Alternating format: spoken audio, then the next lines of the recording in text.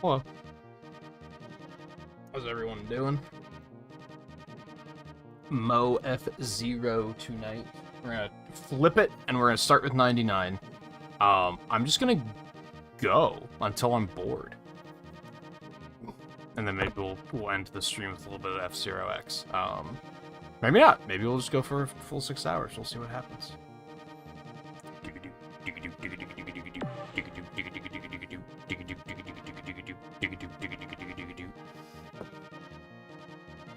Alright, what we doing? Okay, I did do the limited time challenge. I couldn't remember. Blue Falcon Wild Goose. Pro tracks. I still need... Yeah, sure, why not?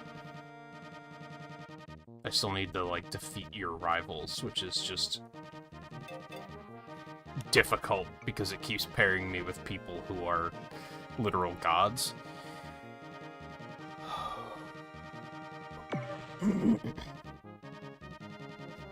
Riley, how you doing? Who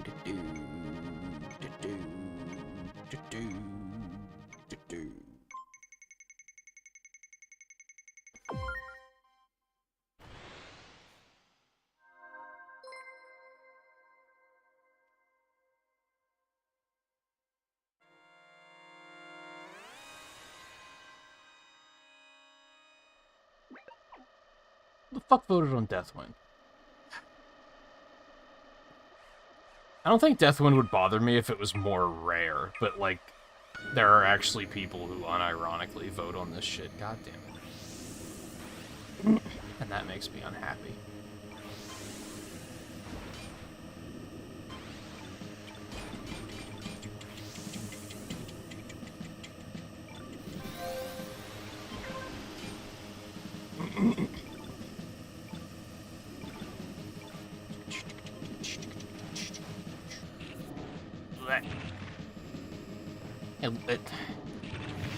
I can't decide if at least it's 2 is a good thing or a bad thing.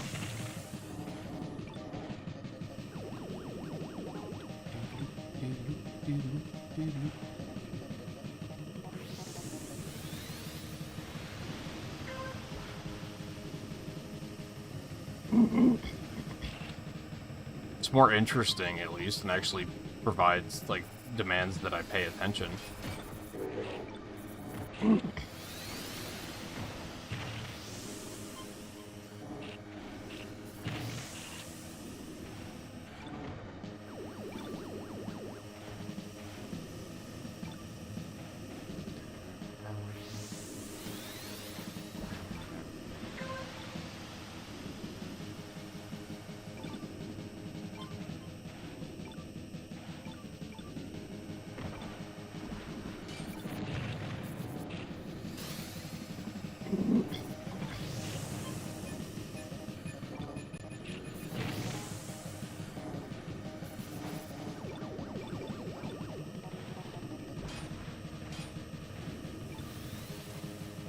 Come on, man. Feels so bad. Oh, no. I hate everything. Yes, please give me sparks. Please. Thank you.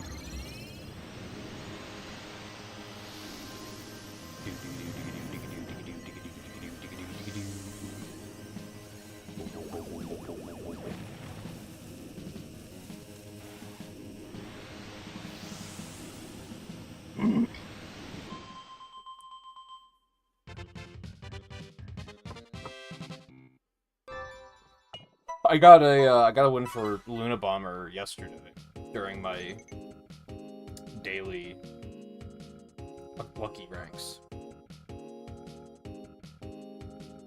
So I actually got the badge for a win with every car now, which isn't a thing that I thought I would ever do. So that's neat.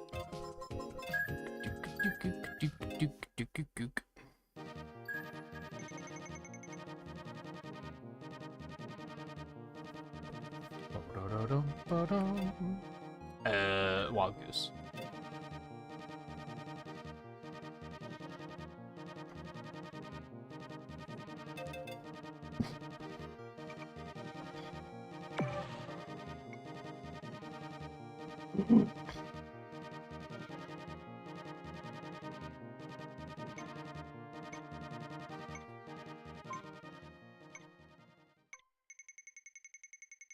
I have a hunch it was I was like one of the only players in the match though. Because it felt like really free. I just kept going like, how the hell am I winning?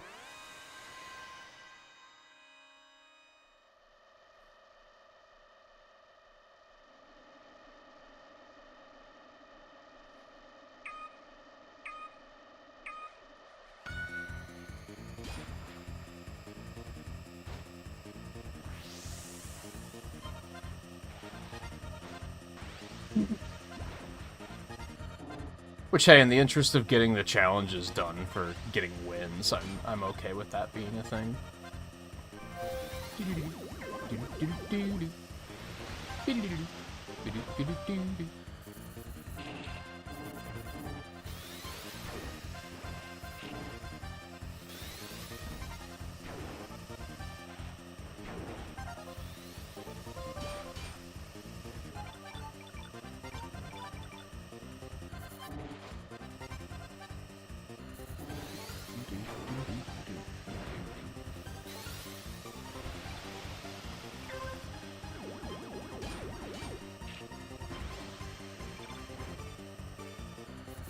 Not SNESness.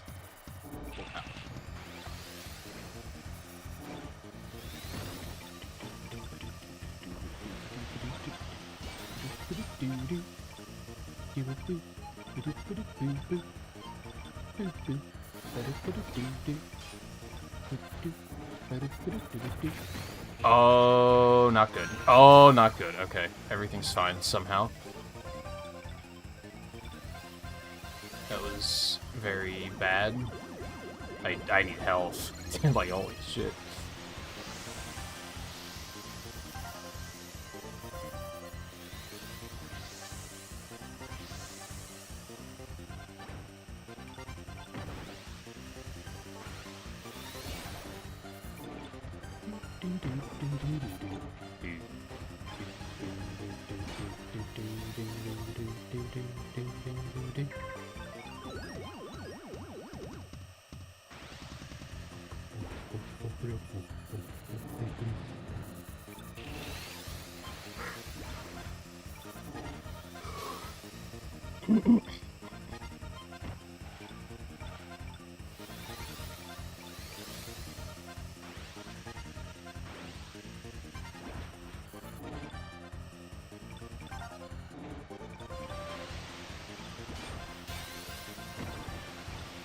Alright, not great placement, but I'm pleased with the fact that I even finished, considering how that third lap went.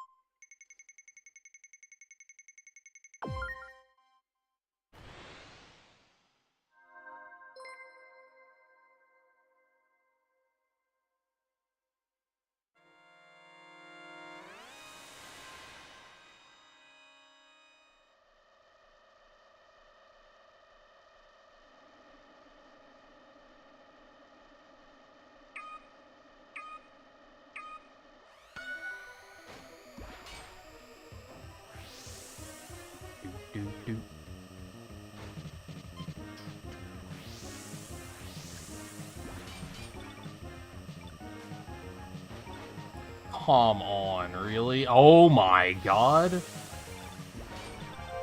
I don't think I've ever had a start that bad.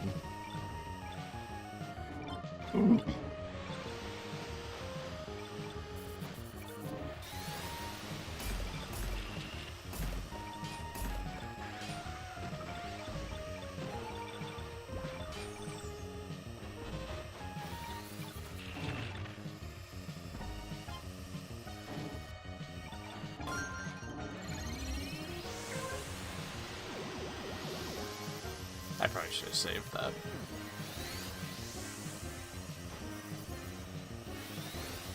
Absolutely should have saved it.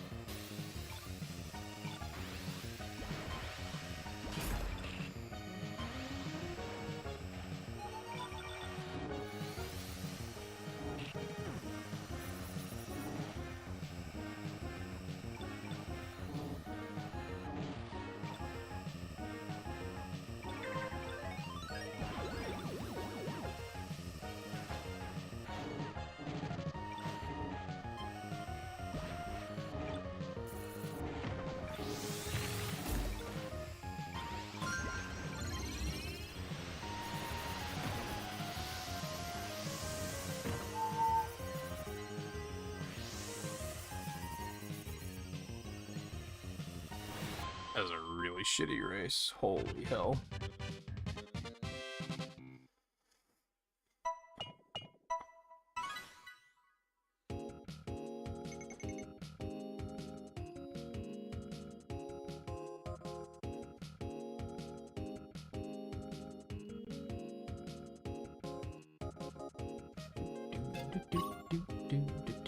The fact that I even got up in the 10th is a miracle.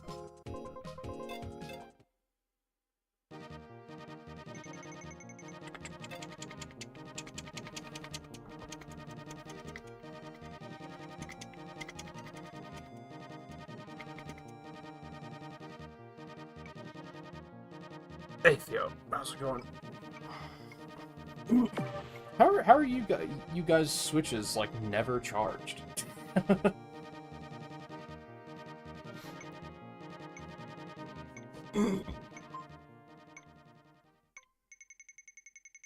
I think I've had the I'll join after I charge my Switch happen exactly 0 times.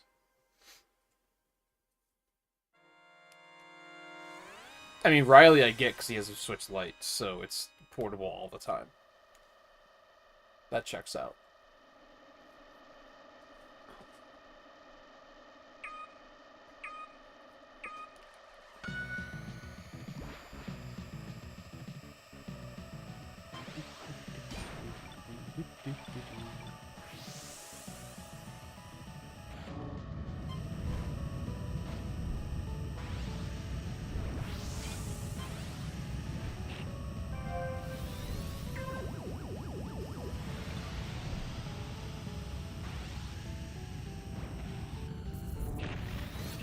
I should really get more confident in taking that jump.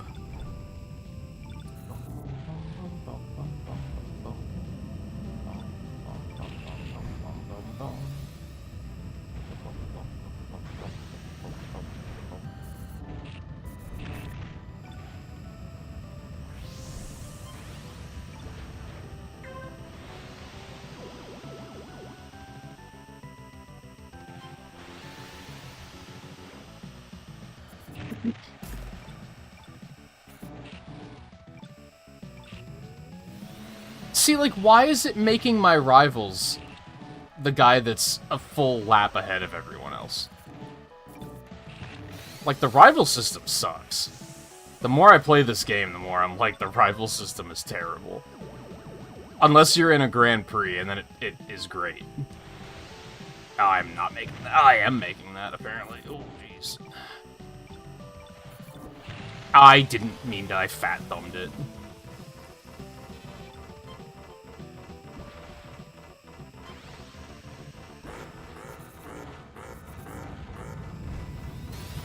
Yeah.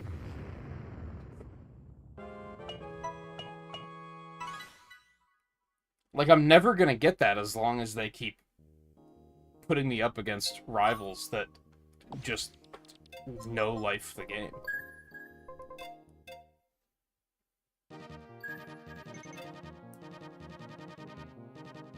And it's frustrating because I don't understand why it thinks I'm that guy. Like, why it thinks I can compete with something like that.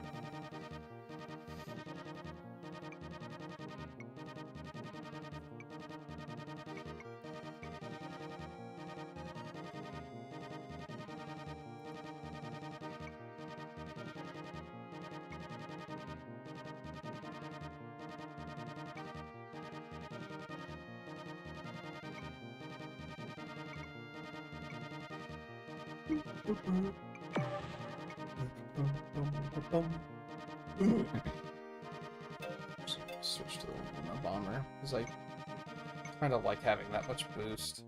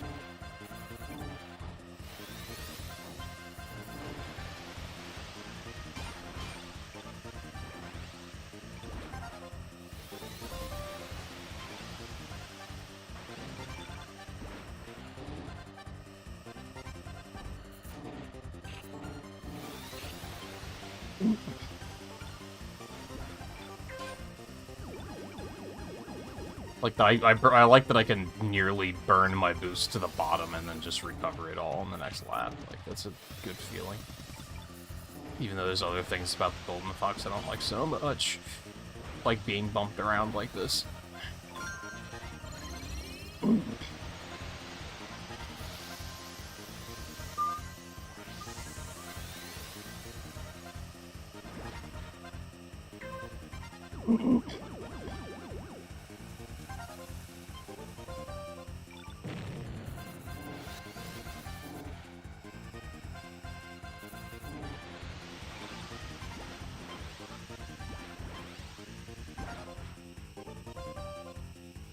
See, again, I'm pretty sure it made one of my rivals the guy in first fucking place.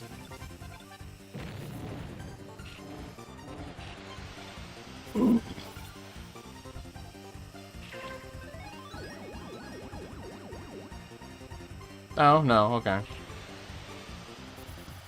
I still don't think I'm gonna be able to catch up. I don't have good momentum on this race.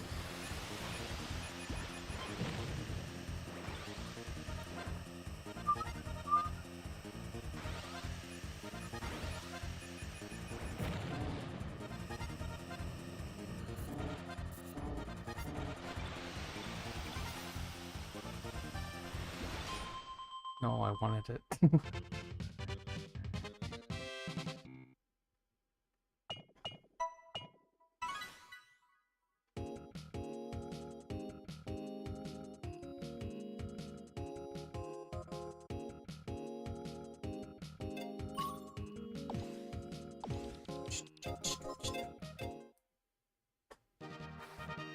Mini free.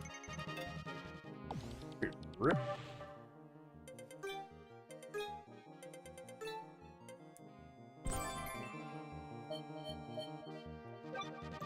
It's not bad, I guess. It's a nice backdrop I got coming.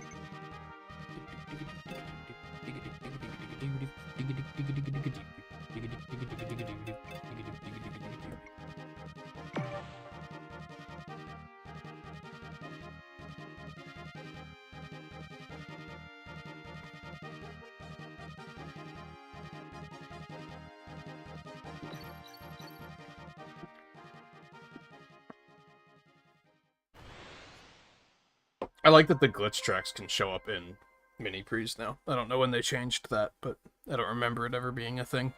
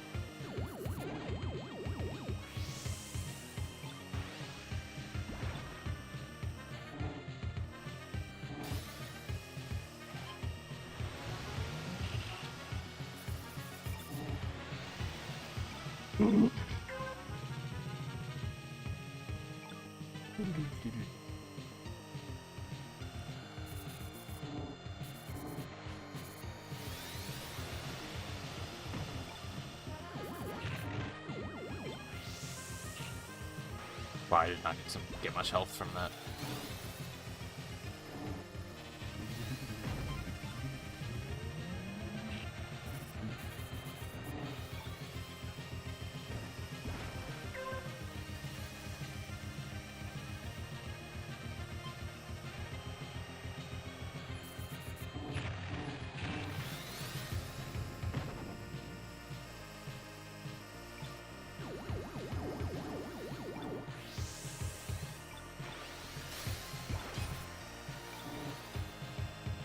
Should have taken that KO.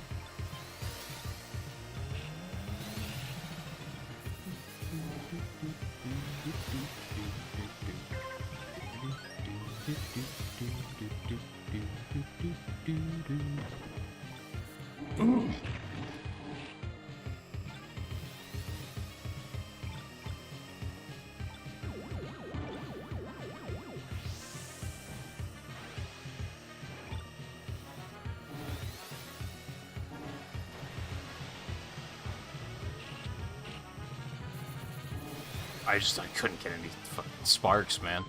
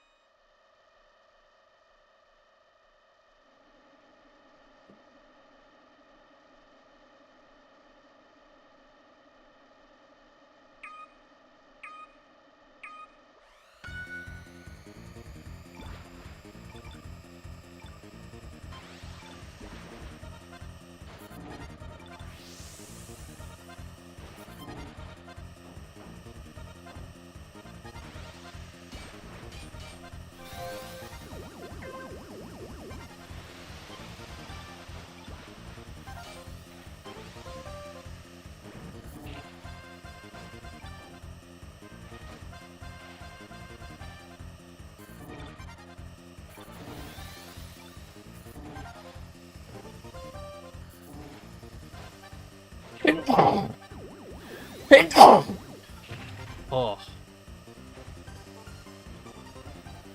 Always a bad day when that happens in the middle of a race, but that was an inoffensive place for it to happen, at least.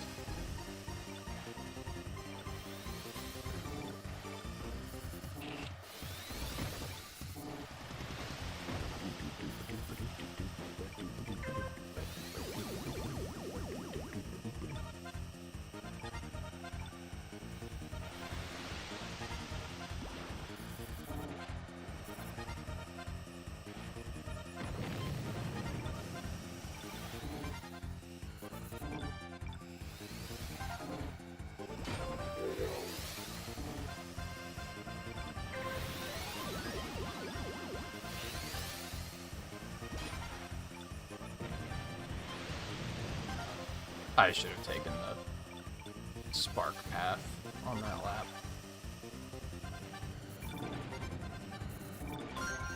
Never mind.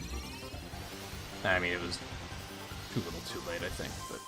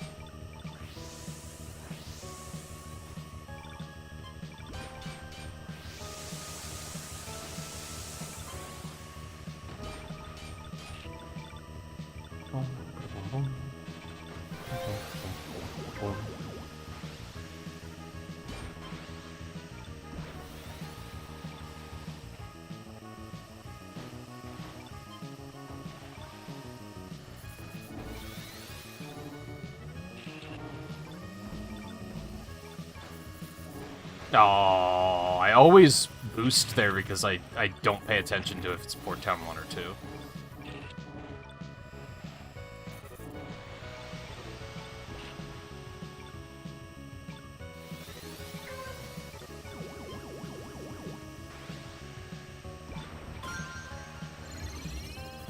I shouldn't hold on to that. What was I thinking?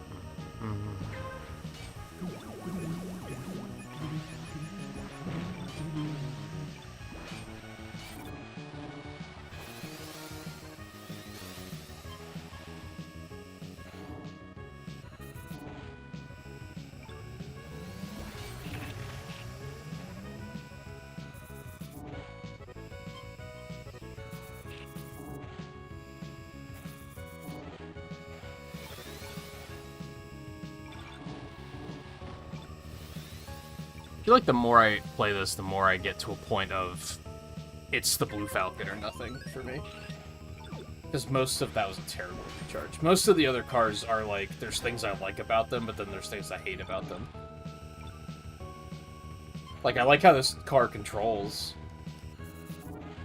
Handling is extremely good. Handling and grip is extremely good. But it restores so little boost.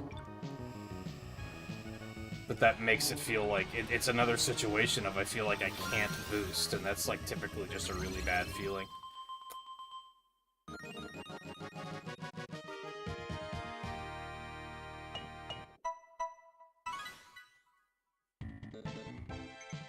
I mean, it's a game that's designed around you using the boost, so, you know.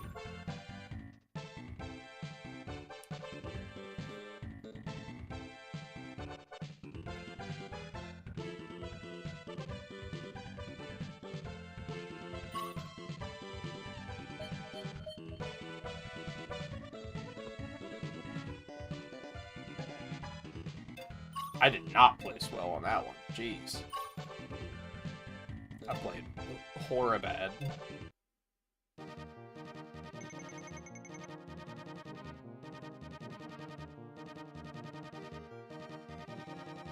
You were writing a song? You guys are doing something with those songs, man. How many songs have you written now? It's like just this year, let's say. I mean, I guess sometimes you might be, like, working on, like, tuning other songs, not writing new ones all the time, but...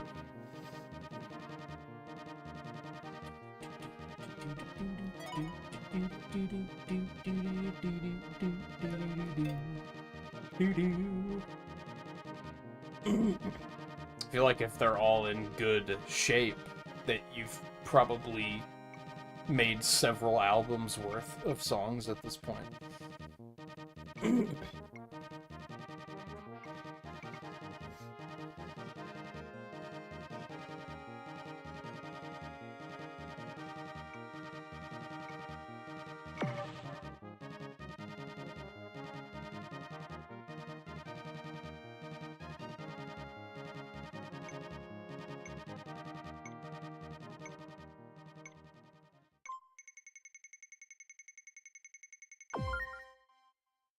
I just don't want to see you sit on them for forever, you know?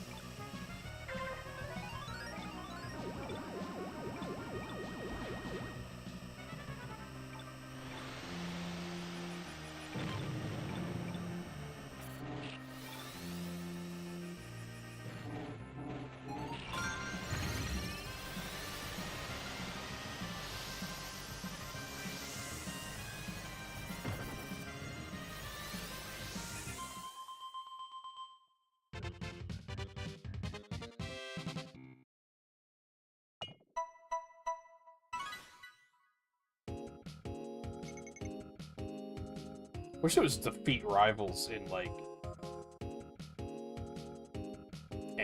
race. Because I feel like I can achieve beating 4 rivals in, like, Grand Prix and such. Just doing it in pro tracks is tough. God, I'm back up to 99 tickets? Come on. I had that down to, like, 80 at one point, because I was trying real hard to, like, spend them.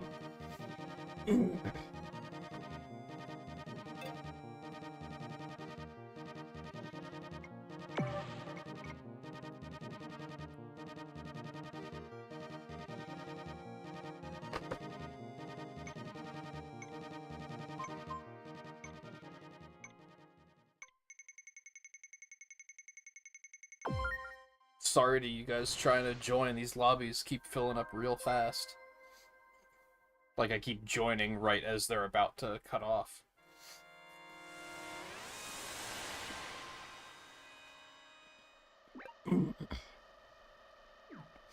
Hey, Lan, how's it going? Hope you're not being worked too thin.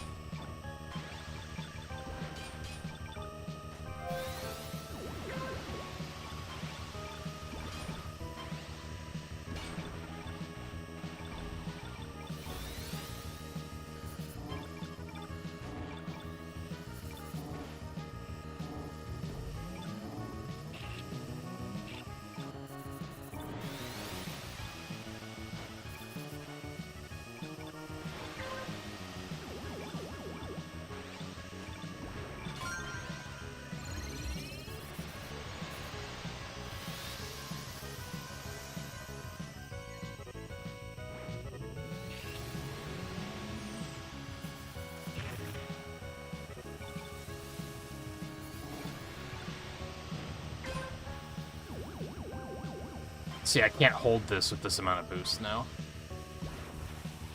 Like, I just can't do it.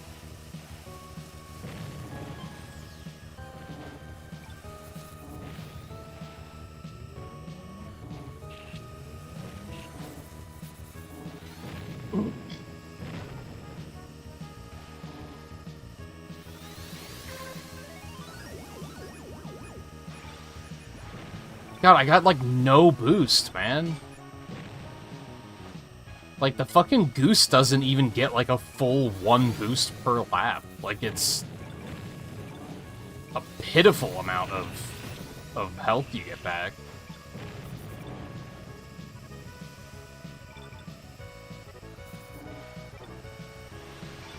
Like, how are you supposed to be competitive when you're not getting any boost?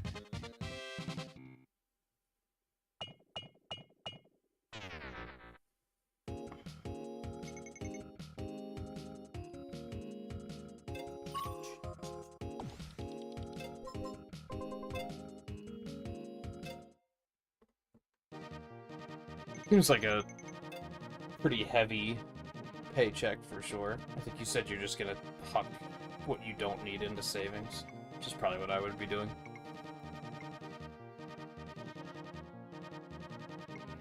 What does FZD mean?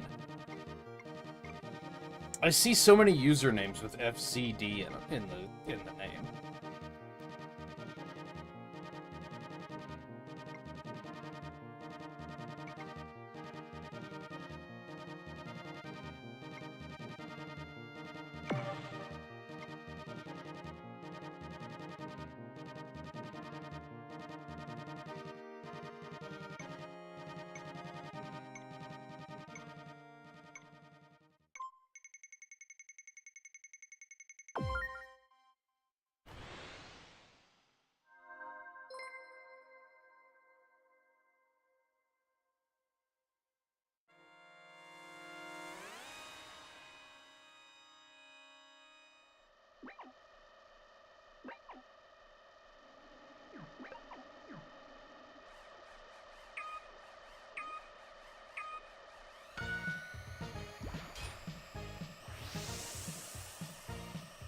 Like, I think I've seen, like, 3 of them already just tonight.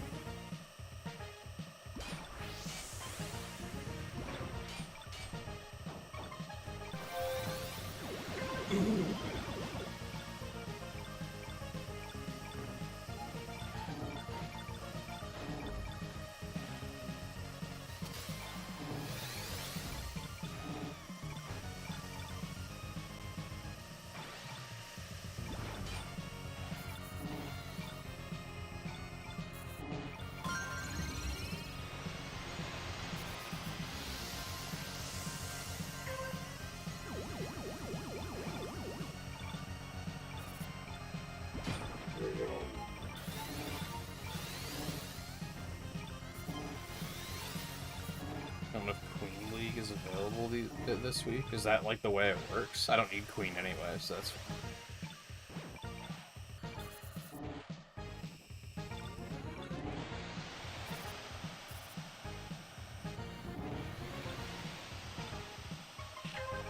I think your default state is drowsy, Theo. You always seem to be surprised by that, but I'm never surprised by that. There's another FCD name.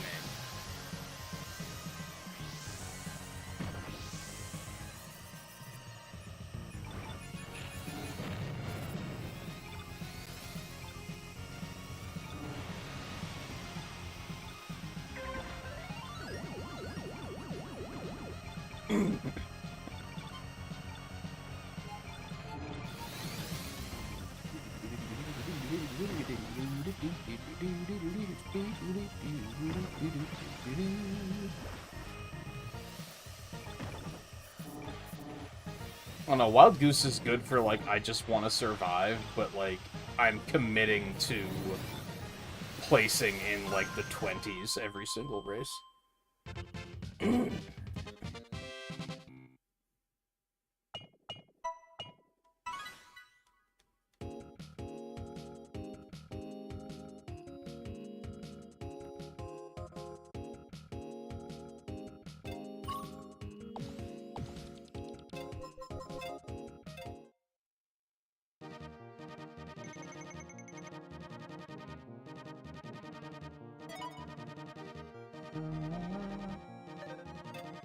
I kind of want to get the Amazon done next now, I think, because of that.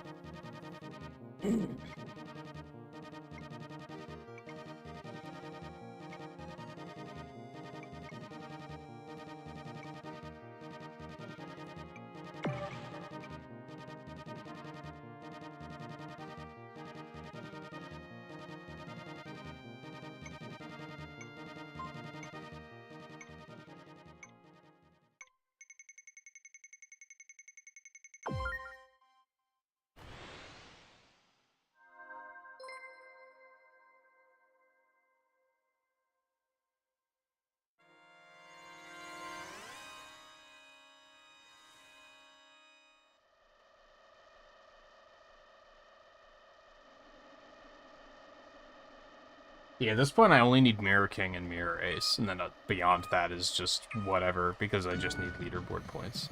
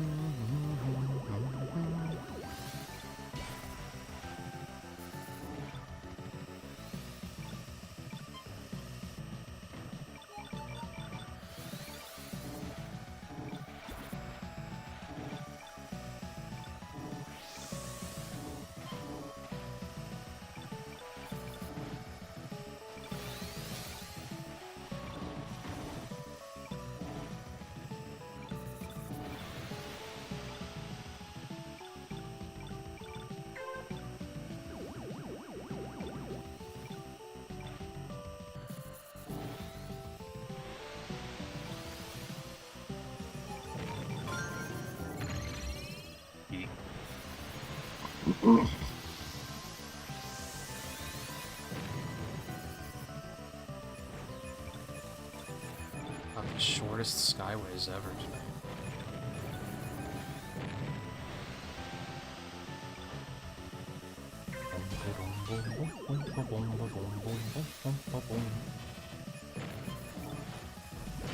Oh, I thought I hit that.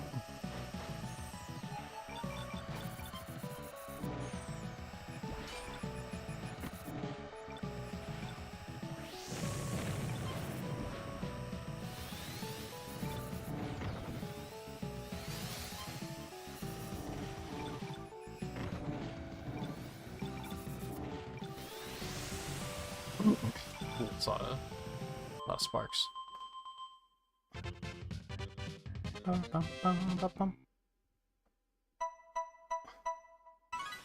See, I can do it, like, everywhere except for in Protrax. Protrax is where all the fucking sweaters are.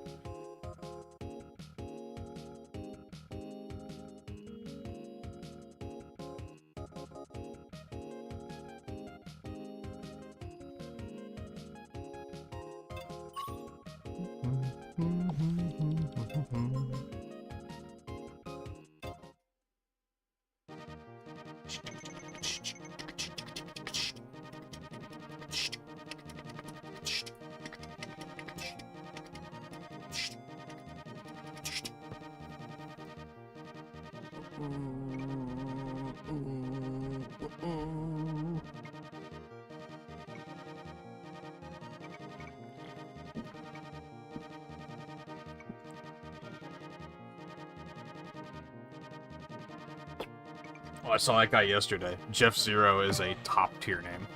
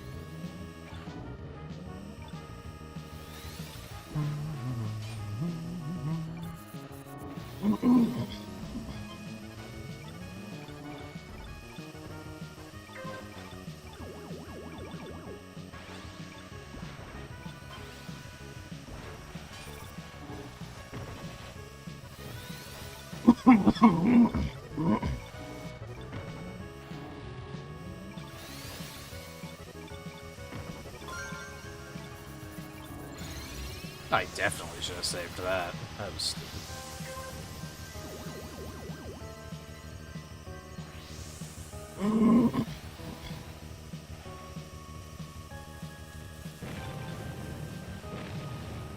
Yeah, that doesn't sound drowsy. That sounds delirious. You should probably get some sleep. You gotta, like... Man, I thought my sleep schedule was in disarray.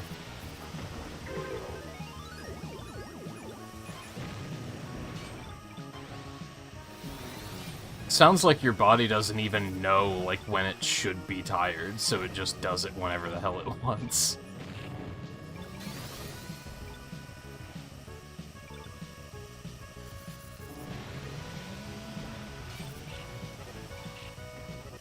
I did not realize that was the last lap.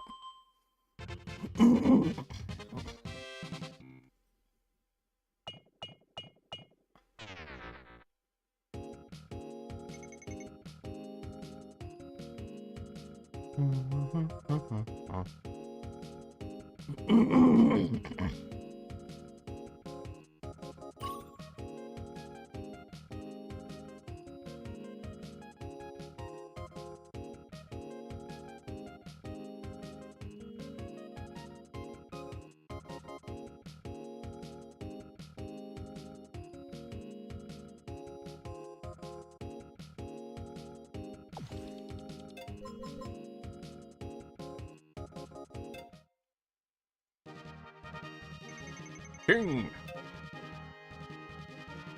Yeah, I think I'm gonna keep going with the Amazon, because now that I haven't been playing the Amazon for a long time, it feels pretty bad. Wow, that's, holy shit.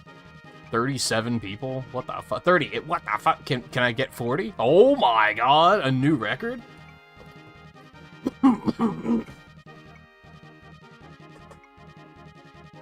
Could we maybe get 50? That's looking unlikely, because people keep leaving for some reason. What, is there too many actual people, and you want to just farm free wins?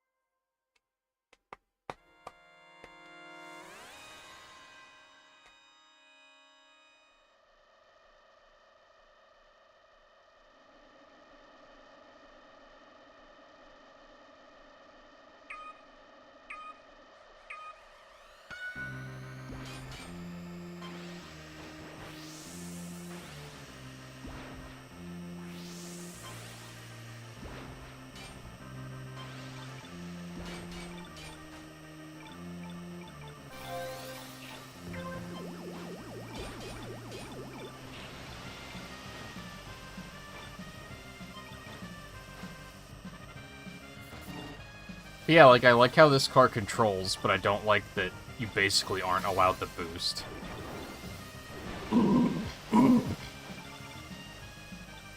I like that the Golden Fox is, like, you have all the boost in the world, but the handling isn't great. That's, like, slightly less offensive than some other problems. I like how the Stingray is fast and I win, but it is made of paper.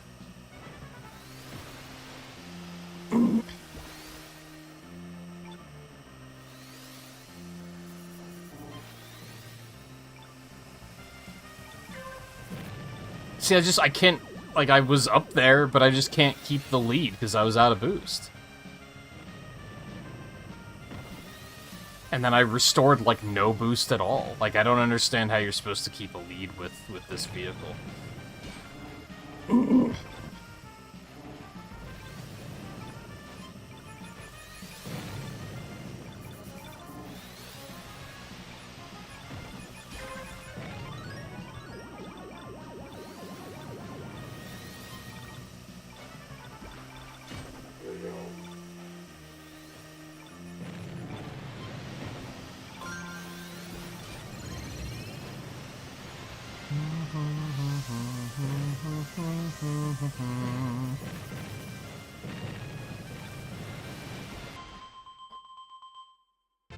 Even with that Skyway, people were, like, keeping up with me. I did get some placement, but...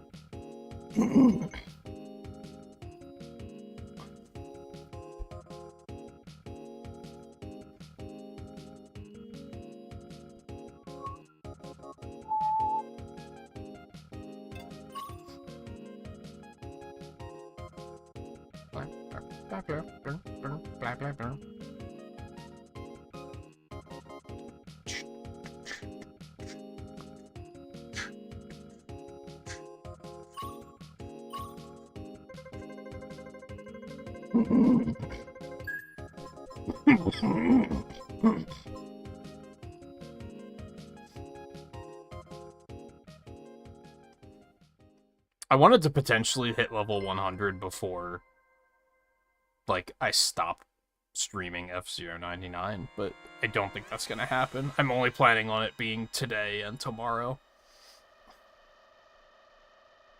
Unless I put in, like, a fair amount of time off stream, then maybe.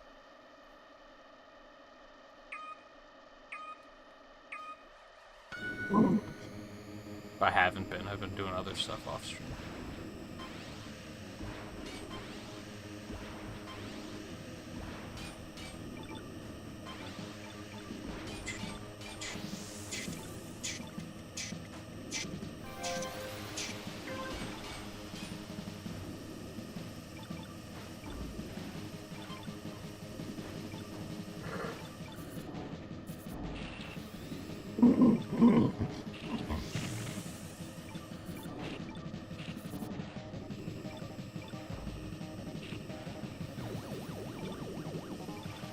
I think the current plan, with the big asterisk of things could change once we... What's today? Oh, so that Capcom presentation is tomorrow, okay.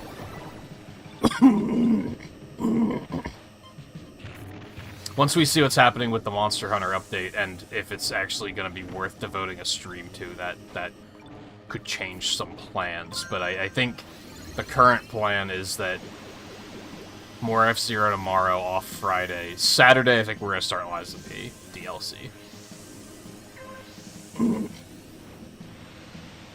And then Saturday, Sunday, Monday, and potentially Tuesday, if we need it, will be that. Hopefully by the time I'm through that, this Mario Kart Lego set will be here. And then we can do that for like 2 days. So let's say Wednesday, Thursday. And then like Friday might be Monster Hunter. If Monster Hunter update isn't this week.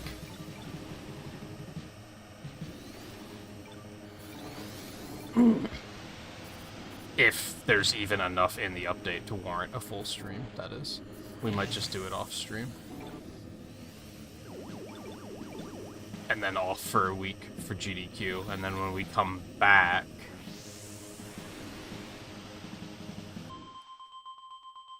I don't know, maybe Doom, get that done before Bonanza comes out.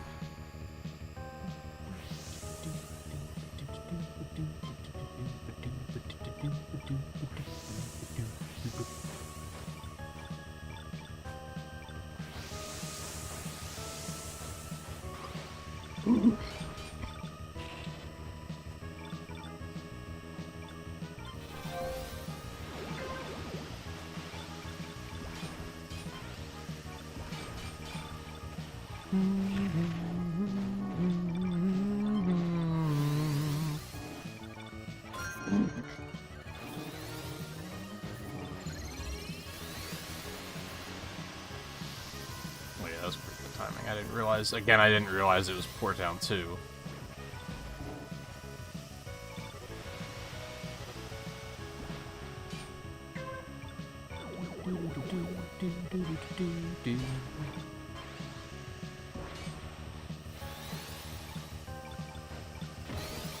What?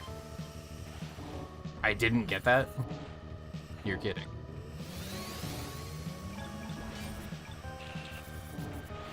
Why would I do that? Oh.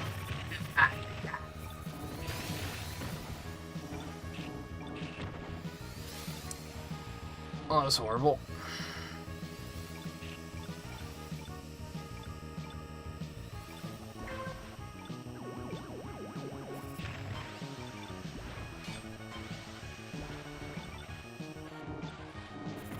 Give me them sparks. Give me them sparks. Well.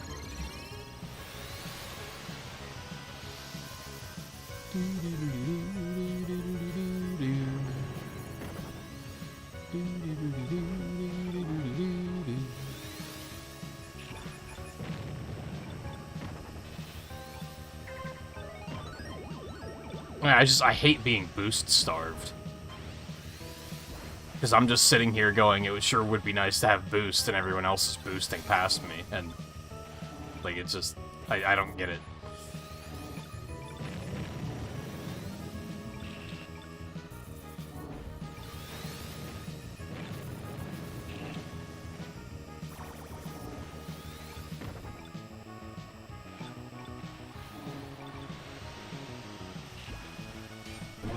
Sorry. It had to be done.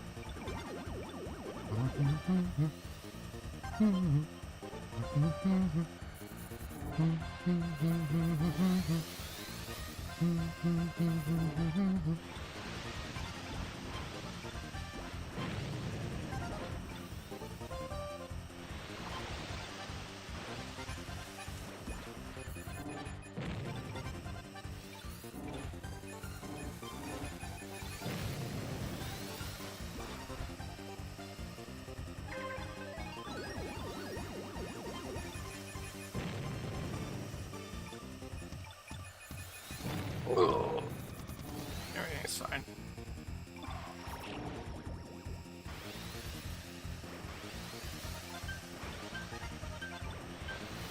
Really? Okay. What happened to being in second, man?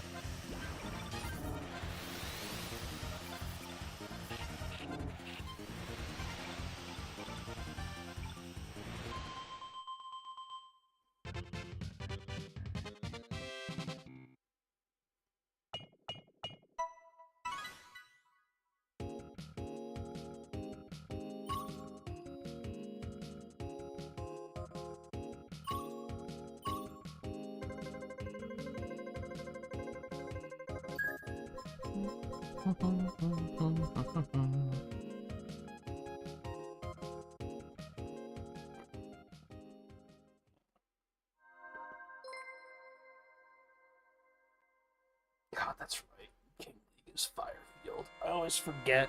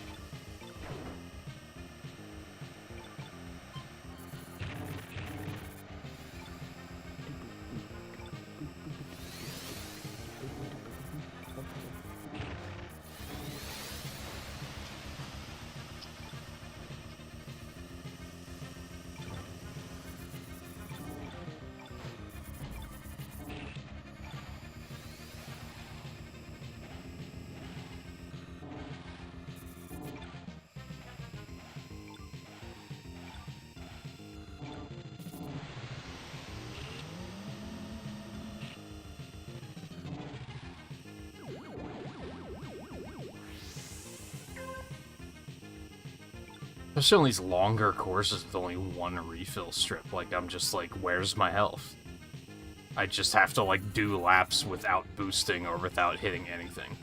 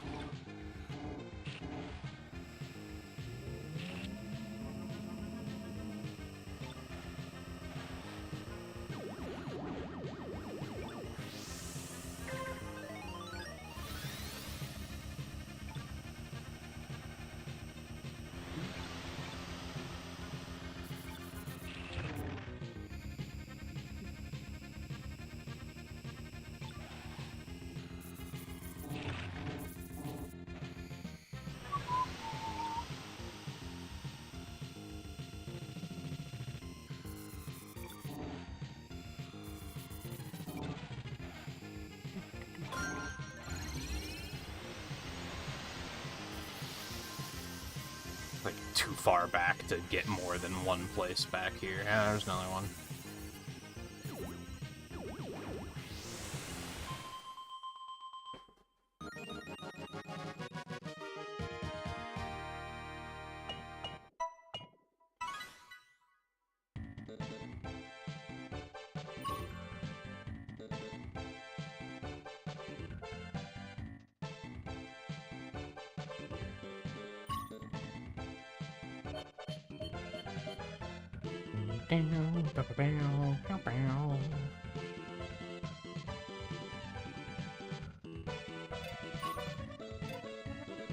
I just don't have it with the goose, man.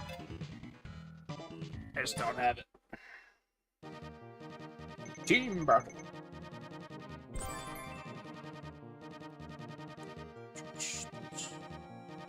It's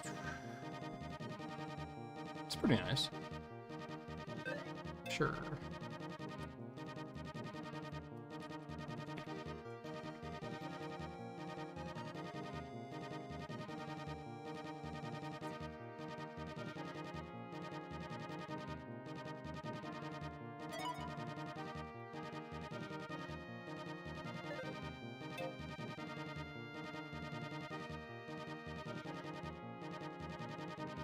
I mean, team battles are free top 25 finishes, so I should probably just do those.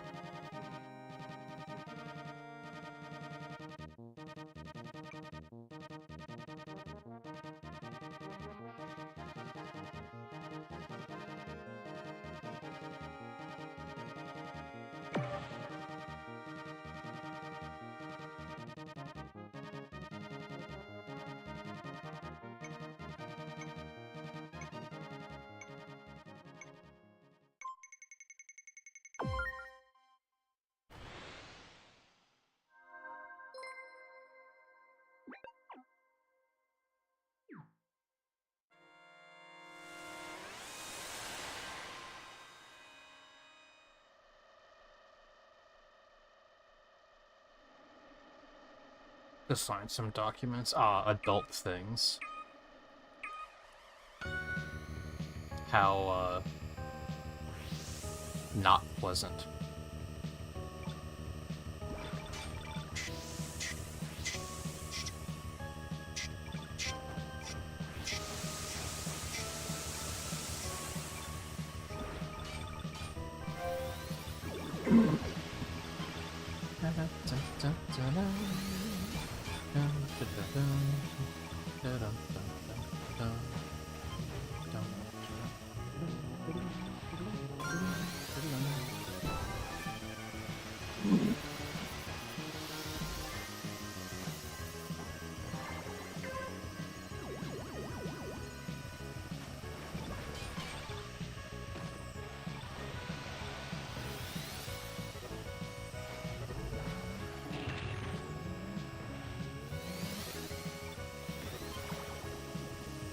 God of Car.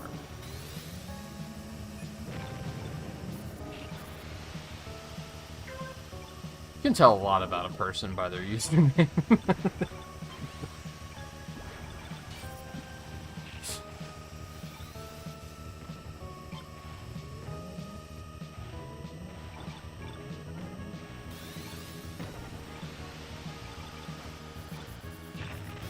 Imagine if you, like, got to the age of, say, 18 and got to choose your name. Like, you just didn't have a name until then. But once you hit 18, you got to choose your name. But, like, imagine if you couldn't change it.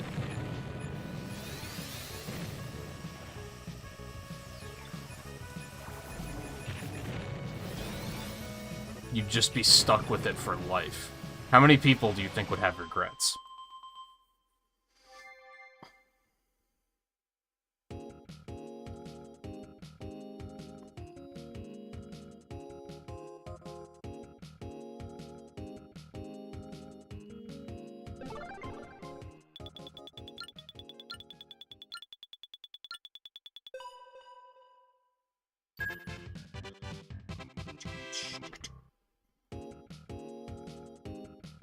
My god.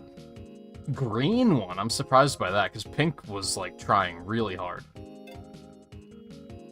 My team didn't show up to the fight. I kind of want to try, like, the problem is I would feel bad doing it, but I kind of want to try to do a team battle and try to deliberately score as low as possible. Because some of these scores are, like, I don't think that's possible.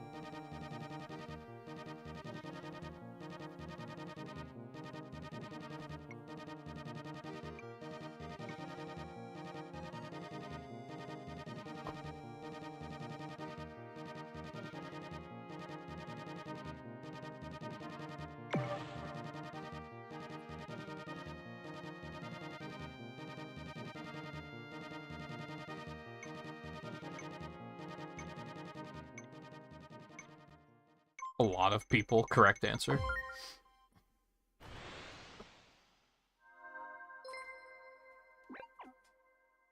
I was looking for all of the people, but I'll take a lot of people. That's also fair. There are probably some people who wouldn't regret it.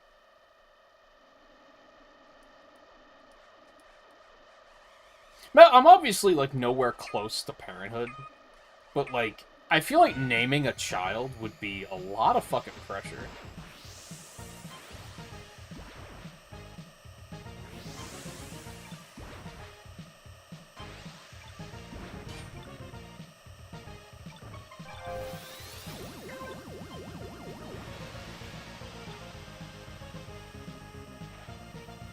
I have trouble naming things in video games.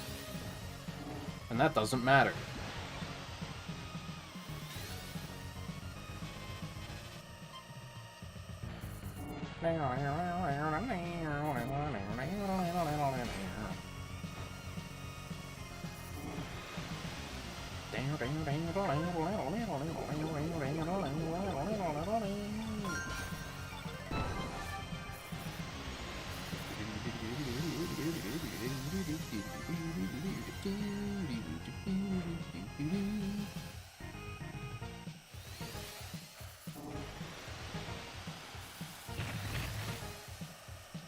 Bad.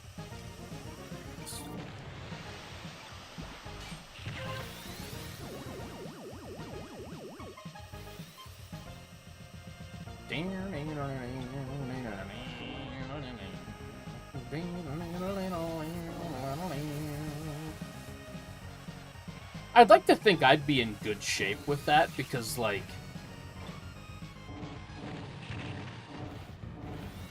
I haven't, like, I've used different usernames over the years, but as from the artist perspective, I've always used the same signature since, like, high school.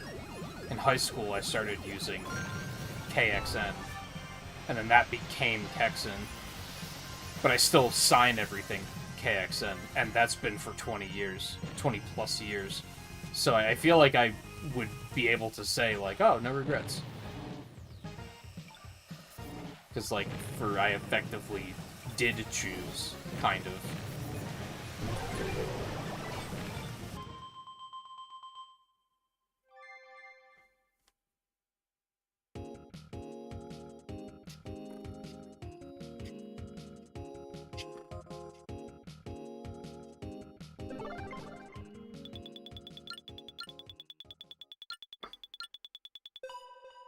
Not bad.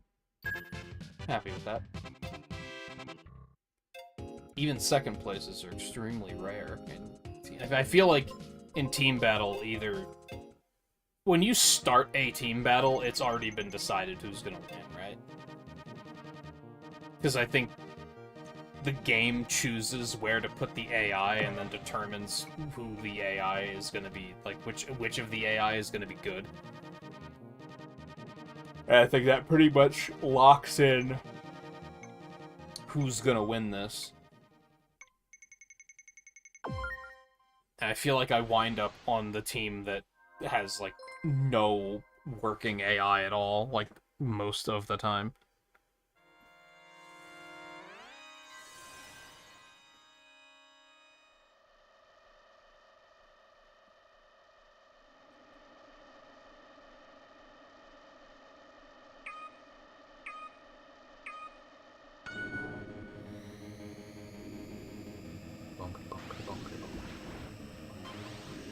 Who the fuck voted on Deathwind? Because you're dead to me.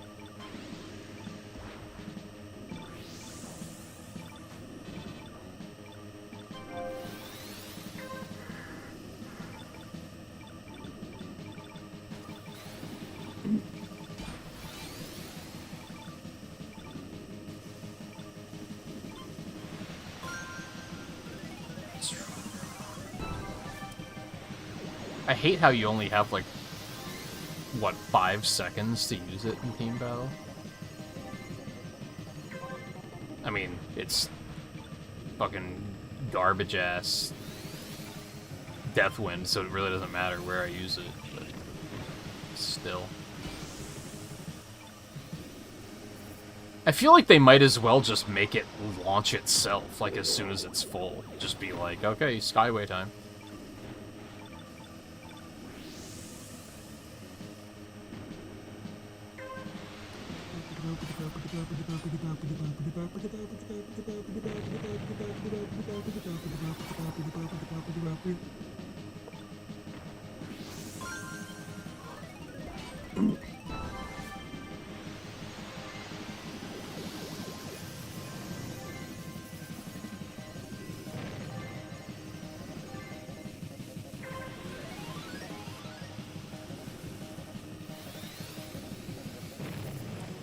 Cool. Great. Love it.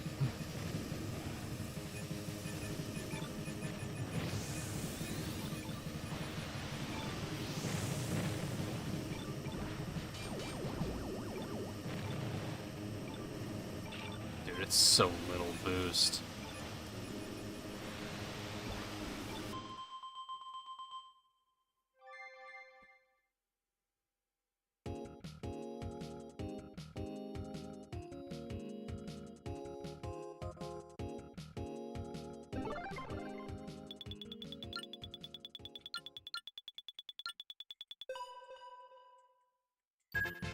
Honestly, even third isn't bad.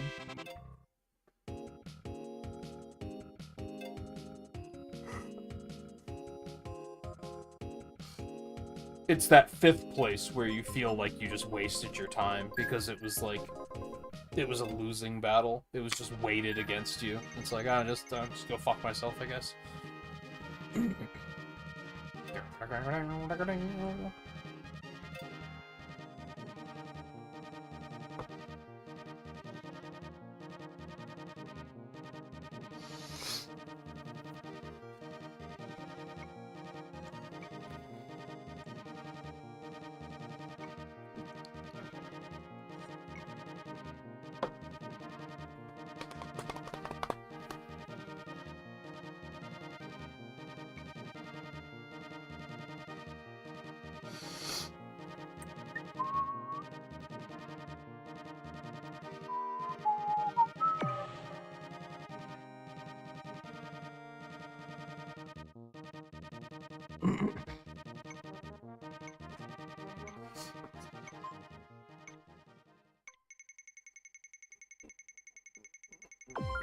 Jesus, okay.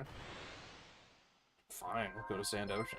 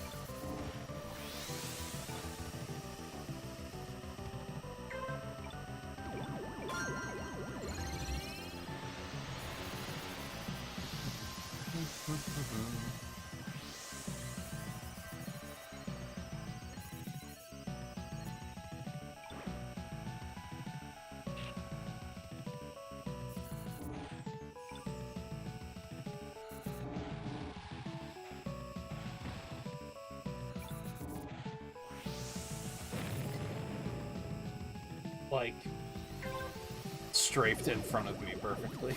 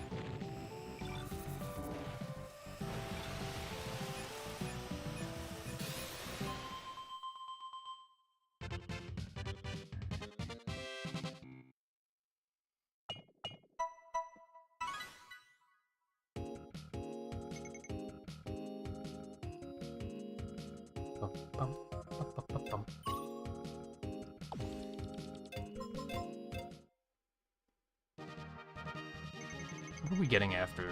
Oh, Protrax again. Okay. Bum, ba-da-bum, bum, bum, bum.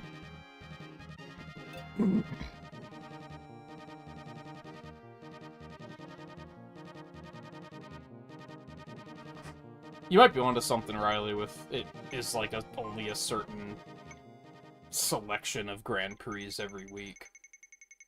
And that's why it feels like it's impossible to find the ones I need sometimes.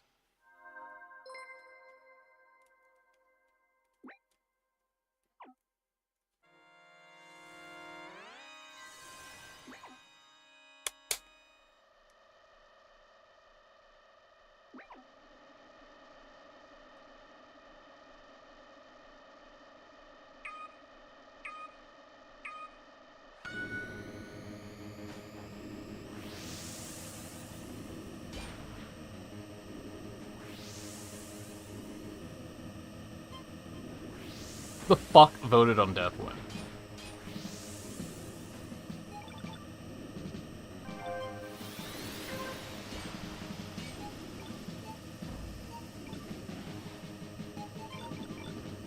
That's fucking boring ass Deathwind 1 too. It is mirrored, I guess.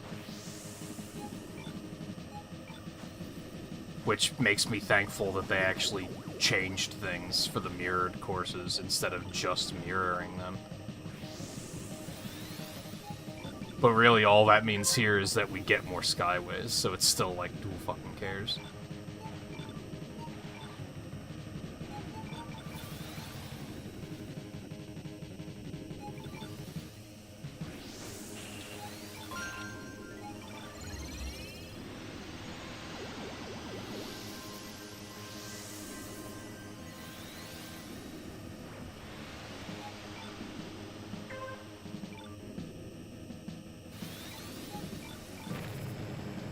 I just...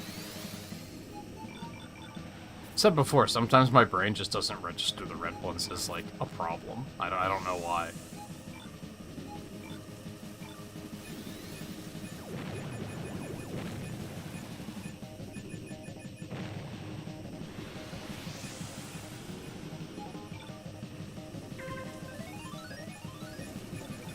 In that case, it kinda did, but it didn't, like, send the signal to my hands fast enough.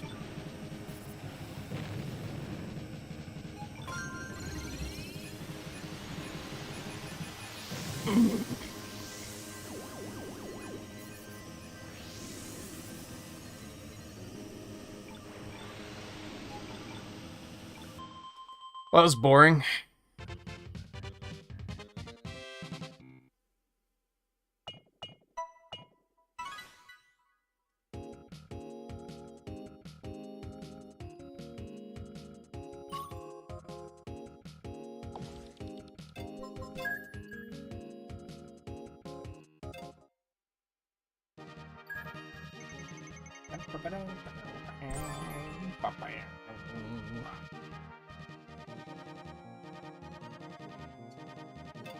Alright, I no longer have to do 99 specifically. Probably still will in a lot of cases, but...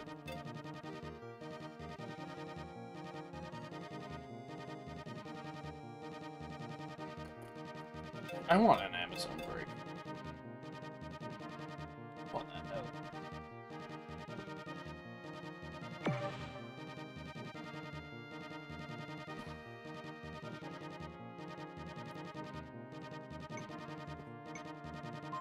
Swear to Miyamoto. You fox!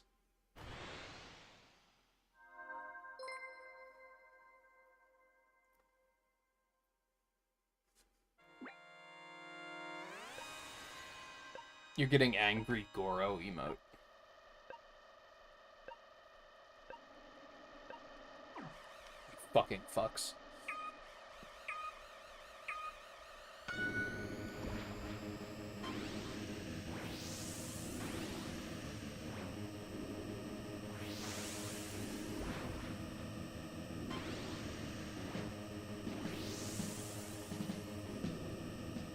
That guy's gonna just be a half a lap ahead at all times. Calling it now.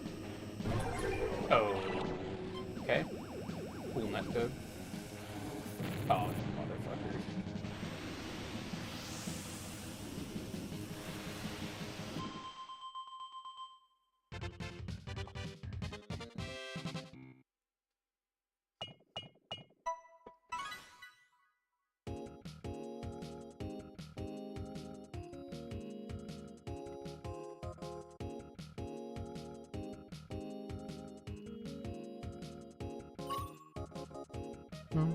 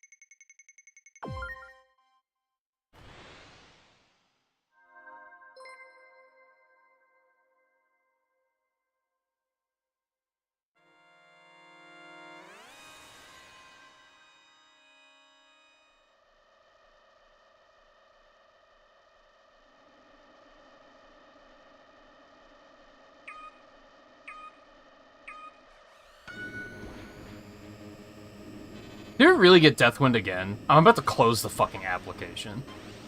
What the fuck is this?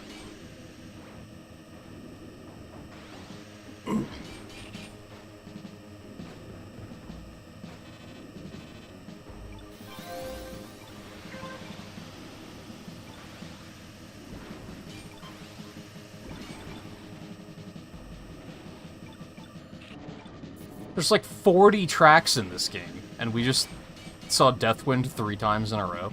Now, different varieties of Deathwind, but still.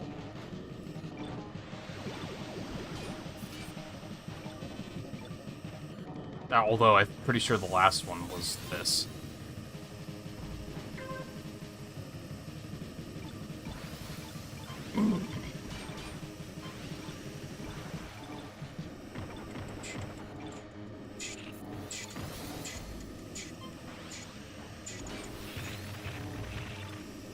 Cool. What a cool, fun course. Cool. Yeah, I love this.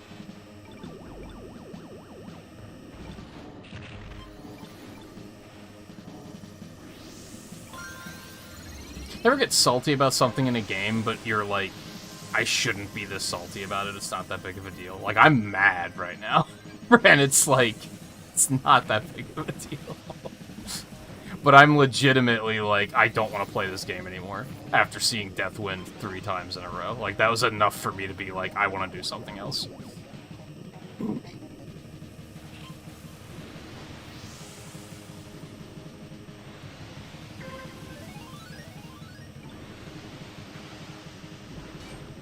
It's just fucking boring. That's why I didn't even notice what courses we were voting on, because I'm fucking bored. Because Deathwind's fucking boring.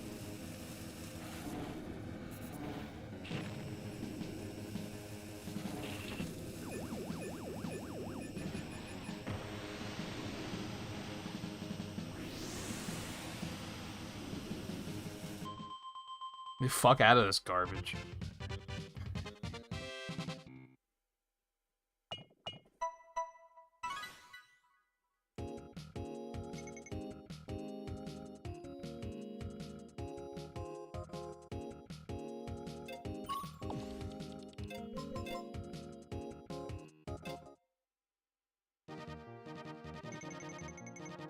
Like, I kind of don't want to do Pro Tracks again because of that, but then it's just going to pop up on 99 as well. Pro Tracks just feels really pointless because this is definitely where, like, the sweaters are.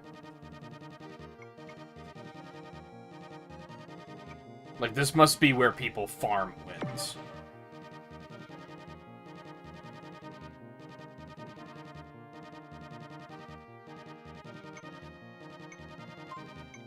I will shut the game off.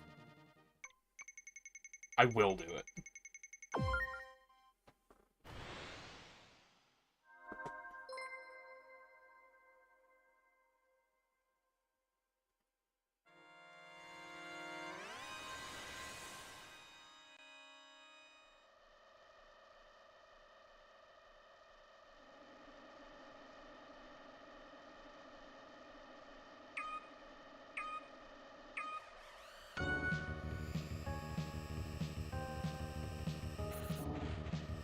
I actually get to, like, play the game. This is great.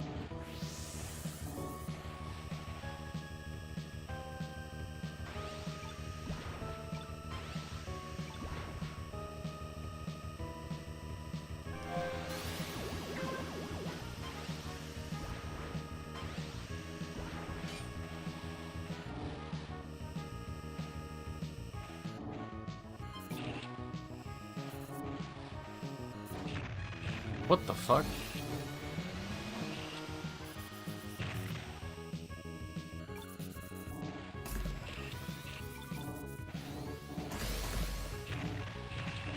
This is going very poorly for me so far. I think my muscle memory fell asleep after 3 death wins in a row. They were just kind of like, ah, fuck it, who cares? Now I have to, like, wake up and remember how to play.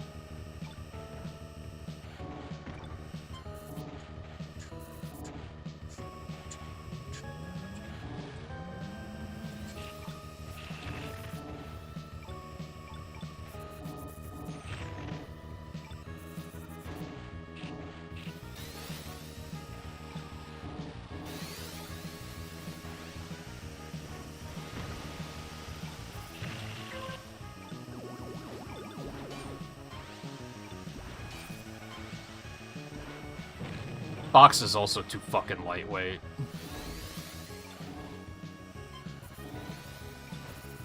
Like, getting bumped around like this is fucking awful. This is, like, definitely casino night hell.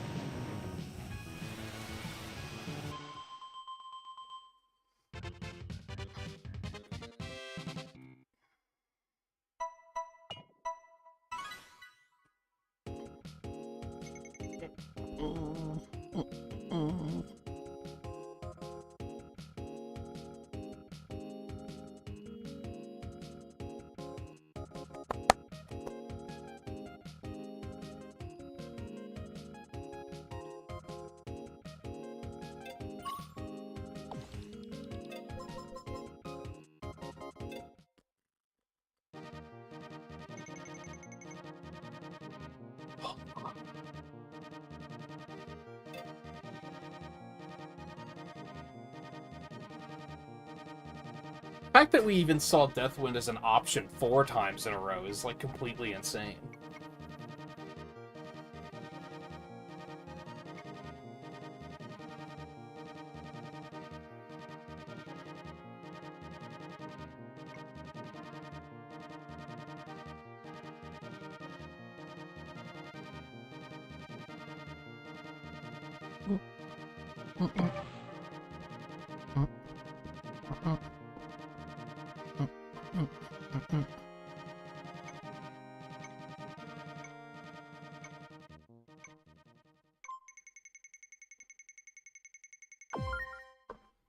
I wasn't even looking at the options that time.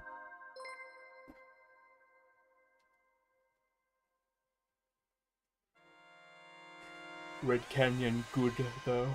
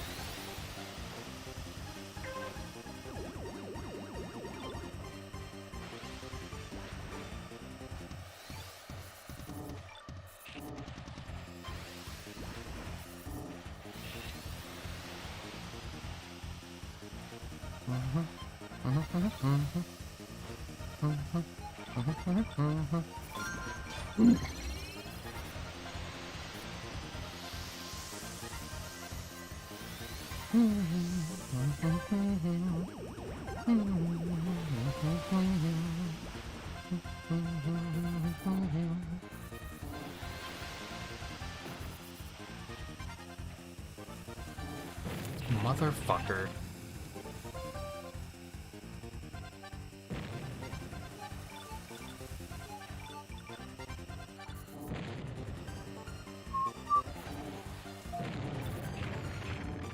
God damn it, what happened?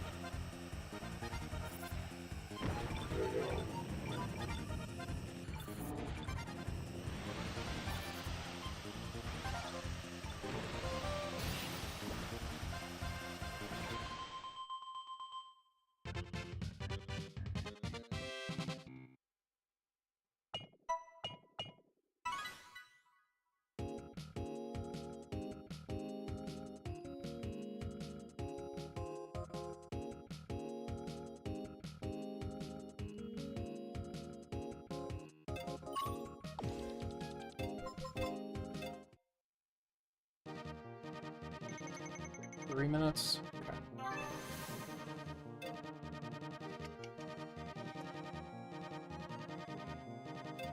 I think we're gonna do the next Grand Prix and then we'll take a break after that. I've been getting in a bad habit of not taking, like, regular breaks again. I kind of want to do it before the Grand Prix, but I think I want to actually, like, get something to eat on the breaks, so I feel like that might potentially take long enough to miss the Grand Prix entirely if I'm not careful.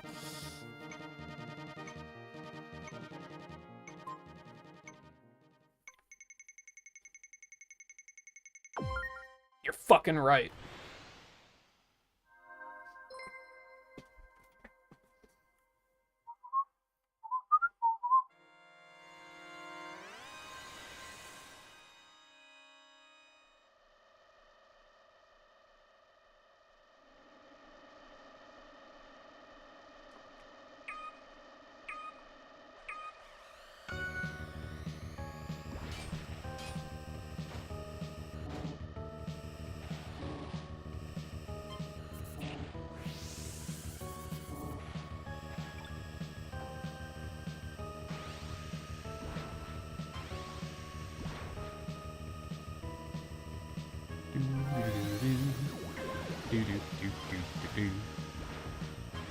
What, the netcode?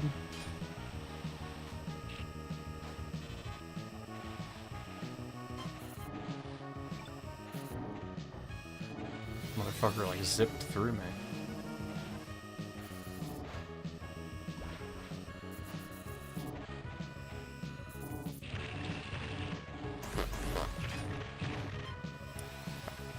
I kinda hate this course.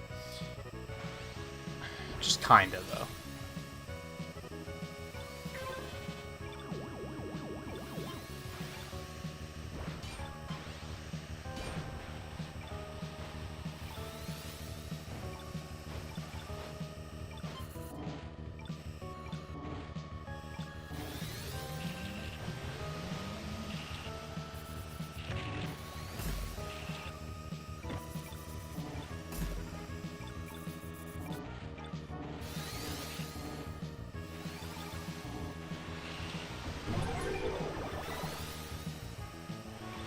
only half tried that. God.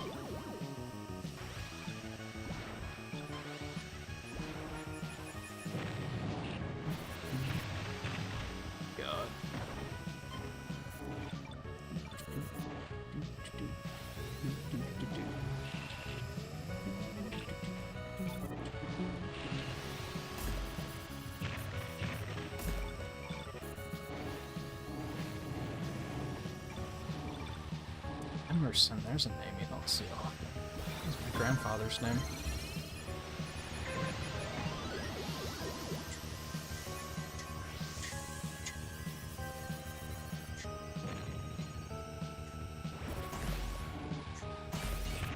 Motherfucker. Come on, keep it together. You're actually ahead of all of your rivals, I think. As evidenced by the fact that there's 73 bumpers to dodge.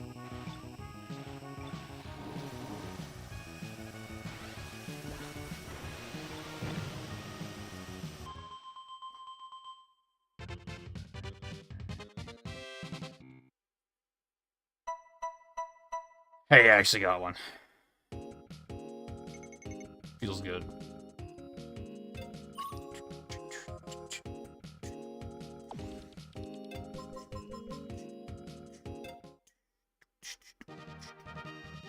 Mirror Knight.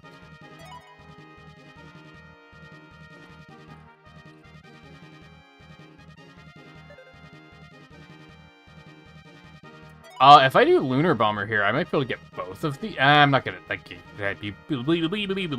not gonna be able to get that many leaderboard points in one Grand Prix. I don't think. But I might be able to get the top 25 done.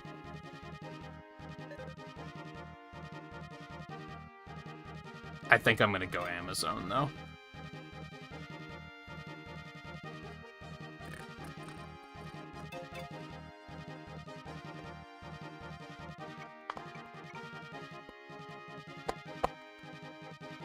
I don't know. I don't know which one feels worse.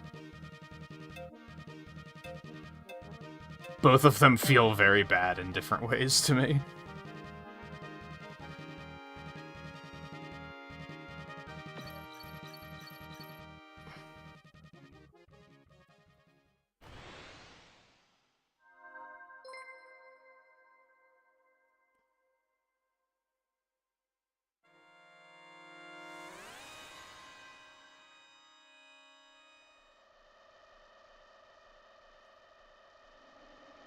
Hey Thrash, how's it going? I'm currently on tilt because I saw Deathwind 3 times in a row on Protrax, and my brain shut off. So I have to remember how to play now.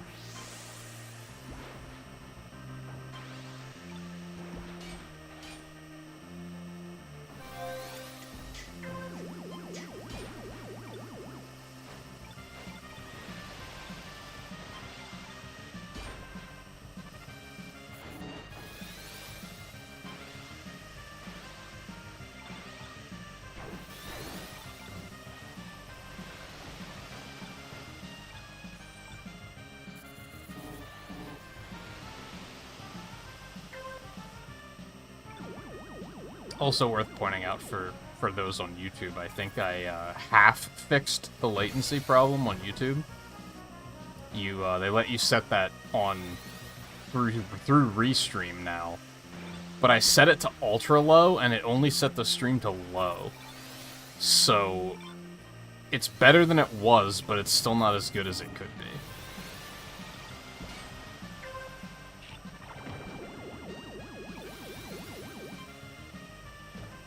Where's Guy at? We've seen both Ugle Guy and Good Guy tonight.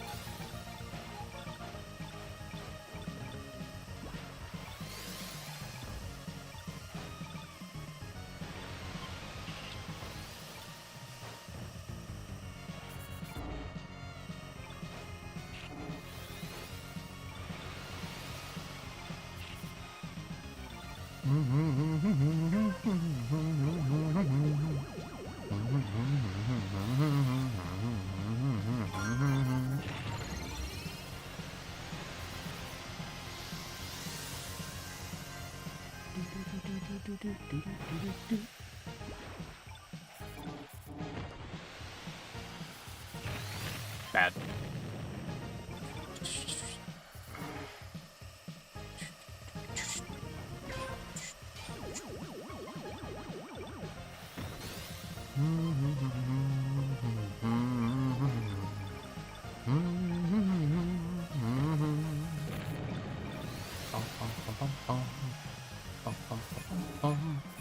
Dude, get the fuck out of my way, please.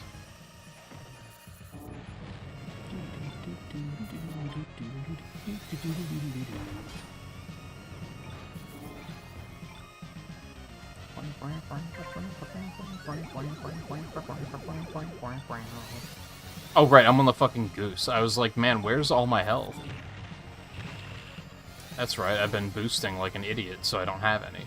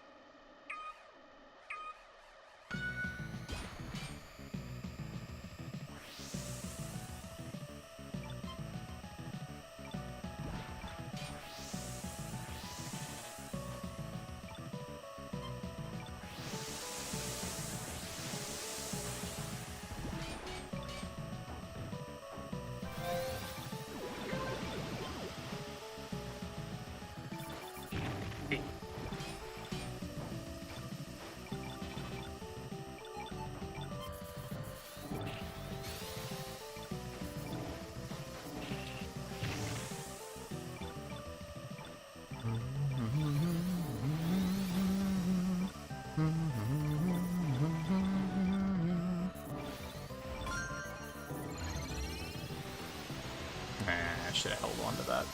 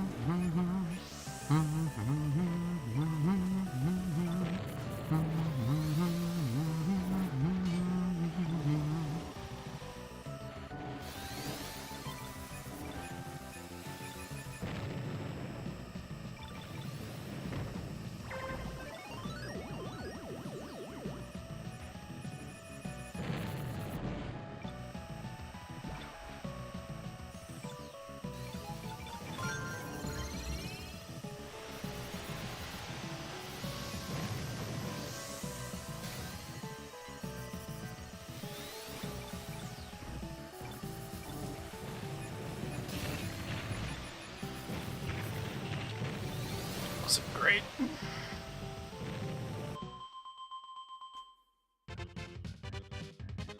But it'll have to do. Not bad.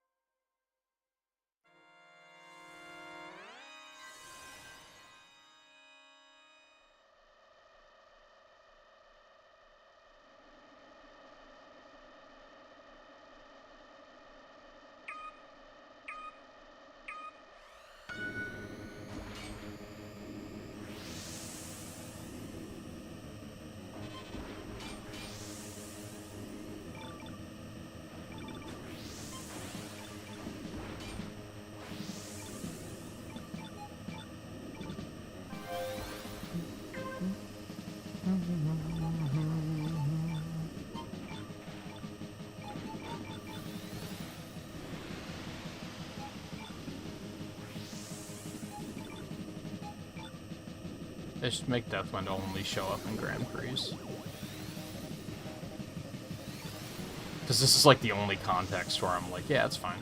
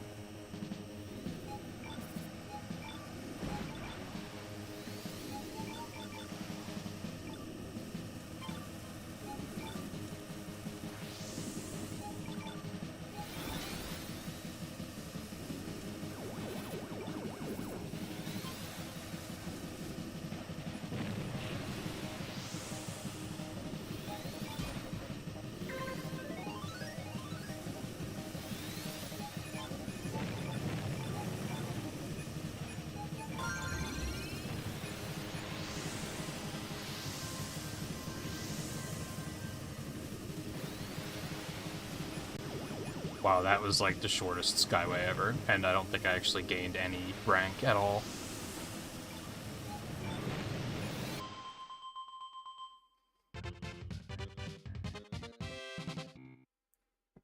I think I actually lost rank on that Skyway.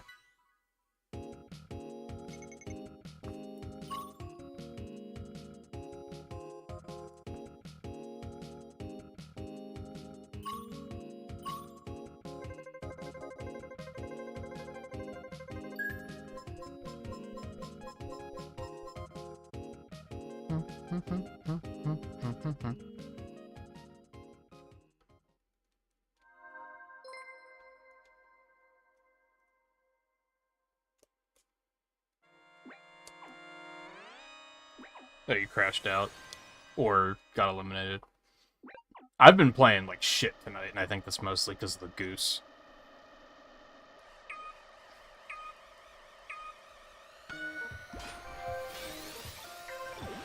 Which means I'm gonna brute force it to get it done so that I can never use it again.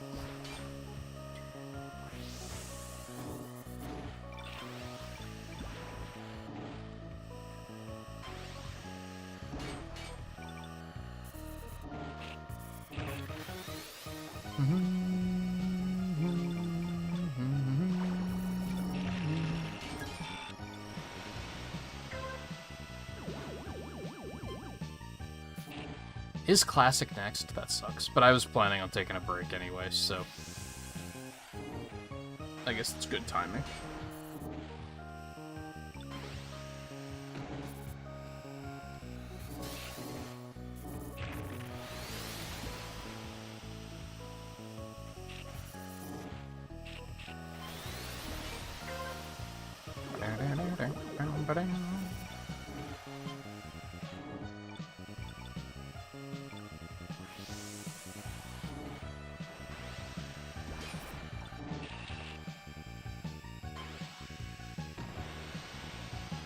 That was a mistake.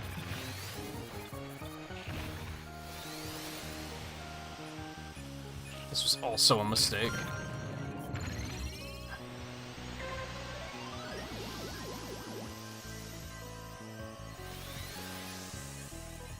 Alright, we're on extreme race to survive conditions now.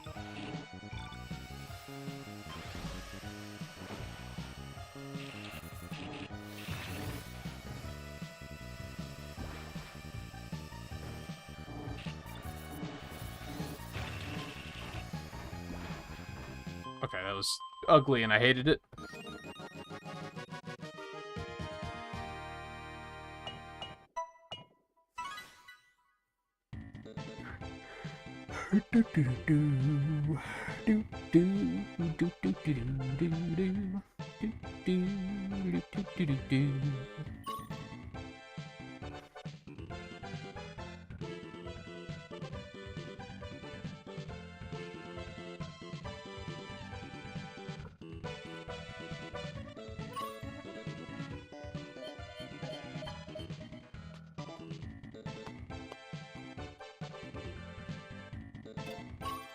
Yeah, pretty pitiful.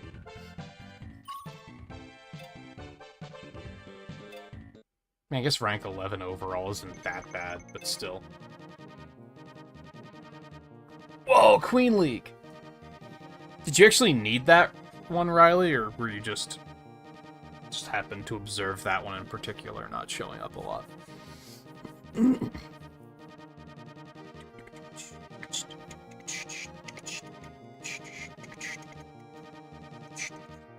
Okay, I'm gonna take a break. It might be a slightly longer one, because I think I might get something to eat. Because I'm very hungry. But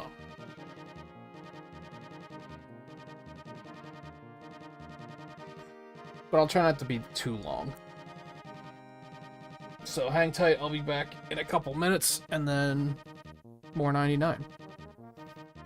I wouldn't, as long as I stop seeing Deathwind, I wouldn't say I'm in a bored position of wanting to move on to something else. Oh, so it was just random that you noticed that Queen wasn't really popping up much.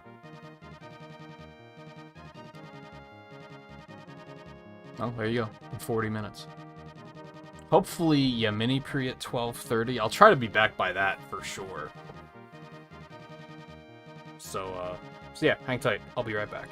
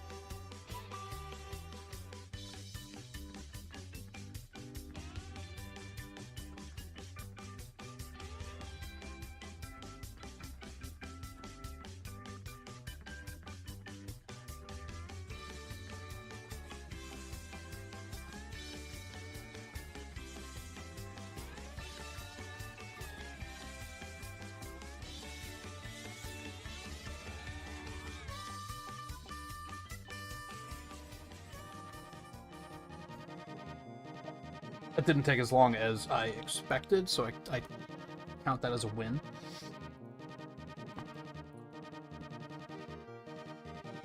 Hey, Alexander, how's it going? Got a paper checklist? What, for the game? I just use text files. It's convenient. Unless it's something that's really elaborate, and then maybe I'll make, like, a spreadsheet for it or something, but... just enough so I don't have to go digging through the workshop between every race to find out what I need. I do it for a lot of games, and it is satisfying to watch the list get smaller.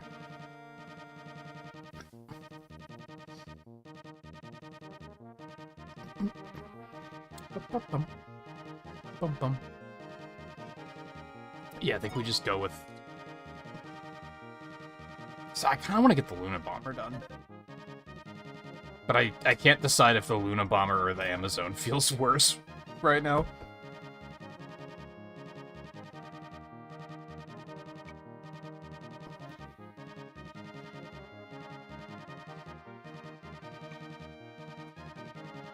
Yeah, I could see that. I have a big whiteboard on one of my walls that I'll sometimes put stuff up on to keep track of. That can especially be nice because with the notepad file, I tend to just, like, delete it when it's done. So you can't really look back and be like, oh, here's the things that have been completed.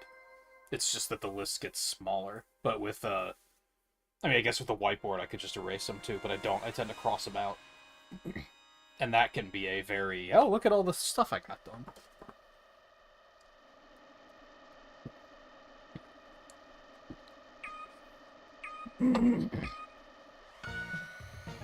Like a year or two ago, I started keeping like a master to-do list of like just everything. It was even stuff like, you know, do your laundry and shit like that.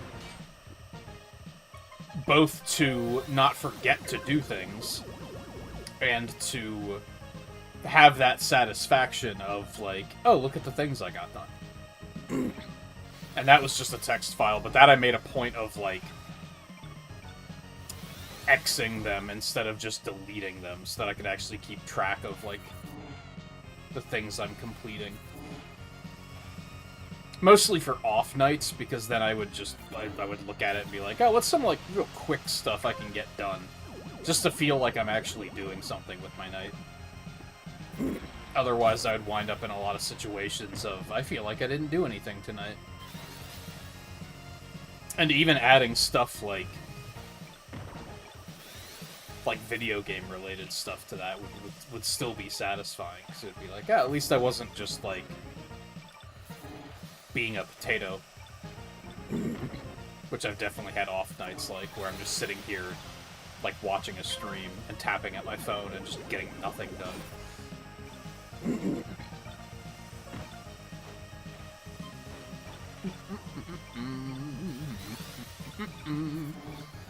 The double-edged nature of it is that sometimes you can look back at it and be like, oh yeah, there's that thing I put on the list like 2 years ago and I still haven't finished. So that can sometimes feel bad.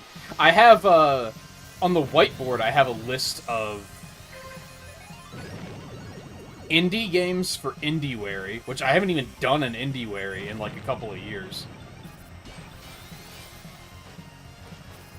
And I have a list of games for October. And I believe it says October 23. So that was like, that's already a long time ago. And there's a bunch of stuff on that list that I still have not played. Now, there's stuff on the list that I have played. So, you know.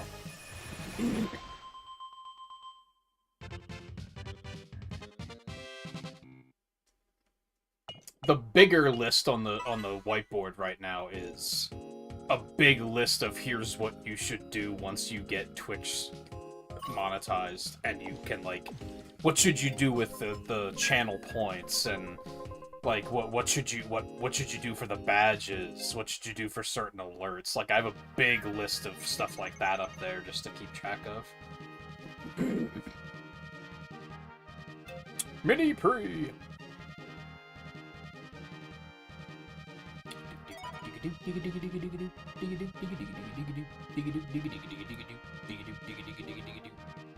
Oh, Amazon's almost done on on 99 top 25s too. Let's fucking go.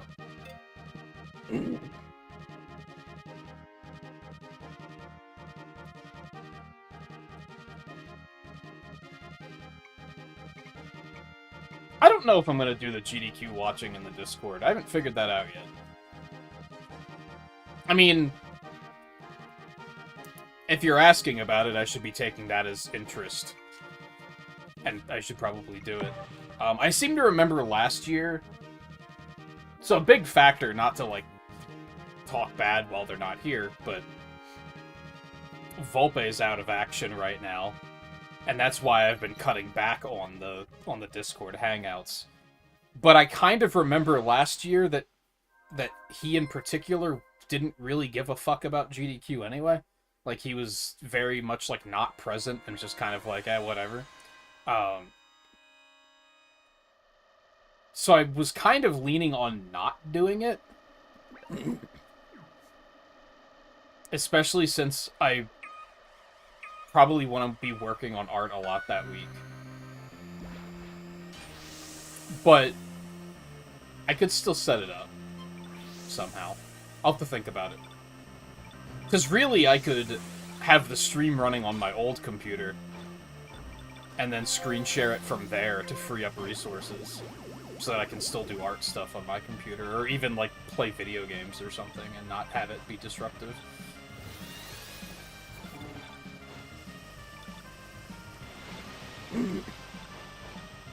But I think there's a couple things I need to... Jesus. So, a couple things I'd have to configure there. And I mean, I did move the computer to be more accessible, so doing that wouldn't be a big deal. And I think I already have it, like, I already have, like, a second Discord account set up over there, so I can use that as screen sharing. I just have to invite it to the Discord. But I'm open to it, I guess is what I'll say. If you guys are interested in watching along, and then I can definitely do it. I'm not against it. I was kind of leaning on not doing it, but that was due to expecting that there wasn't a lot of interest, I guess.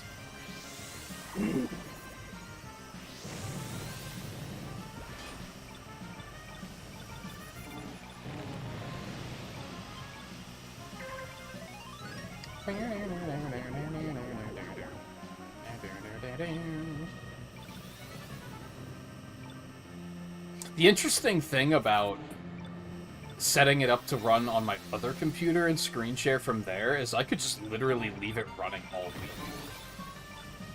And just have the screen share up at all times, even when I'm asleep.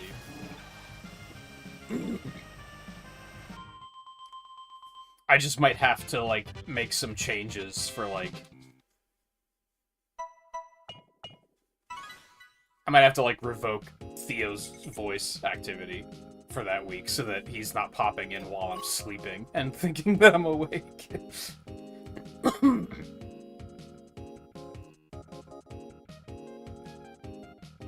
And realistically, if I set it up in that way, I might not want to have my headphones on all week either anyway, because I'm probably just going to want to be listening to it on the other computer. So that's... It might just be a no voice kind of thing anyway. I don't know. It's stuff to think about. That might be one of the first times I've ever seen someone literally max level. Like, usually they're just in the rainbow stars somewhere, but they're not actually, like, capped.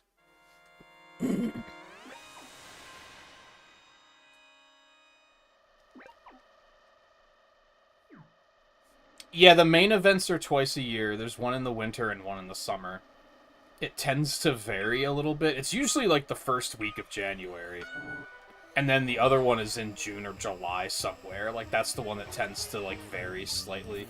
Then they have other events throughout the year, too. But I don't usually take a point of taking off for those. Mostly because they're not 24-hour events. So I'll usually, like, I can still stream and then just, like, watch it after the fact. Because they'll usually do them 12-hour events. And then, when the event is over, they just run a rerun overnight for people who weren't able to catch it. So I usually just catch it that way. If I even watch. To be honest, I don't catch their other events very often.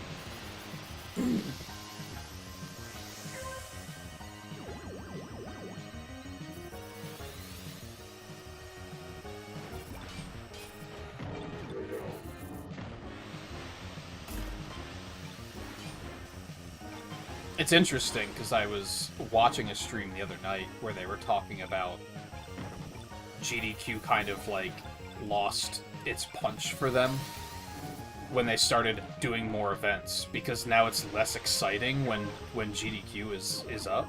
Like, it used to be that when it was GDQ week, you know, they were live that entire week, 24/7 of that week, they would be live. It was like a huge event. But now they're, like, always doing something. And I was like, like, I get that. But on the other hand, I just don't watch the other events. So the main events still feel special to me.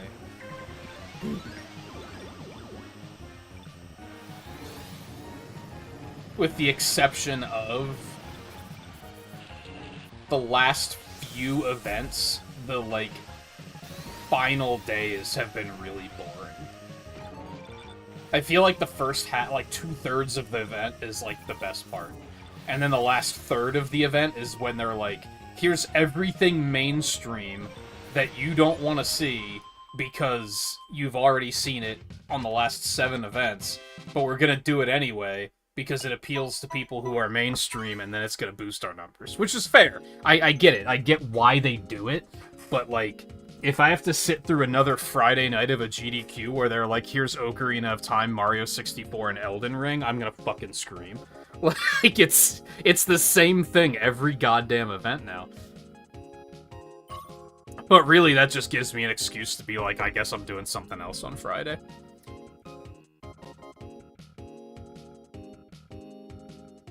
And again, I get why they do it. Those are the things that pull in the numbers, because people go, yay, Mario! And I gotta watch Mario! And then, you know, people donate.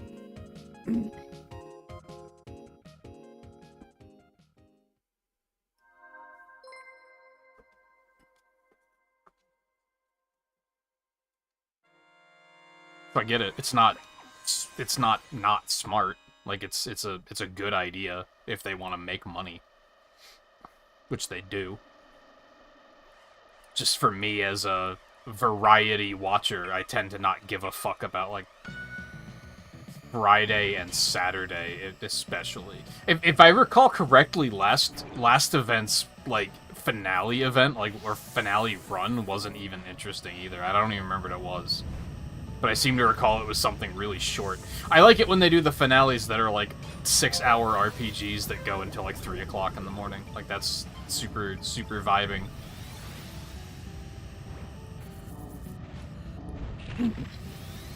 I think the last one was, like, an hour-long glitch exhibition or something, and it was like, oh, this is... who cares?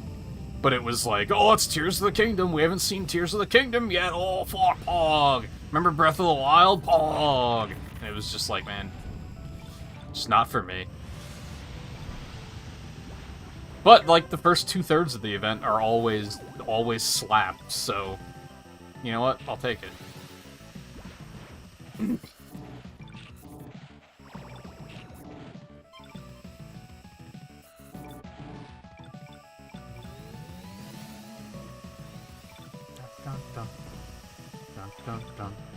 Just means that Friday night will be the night that, like, Eno and I are playing, like, Rivals or Deep Rock or Monster Hunter or something.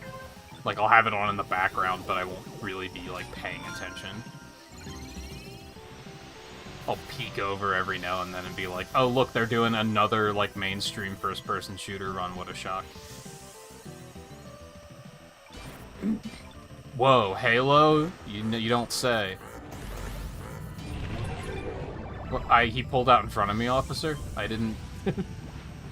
I didn't see him. I tried to stop, I swear.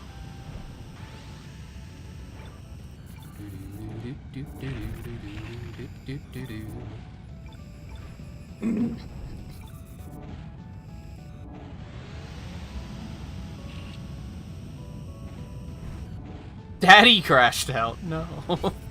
Daddy, no. Doing.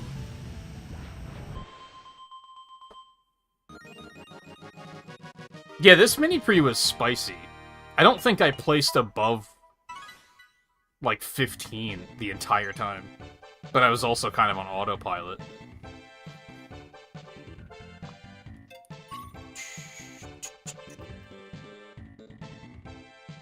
We don't know yet. The Capcom presentation tomorrow is tomorrow for...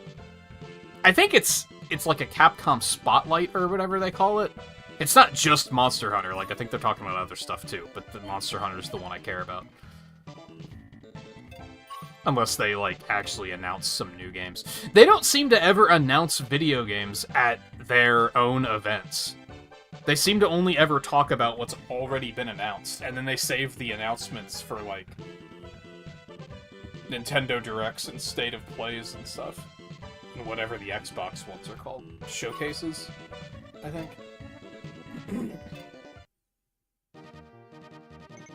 Like, whenever I tune into a Capcom event and expect there to be, like, a new announcement, I'm always disappointed. Because it's always just, here's the games you already know about. Yeah, that's tomorrow. I'll probably have to catch up on it when I wake up.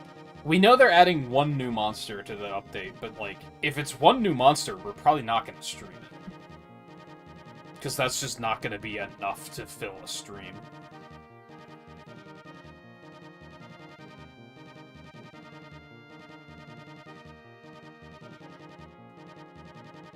Yeah, exactly. They announced Resident Evil at a PlayStation thing, right? I mean, naturally, I'm always like, ooh, Capcom event? Maybe we'll get a little smattering of Mega Man, maybe? But then I'm always... They never announce anything. They always save those announcements for the other events. Which is odd.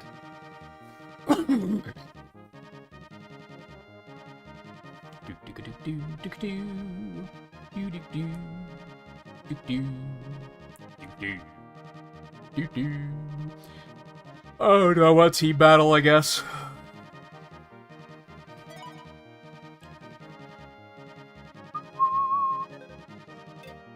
I guess so. But yeah, they're probably gonna talk about that and, like, the Monster Hunter, and I don't know what else. Is Street Fighter, like, DLC still a thing? Maybe? I don't know. So I probably won't even watch it. I'll just catch up on the news when I wake up.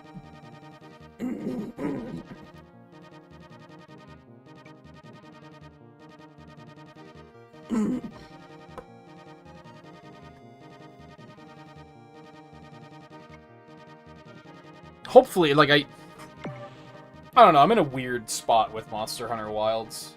Because, like, I don't want to be, like, I burned through the game too quickly, add more content because I'm bored. But that's kind of the reality of the situation. Mostly compared to Rise. I felt like Rise kept us busy a lot longer than Wilds did. Where Wilds we played for, like, a week, and then that was, like, I guess that's it. And then the first title update was, here's one new monster. It was like... And then a bunch of shit that it was just, who cares? So I'm kind of expecting the second update to be the same, where it's going to be one new monster and then a bunch of shit that I'm not going to give a fuck about. Which means we probably will not stream it. We'll probably play it offline some night. Probably, like, the first night of break, I'll be like, let's watch a movie, and then we'll do Monster Hunter and something else. But they could surprise me. I'd like to see, like, I don't know, 3 monsters, I think would be enough to be like, ooh, that's a lot to do. Even then, realistically, 3 new monsters will blow through in 2 to 3 hours. But at least then there's, like, new weapons to look at, and new armor to look at, and maybe armor to get for layered armor. I think layered weapons are being added, so that might be a thing to pursue. So there might be enough.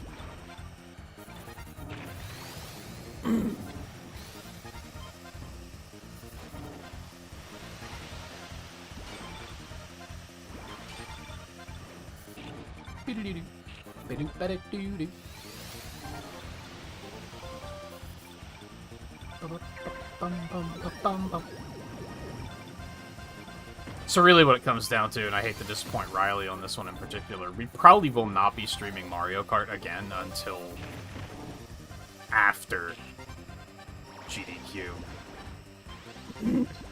Because there's just other stuff I want to get done.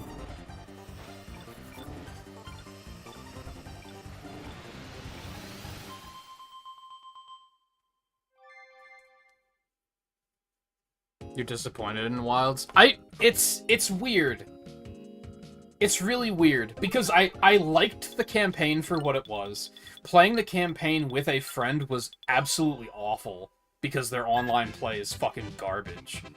But I liked the campaign. I would probably say Wilds has one of the better stories of Monster Hunter games. Like, except Nata is fucking awful. But everything else was great. Like, I liked the campaign. But it felt like it was over before it started. I kept thinking that, oh, we're gonna finish the campaign and then we get to play Monster Hunter. We get to engage in the Monster Hunter gameplay loop. And that's what I was looking forward to. But even once we finished the campaign, it was like there was already nothing to do. It was just kind of like, that's it, I guess. Like, I think we finished all of the campaign and already hit that point, like, within the first week of it releasing. Like, it was over so quickly. And I felt like Rise kept us busy for so long. Now, I think a lot of that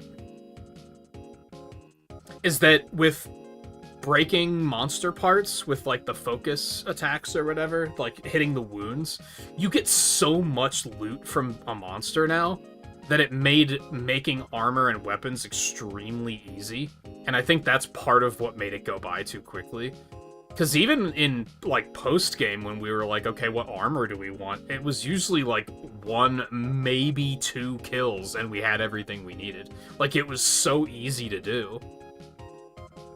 And I think that was a lot of what made it feel like it went by too quickly.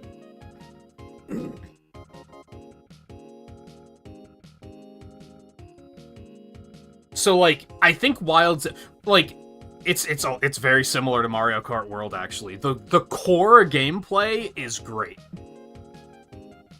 Like, I love the wound system. All of that is great, and it's very satisfying. But there just wasn't anything to do. And Mario Kart World is very similar. Like, the core gameplay is very good. The basics are all there. You just have to add on top of it and add things to do.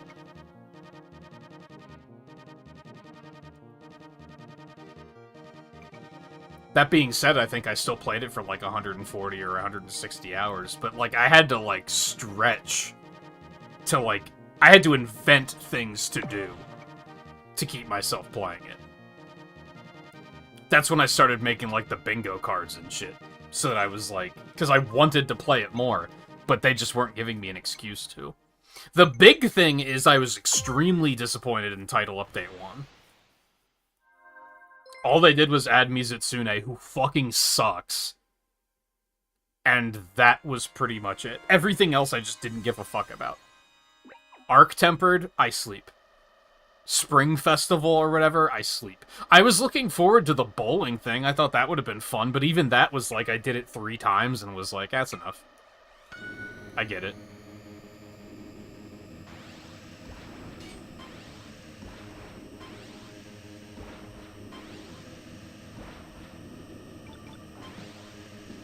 Yeah, the online system is fucking bizarre. Now, I remember Rises wasn't that good either, and took a lot of time to, like, figure out how it worked. But then once we figured out how it worked. Whereas Wilds is, like, a constant feeling of there has to be a better way of doing this. Like, we must not be getting something. I think a lot of that is that we never used the squad system, and that probably helps. But it was such a clunky experience otherwise, especially trying to do the campaign.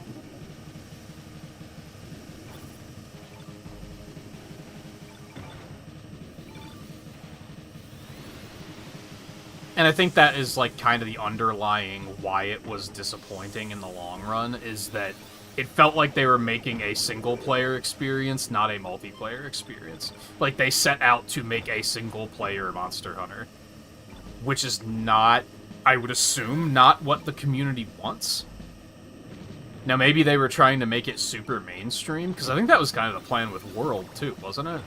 Is that they kind of wanted, like, that AAA mainstream audience to pick the game up.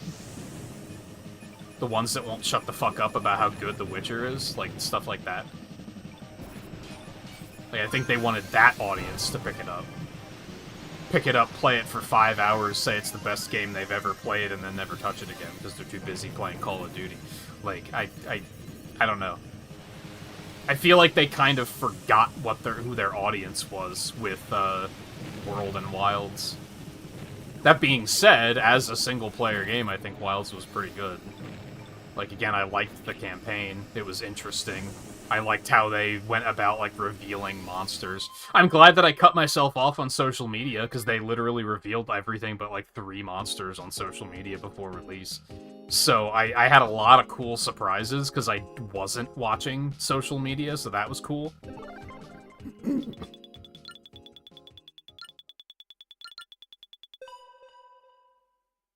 Oh, cool, we won. If they ever bring back underwater battles, I'm probably not going to buy that Monster Hunter. I think I said that while we were playing Wilds, because I think some people are like, they should bring back underwater for the expansion. I won't buy it. I won't buy the expansion if you add underwater. That'll be a deal breaker. When the game is already incredibly flawed, if they try to put underwater back in before fixing the rest of the game and making it not disappointing, then, like, no. Get the fuck out. I'm not giving you another $60 for that shit.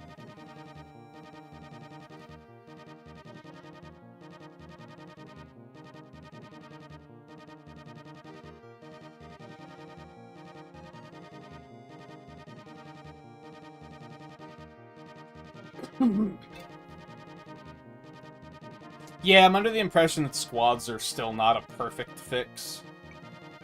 They really wanted to that's despite creating a single-player experience, on the multiplayer level, they were really committed to, like, we're gonna make it a social game. Like, they really want you to use those social lobbies, and I'm just like, I don't fucking care, man. I just want to play with my friends. That's it. I don't give a fuck about Joe Schmo and his rainbow-colored armor. I don't fucking care. I just want to play with my friends easily and conveniently. And that's what they dropped the ball on. Just playing with one person is, like, the biggest fucking ordeal. We were lucky that we were both on the same platform, because I have to assume cross-platform is fucking awful.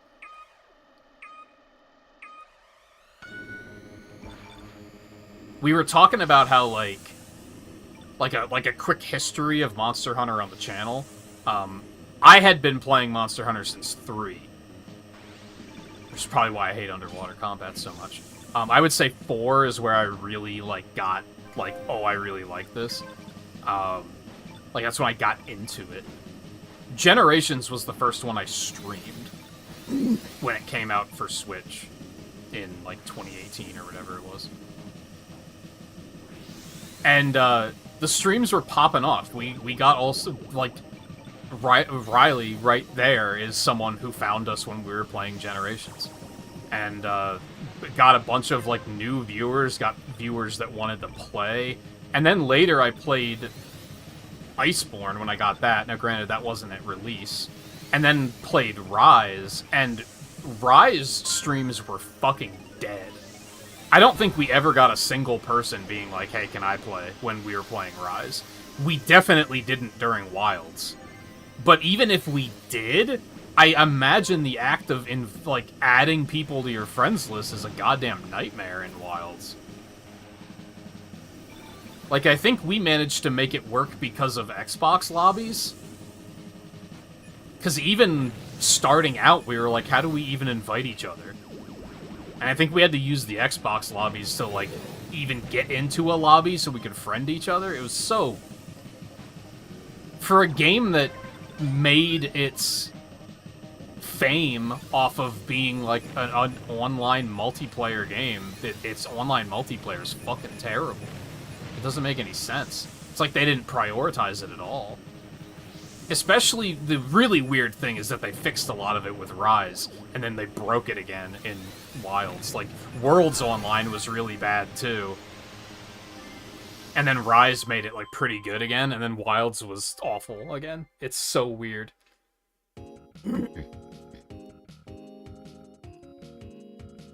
And now it's better than World was.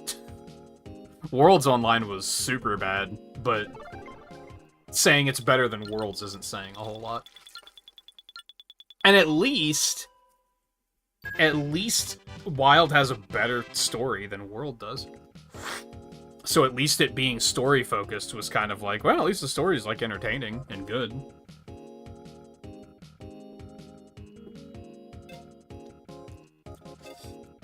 And has cool characters. World was just this big... I don't know if this date makes sense. I was gonna say World felt like it was trying to be Final Fantasy VII Remake. I think it might have came out before that. But you know what I mean? It was trying to be this mind-blowing AAA single-player experience, except there was, like, no substance to it.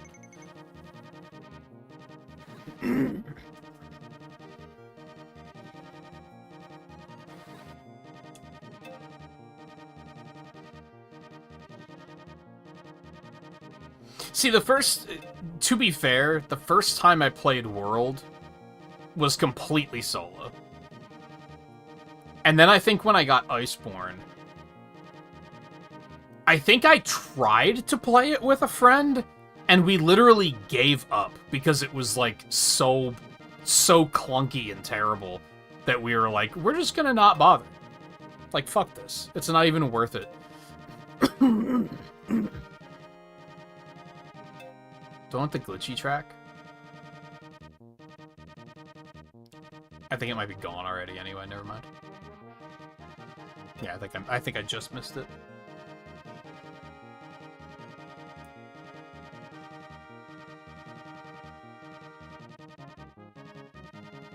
See, I'm okay with there being a story, but, like, the fact that you can tell that it hurt the online functions. That's where I'm kind of like, eh. Like, it was entertaining, sure, but at what cost? At the end of the day, I got the game to play with friends. And they made that a damn nightmare.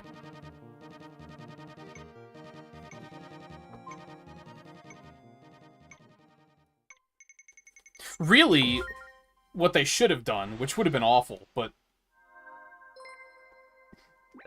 they should have just made it that you can't play the campaign with friends, with other players. They should have made the campaign in a completely isolated experience. And then just made it that you either choose to play single player or you choose to play online. And then have online just be the traditional lobbies.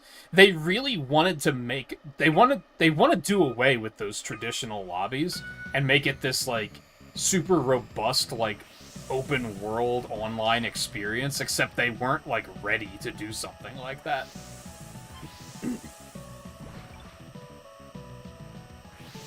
So it was kind of all for nothing. It just holds everything back. Like, all of it. It holds the single player and the multiplayer back.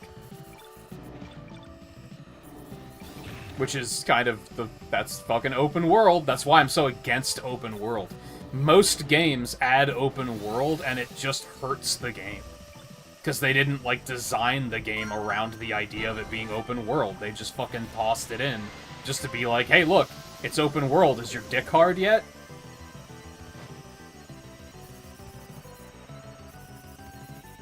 Three guesses as to what game I'm talking about. You don't need 3 guesses. You need 1 guess. You don't need 1 guess. It's Pokemon Scarlet and Violet. They were literally like, we're just gonna shoehorn open world in and the whole game is gonna suck ass because of the fact that we're prioritizing a feature that we didn't fully think through.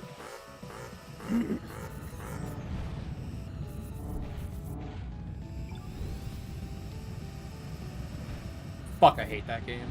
That game is so fucking bad.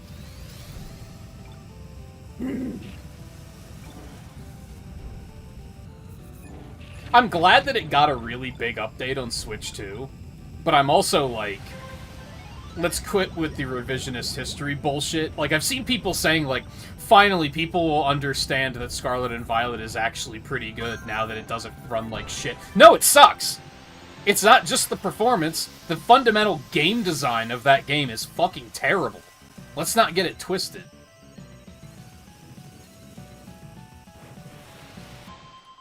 It's the most half-baked open world I've seen in maybe any video game ever. It's terrible. Like, let's stop acting like the game's only problem is that it has a flawed frame rate. Like, come on. Are you crazy?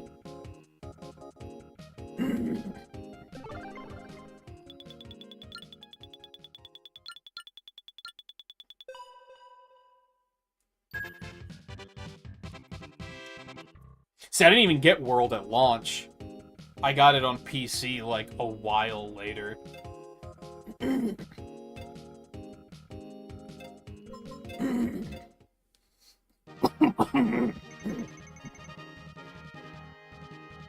But at least in World... I can't believe I'm actually defending World here. At least in World, when you, like, get into a lobby with friends, you have, like, shit to do, because it takes effort to actually kill monsters and get armor. That's the problem with Wilds, is it's kind of like... Once you get settled in a lobby, like a non-campaign lobby, and you're just in the Monster Hunter gameplay loop, you're like, oh, I want to get, oh, fuck, I can't remember his name. I'm just gonna say Tetranodon, even though he's not in that game. I can't remember any of the names of anything. Oh, I want to get Tetranodon's armor, so that's what I want to work on tonight. And then you kill him once, and you're like, okay, I have everything I need for his armor. Now what? Do you need anything? No, not really? Okay. Fuck.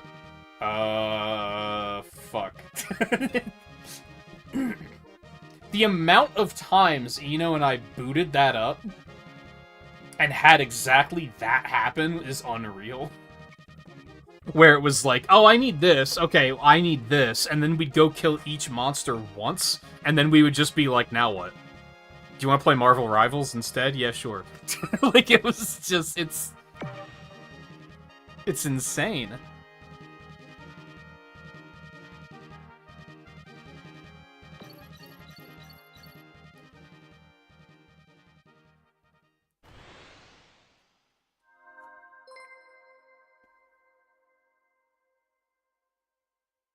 Honestly, I had a moment last night that I'm not sure if I'm proud of.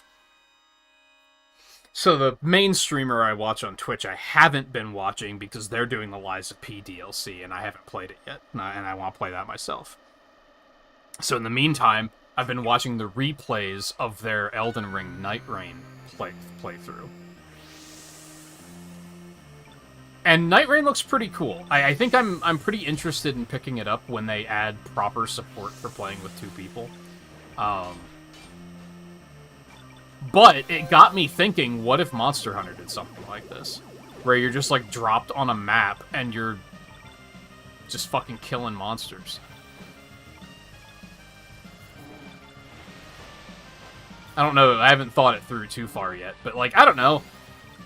Wilds had this whole, like, you can go out into the environment and just run around and kill stuff. And it was like, this is cool, but there's nothing to do. You gotta give me, like, a goal.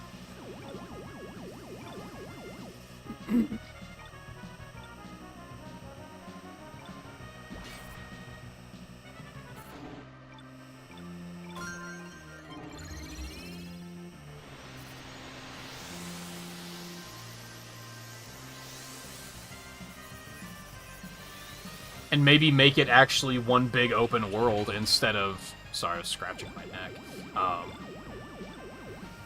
Instead of the areas still being disconnected from one another, and then once you're in an environment link, you can't even switch between them. Like, that's just detrimental. There was potential there, is what I'm getting at, but they just didn't tap any of the potential. And I'm kind of tired of that being a thing these days.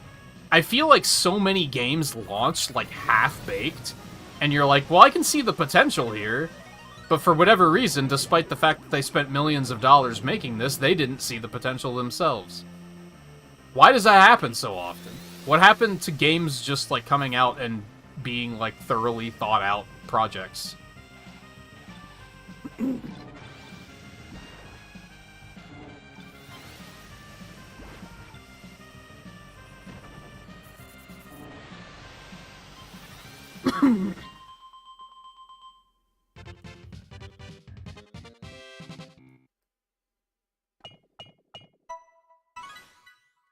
Because Mario Kart World is the same thing. I see that there's potential there, but it's like... they didn't explore the potential. Like, I don't... I'm having that moment again where I'm like, I'm repeating myself. But I feel like it's because I could be explaining it better, but on the other hand, I'm like, no, it kind of, like, speaks for itself. Like, it doesn't need to be explained better. It's so straightforward. They used to be better than that. I don't know.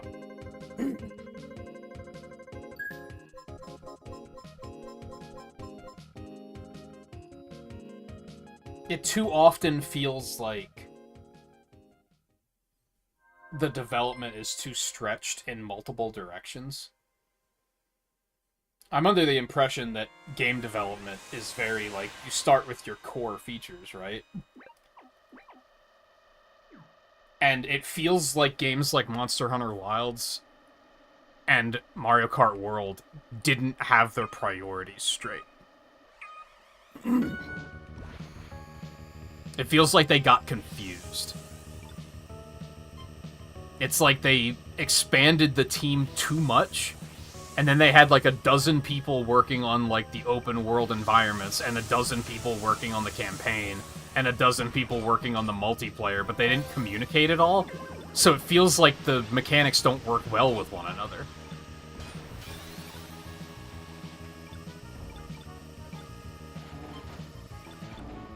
And that's what makes it gives it that feeling of feeling tacked on. And it's similar to Mario Kart World. It's like, what's the free roam there for? Like, it doesn't feel like it belongs in the game. Because there's no reason to do it. I heard that there's 400 P-Switch missions, and you only have to do 10 to get mirror mode? Like, what the fuck? What? That feels so tacked on, and, like, not thought out.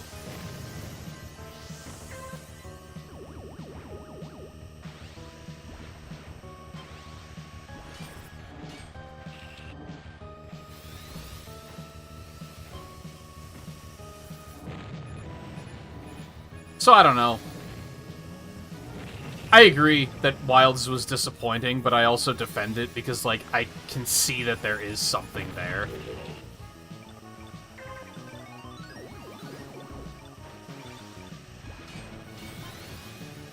And I think it does deserve credit for a series that typically has bad story, that it has a pretty good story. Like, sure, it was detrimental to everything else, but I guess I don't want Capcom to start thinking, like, oh man, no one liked this story, I guess we should go back to World, that had a way better story. No, it didn't. No, stop. That's course-correcting in the wrong direction.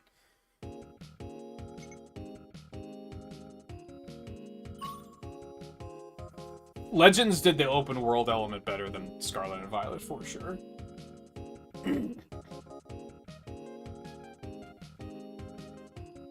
Scarlet and Violet just felt like it was... The open world felt... Hold on. Is this a good word for it? I want to double check what this word means before I use it.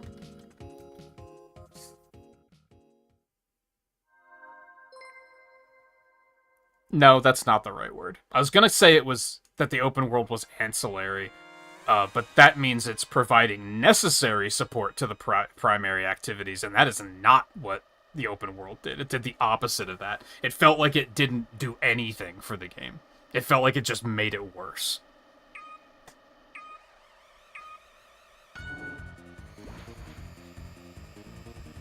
It's whatever the opposite of ancillary is.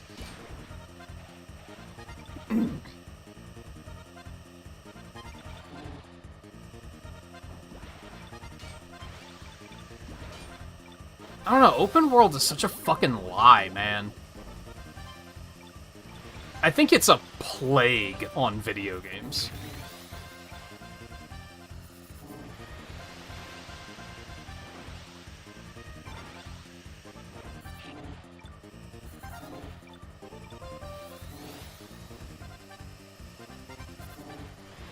And unfortunately, I don't know if I'll ever play a game that makes me say, this did open world well, because I avoid open world like the fucking plague. Like, because it's terrible. The only two games I can think of that came close are Breath of the Wild and Starlink. And even Breath of the Wild had that problem where there was a lot of just empty shit, where it was like, oh, there's nothing over here. Or, like, the rewards that you would find didn't feel worth the trek. Now, I guess it's supposed to be, it's about the journey, not the destination, but, like, I don't know. That doesn't really work in video games for me sometimes. Sometimes it works, but sometimes it doesn't. I think it worked better in Starlink due to the fact that it doesn't take a year and a half to get from okay. That's like the 4th crash I've seen in '99 on Switch 2. They gotta get on top of that. Where was I? Yeah, part of my problem with Breath of the Wild is that, like, yeah, sure, you can climb anywhere, and I do appreciate the fact that it's not fake open world. It's not, like, it's not complete this task, and then there's 15 side things you can do, but once you do all of those, you're still gonna have to complete the next, like, chapter milestone to unlock more to do. That's what, like, Grand Theft Auto is like. It's very, like, it's open, you can do anything. Oh, don't go over there, you have to beat chapter 2 to go over there. So, like, that's shitty, and I don't like that. And Breath of the Wild didn't do that. Breath of the Wild, aside from the tutorial area, you're allowed to just go to the final boss after that if you want to. You could never go to the final boss ever if you don't want to. So I respect it for that, but there's still a lot of areas that's like, what was the point of coming over here? I found a treasure chest with a sword in it that I'm never going to use.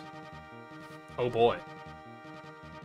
So, and getting there takes a fucking eternity. Like, sure, you can climb anywhere, but it's also, climbing takes forever, and it's slow and boring. That's where Starlink kind of fixes it, because you're in a goddamn spaceship and you can get around fast. So, even if there's a little nook where there's, like nothing there, you're kind of like, okay, well, at least it didn't take me long to get here. Sonic Frontiers does that too, but I wouldn't call Sonic Frontiers open world. That's almost kind of the lying open world, to be fair, because it's like, you can't just go to the next area without finishing the first area. But they also didn't try to sell the game as being open world, so that's what kind of makes that okay.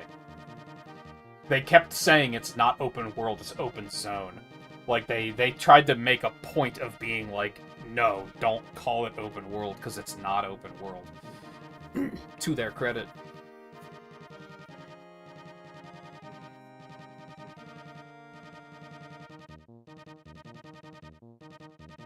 I don't know. I kind of wish I had the resources to, like, make a video game, because I would try to solve the problem. And I could probably make a simple little indie game, but I wouldn't be able to make a big open world experience. Like, that wouldn't be something I'd be able to do on my own.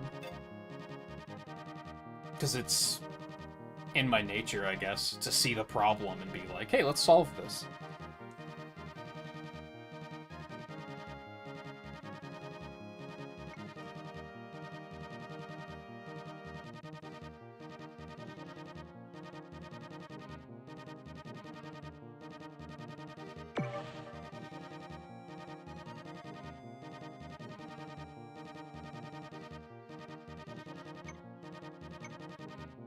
It's probably a Switch 2 problem, yeah.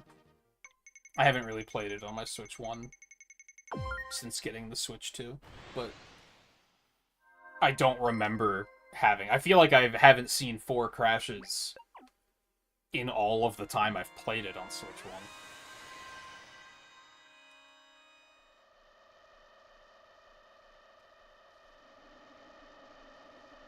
Yeah, it happens. I'm not too upset about it. It's still pretty infrequent. I've probably played, like, I don't know, 50 hours over the past, like, 3 weeks. And I've only seen 4 crashes. That's not that bad.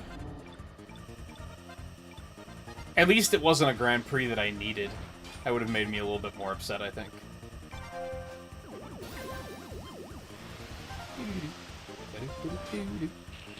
I'm pretty forgiving about crashes unless they happen, like, a lot.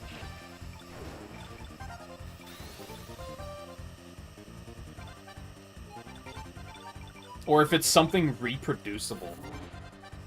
Like, that's a big one, where if I find a crash and then I'm able to reproduce it and be like, oh, it always crashes on this boss when you use this attack, then I'm like, well, why the fuck didn't they fix it if I'm capable of figuring it out? Like, that's when I'll get... Then it'll be like, oh, well, now it's progress blocking, so that sucks. Or if it's just, like, 4 crashes in one stream, then I'll be like, okay, what the fuck is going on?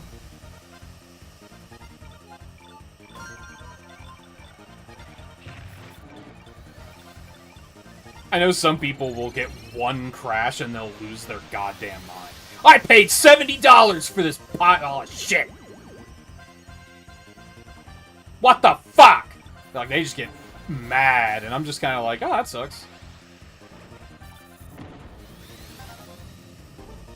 Anyway, moving on. Boot the game back up. Queue into a lobby in 30 seconds. I'm like, look, I'm playing the game again. It also helps that I didn't lose progress. Like, that's a definite... Like, losing progress to crashes fucking sucks.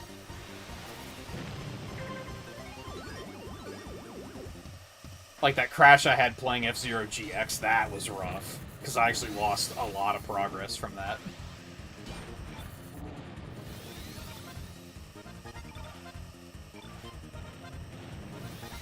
And it was campaign progress, and the campaign is fucking impossible.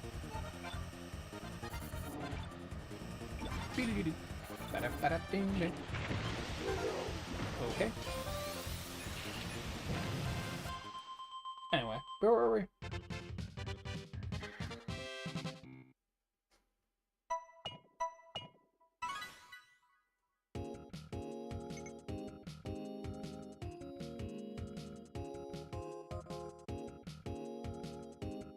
We have everything else Wilds drop the ball on if they just fix the online. Yeah, if they added, like, traditional lobbies, it would be a little too late, but I would at least stop complaining about how bad the online is.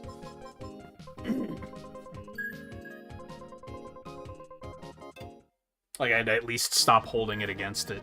Instead, I would just be like, Nada is the worst character Capcom's ever written. Like, that's our next step, delete him from the game.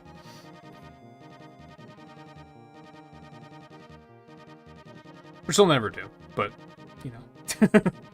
Fuck him.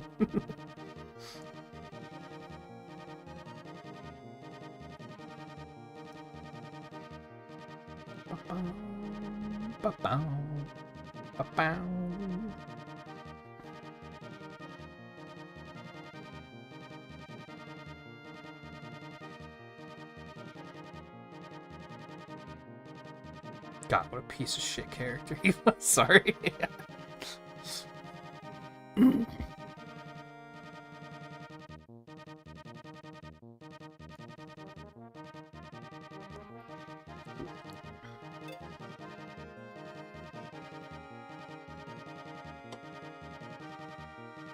Well, 69, so I guess you gotta stop playing.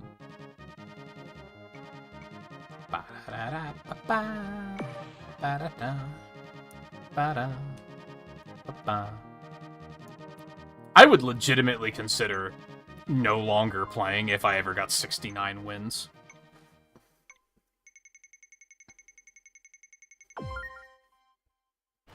But I guess it would also just be easy to just stop winning. Like, just start sandbagging.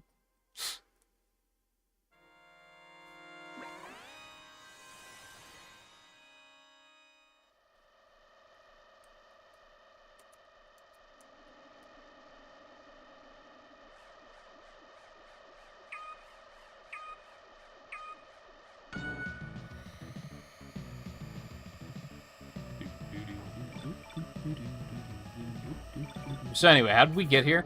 Yeah, I guess we'll see what happens with the presentation later today, to find out if we're actually going to be doing a Monster Hunter stream soon. I would guess not, just based on the first title update, which I think we did stream, and then we stopped like 3 hours in, and we're like, let's play something else, I guess, because there was just nothing to do.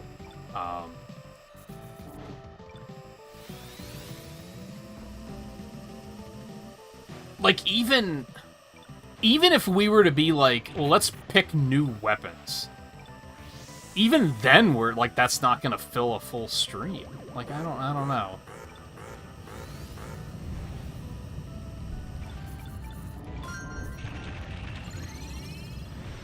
They made it too easy, but what I mean by that is not like difficulty. Because, like, some of the monsters are still pretty tough in Wilds. Like, I don't think it's necessarily too easy. I'm sure there are some that I'm still afraid of, and I'm sure there's some that are still gonna beat my fucking ass when I go up against them. So I wouldn't necessarily say it's a difficulty thing, but they just made it too low resistance to like, progress? I don't know. I feel like if you've played Monster Hunter and have watched me play it, you get what I mean. Because remember, I went back and played Monster Hunter Freedom, and it took me like 17 kills to get enough shit for Rathian armor. Like, that's the other end of the spectrum. Like, I don't want it to take that long either, but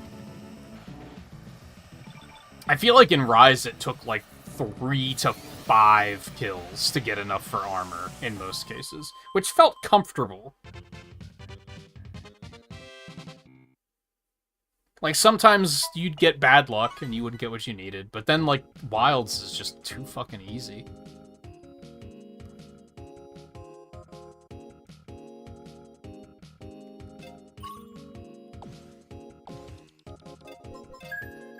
And the big reason I don't want to say it's too easy is because Capcom has this tendency to be like, they fall victim to that. The next update is adding the hardest content we've ever made. Shut the fuck up. Shut the fuck up. Not every game needs to be ball-breakingly hard Dark Souls. Like, make meaningful content. Not content that's gonna make you want to rip your balls off and throw them against the fucking wall. Like, come on.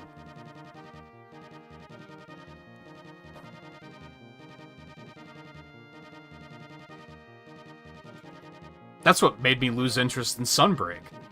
Sunbreak's endgame was like, everything is excruciatingly difficult. I was just like, fuck, why? I don't want to fight a Kulu Yaku that can kill me in one hit. That doesn't sound fun. There's nothing engaging about that. And unfortunately, I think that's what a lot of people are complaining about with Wilds, is that it's too easy. So, buckle up for Capcom doing the same fucking thing.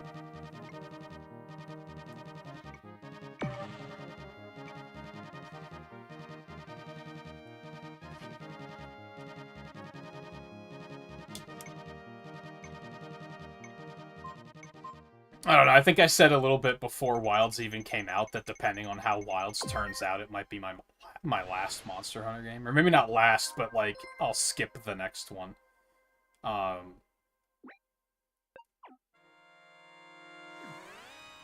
Because, like, I didn't like Endgame and Sunbreak.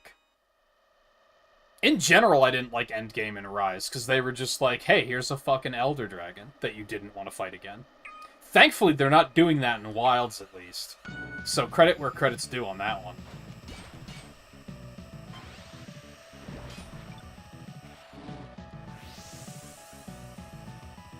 But it does have other flaws that I'm just kind of like... Maybe what it'll be is that the next one will be I'll wait for it to go on sale. I don't really feel like I got $70 out of Wilds. Even though I did play it for like 160 hours, I wouldn't say I felt like I got 70. It wasn't worth it.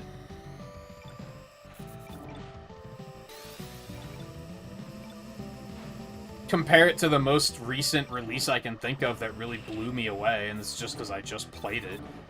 I played Lies of P on Game Pass. I did 4 playthroughs, and I was still like, when it left Game Pass, I was like, I'm gonna buy the whole fucking game. Because that's how fucking good it was. Like, just so I can play the DLC.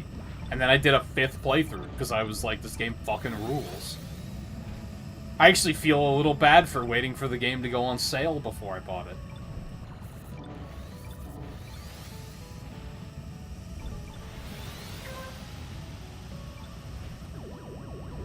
Whereas with Wilds, I feel like they're still making good on the money I gave them. Does that make sense?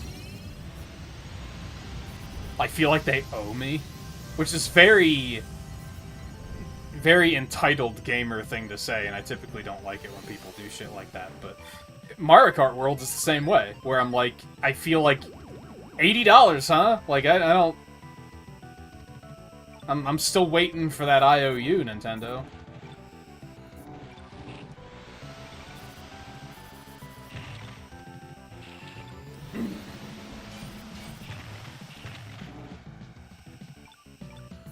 And I guess that's my problem with game prices going up. I've defended game prices going up because, you know, they haven't changed in 20 years, etc., etc., etc. Like, it makes sense that they would be going up. But on the other hand, if prices are going up, we shouldn't be getting games and going, that was it? Like, that shouldn't be our reaction after a week with a $70 game. Or an $80 game.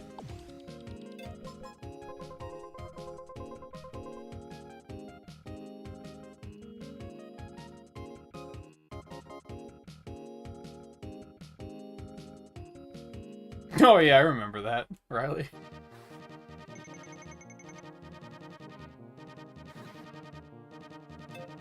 It's weird, because, like, Mario Kart World defied my expectations. Maybe that was it. I had my expectations pretty low for that. So I actually wound up being, like, a little impressed. But I'm still kind of, like, $80, huh? I don't really remember where my expectations were with Wilds. Was I expecting it to be good, or was I expecting to not like it? I don't remember.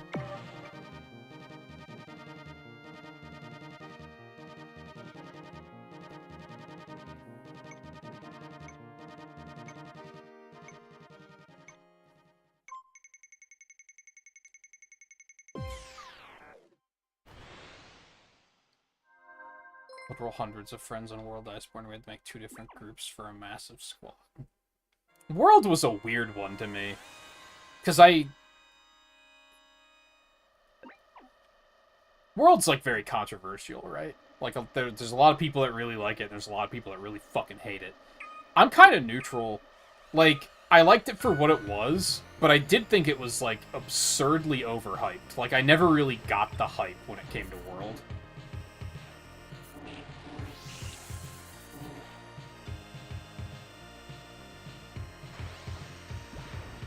While the people that really hated it, I thought they were kind of like... They had a point, but I thought they were overblowing it. I don't know if overblowing is a word, but you know what I mean. They're making way too big of a deal out of things that really didn't matter that much.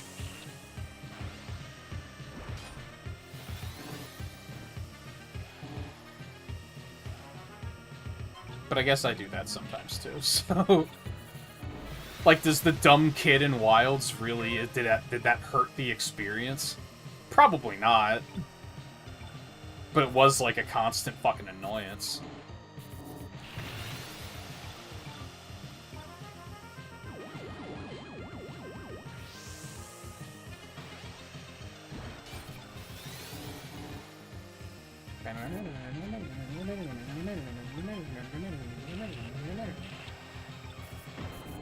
Okay.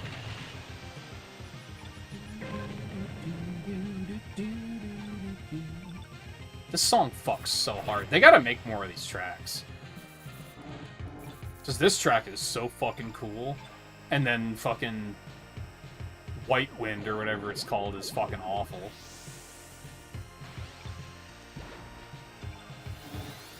That's like all the bad of Deathwind and none of the good of Whiteland.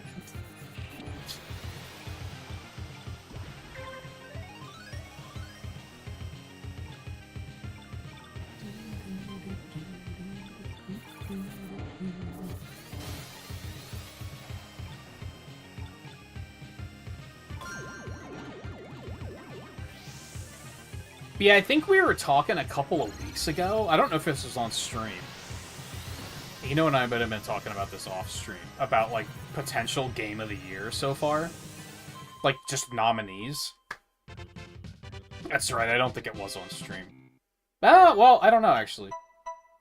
But I think that's when I said that, like, I might make a rule about we're not talking about the Game Awards on stream this year. Because every year it's just a frustrating discussion. Like, every year they do something fucking stupid that pisses everyone off, and yet everyone still fucking watches it. I'm just like, no, I'm gonna want to, like, I don't want to engage with that. But what I'm getting at is I don't think I would even nominate Wilds for Game of the Year. Like, I think I remember saying that it's like a 7 out of 10, but with good updates it could be like a 9. And I think I still stand by that. Like, I don't think it's in great shape right now, but with proper updates, I think it could be really good. I could see them kind of holding it hostage, though.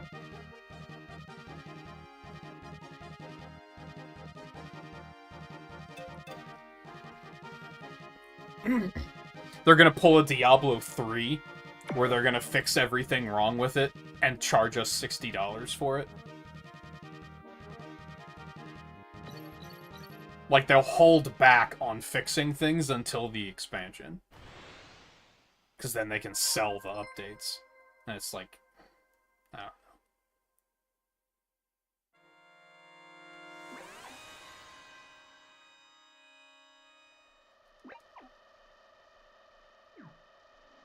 I think becoming one of Capcom's, like, top 5 franchises was one of the worst things that could happen to Monster Hunter.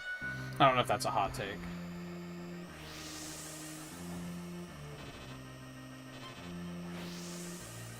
But then, like, see, maybe not. Because I feel like I'm in this weird middle ground with Monster Hunter. Because I feel like there's players who, like, started with World, and they're kind of, like, more mainstream gamers, and they want, like, certain things out of the game.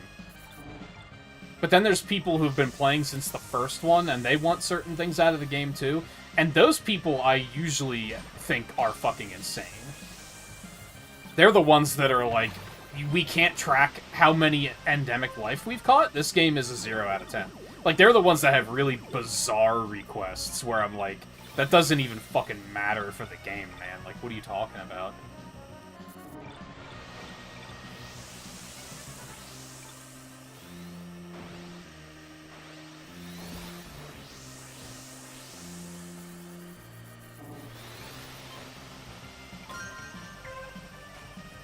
I think a common complaint I have with most video games these days are just, it needs more game modes. Just things to do. And it's so easy to just be like, what if this but randomizer? Or what if this but roguelike? Like, it's so easy to do that. I kind of respect Elden Ring Night Rain, because they were just like, what if we took Elden Ring and made it a roguelike? Yeah, you fucking should. Why wouldn't you? It's easy.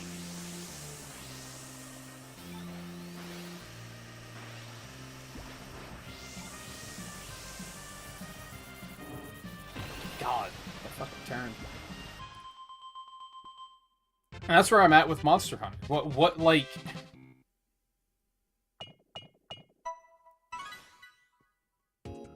Why didn't they do something with, like... What the fuck did they call the storms that come to the areas? I don't remember what they're called. What if the storm was, like, a whole different game mode, and it was, like... Again, like, Night Rain, using that, like, Fortnite element of the storm is slowly closing in, and you're, like, slaying the monsters that come... It's like a survival kind of thing, and every monster that comes at you, you gotta take them down, and then eventually, like, the apex shows up, and you defeat the apex, and the storm subsides. So that's kind of, like, the goal. You have to, like, fight the storm itself.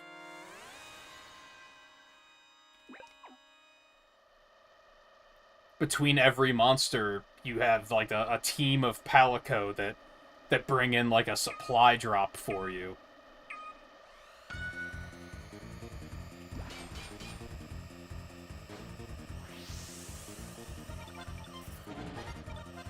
And they include, like... Rework the mantles. Make the mantles like the roguelike buff. So between every monster, you get an option of, like, upgrading your mantle in one direction, so it does, like, a different thing. Maybe it gives you a different activated effect, or maybe it just adds a passive boost to something.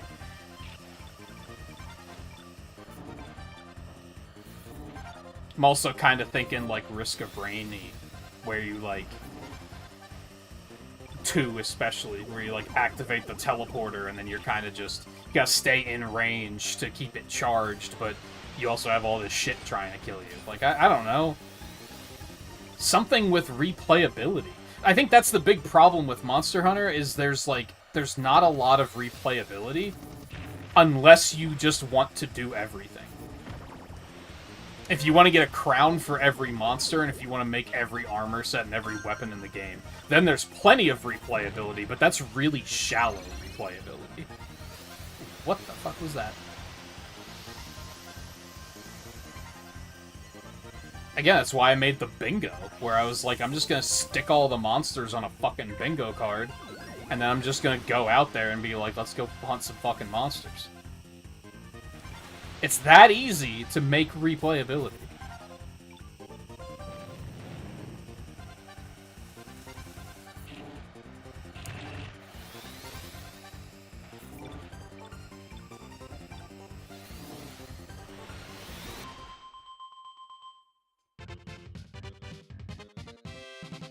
You could make it that, like, maybe you have to start with, like, the iron weapons, like the default just ore weapons, and then, like, whenever you defeat a monster, you get the option of, like, do you want to upgrade, do you want to use the monster's parts to, like, upgrade your weapon in this direction? Which then can create some agency of, like, oh, that 3 monsters spawn, you have to kill one of them. So then you're kind of like, oh, well, I'm going to choose this one because that's the upgrade path for my weapon. It's this fucking easy, man! And, like, it might not necessarily be... You might prototype that out and it might not work. It might be like, oh, no, this doesn't really work that well. And I guess I don't know what they went through, but I'm under the impression that they don't try stuff like that with Monster Hunter because it's never had anything like that.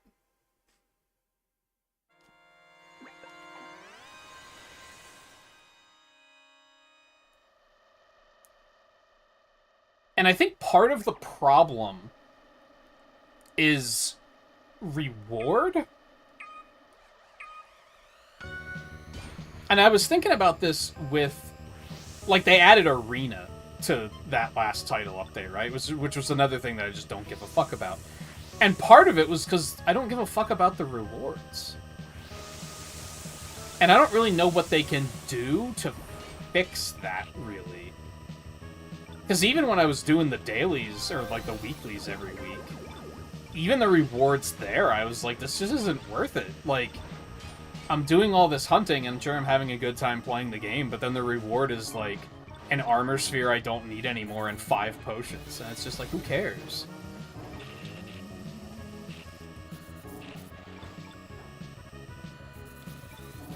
So you look at a mode that, like, what I was just pitching, and it's like, well, what's the long-term point? Because that's important, too. Oh, God. But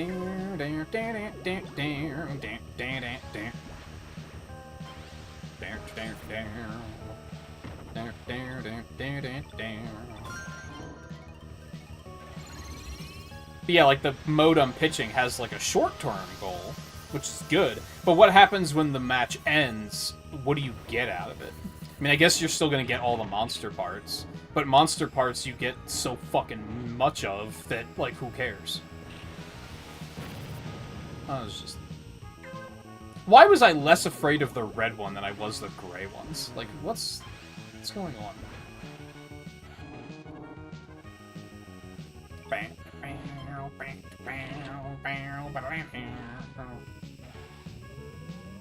Yeah, like, this goes back as far as, like, Metroid Dread, where I was like, why doesn't this have, like, a built-in randomizer for replayability?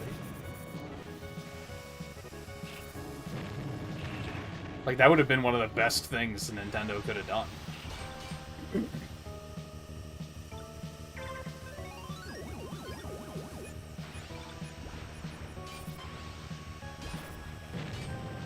And I even said it with Mario Kart World. What if you have, like, a... I'm gonna crash out. 100%. Yep, there it is. What if you had, like, a World Tour mode where you had to, like, get from one side of the country to the other, and you had to, like, win races to, like, get more fuel so that you can keep going or something. Like, I don't know. What if there was, like, a battle mode, like, Battle Royale mode, where you just have the whole map, and you're just exploring, looking for, like, extra balloons and different weapons and shit, and you can use the coins to, like, exchange for weapons or something.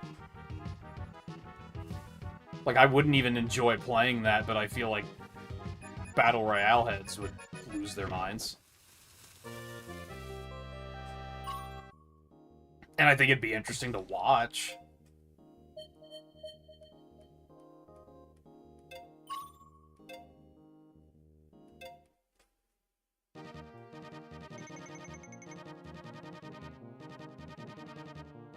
I don't want to play Classic. Classic's boring.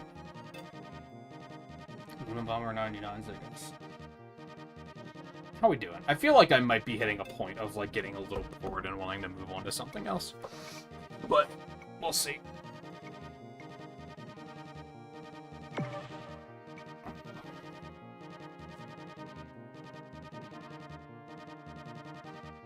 Yeah, I think the single-player and multiplayer teams in particular were not communicating with each other.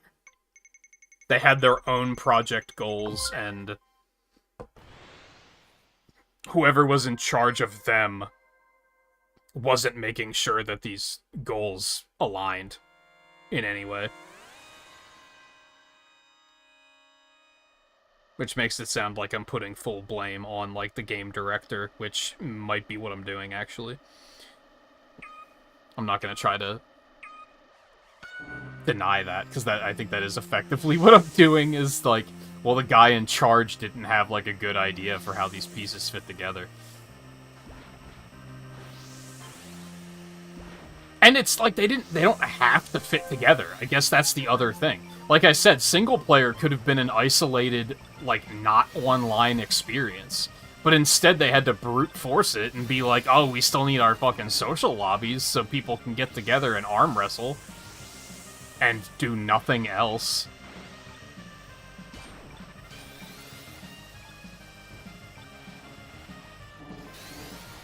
They wanted really bad for Monster Hunter Wilds to have, like, an MMO quality of, like... I remember when I played World of Warcraft, there was a lot of, like, just sitting around in capital cities doing nothing and just, like, talking to people. And just being social. And I guess that's what they wanted.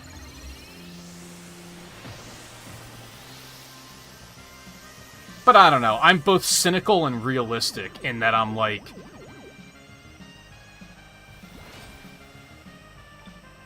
maybe not that many people use Discord, but I kind of look at it like, if people want to be social playing a video game, they're going to use fucking Discord. They're not going to use your in-game service.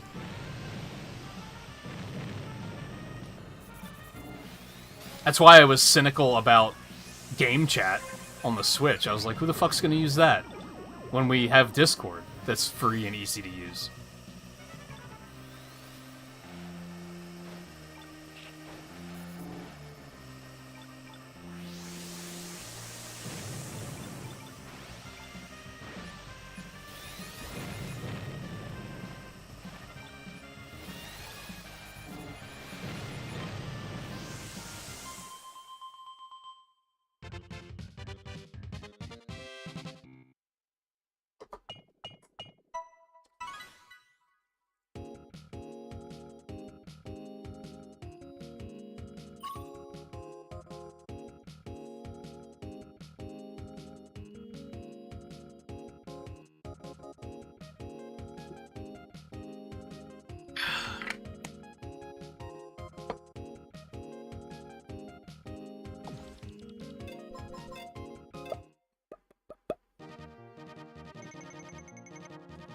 You think, like, next Grand Prix, Riley, maybe? And then you'll probably be done? Oh, it's Mirror King. I need Mirror King. Let's go.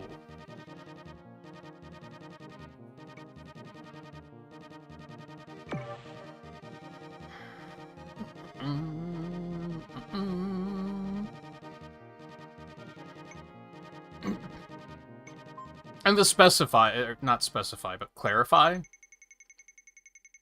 ease concerns, maybe? Because I feel like there might be some people they'll be like, why are you still talking about this? It's clear that it works you up. No, I love talking about game design, but it does sometimes get frustrating. Because again, it's like a puzzle where I'm like, I kind of want to like find the answer, but sometimes the answer isn't that easy to find.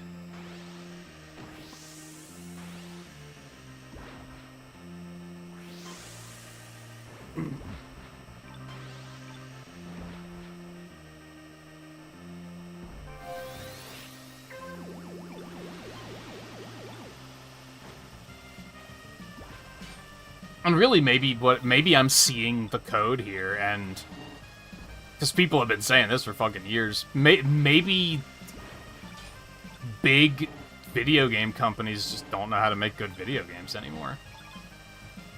Like, I think people have been saying that for like a decade, if not longer.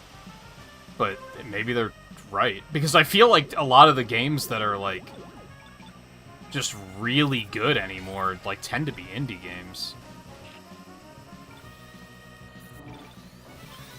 Or they're games that are very much single-player experiences, but they know they're single-player experiences and they don't try to do anything different.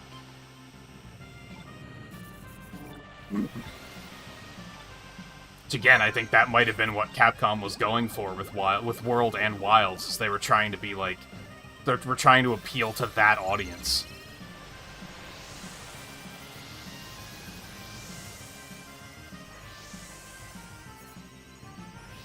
And I'm guessing it worked, because, you know, Wilds is selling like crazy. And you wouldn't believe how many streamers I watched play Wilds where they beat Zoshia and then they put the game down and never played it again. They played it like a single-player game. Like, they beat the final boss, credits rolled, and they never touched it again. Which is like, I guess that's what Capcom was looking for. Like, ultimately, they still got the sale. They don't give a fuck how long you play the game. They just want you to buy it.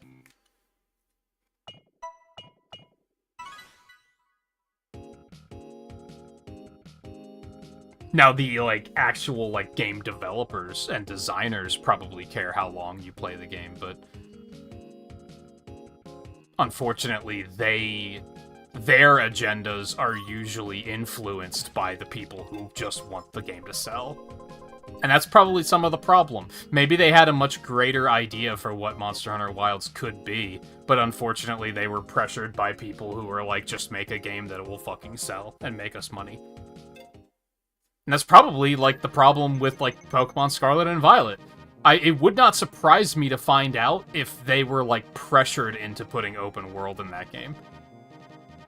Like, if Game Freak was like, we're not ready to do, we can't make this open world. We don't have the resources for that. And Pokemon Company was just like, fuck you, do it. And they were like, okay.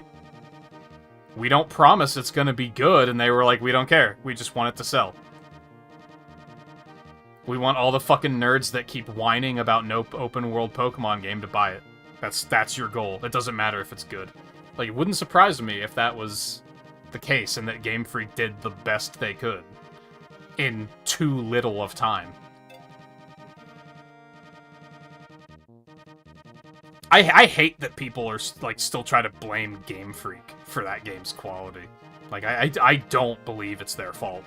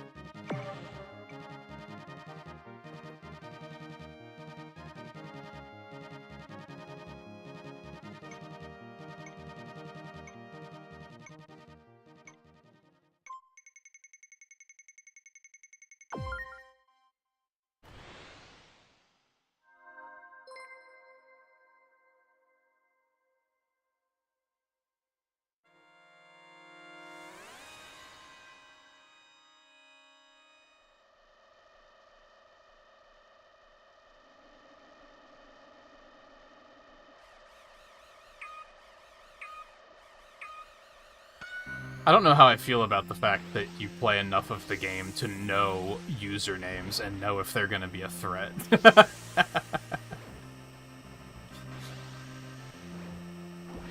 Like, I start to remember usernames after a while, for sure, but...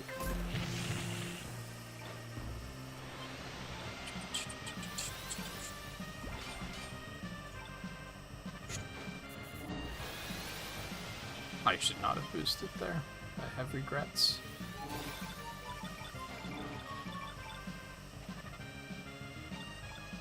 And that name I do remember because I remember saying it was a funny name.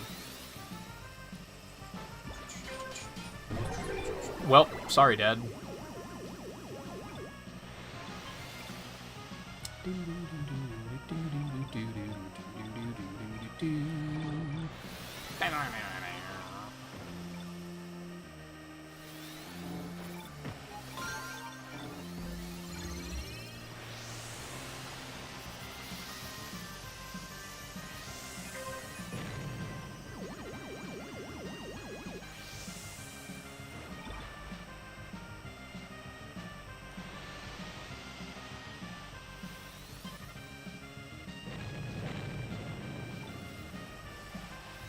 Now I'm here just thinking about Monster Hunter and being disappointed.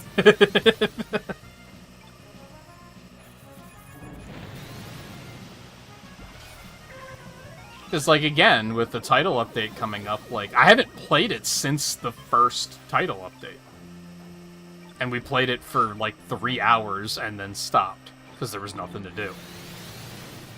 I want to play it more, but...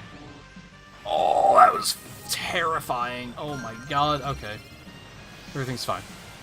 I want to play it more, they just... I've already invented enough of a reason to continue playing it myself, so I kinda am not, like... There's a part of me that's like, just invent a reason to play. Just play fucking bingo or something. But it's like, I fucking shouldn't have to. Like...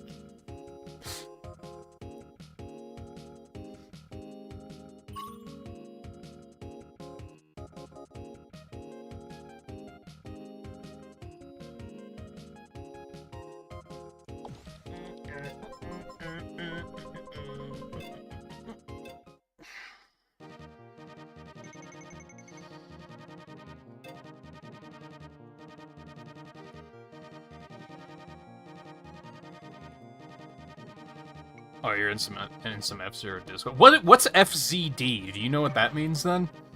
I saw like 4 people at the in the first like 30 minutes of the stream. I saw 4 people with FZD in their name. And I was like, that has to mean something.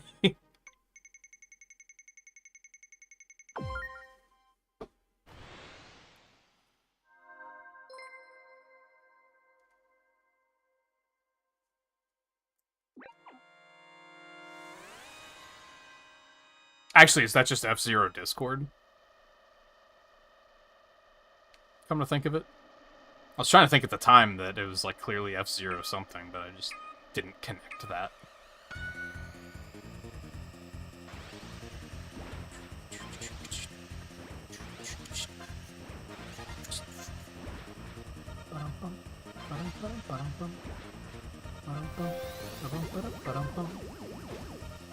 You got me wondering if I should be like,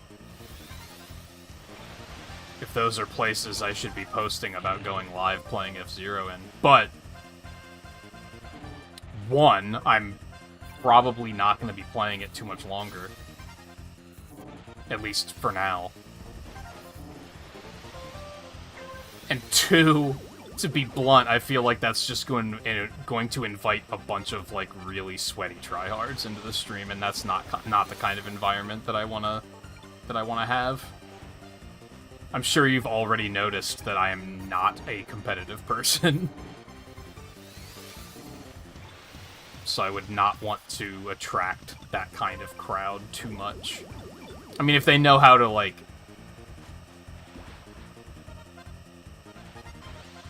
pack it in.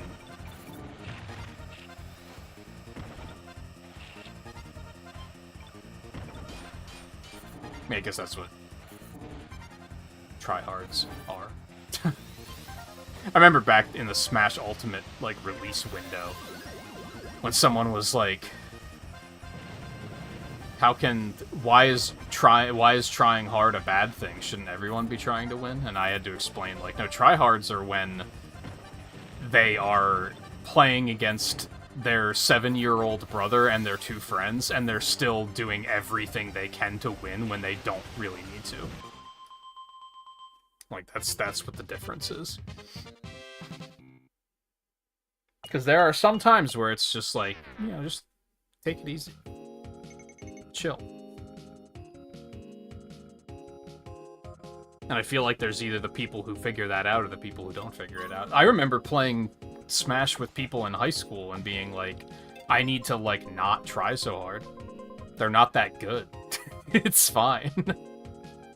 But then I'd also know other people who were even way better than me, and there was no turning it off for them. They were just like, no, I'm just always gotta be the very best. And I was like, that sounds exhausting. Do it. Alright, one more, and then Grand Prix.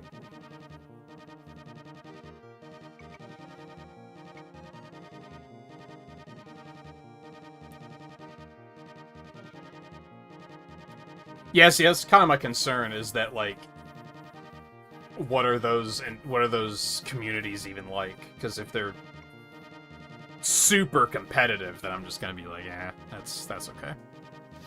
I enjoy the game, but not to that degree.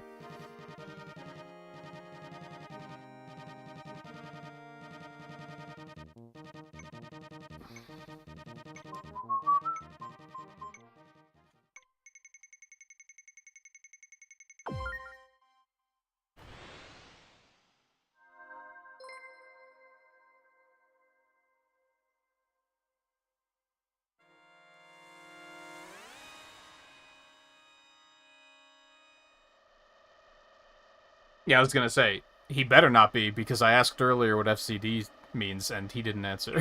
Which means he was deliberately not answering.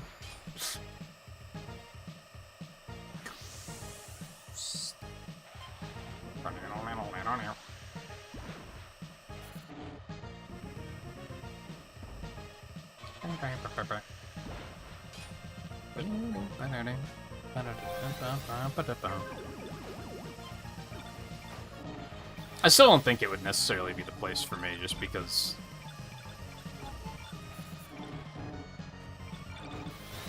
I don't remember if you were one of the ones I talked to the other night about, like, I'll pick this up and get super addicted and play for like 3 weeks, and then I won't touch it for like 7 months. I want to try to be a little bit better about that, just because viewership for it has been pretty good. So I think I should try to pick it back up for like world tours, like whenever those weeks come around.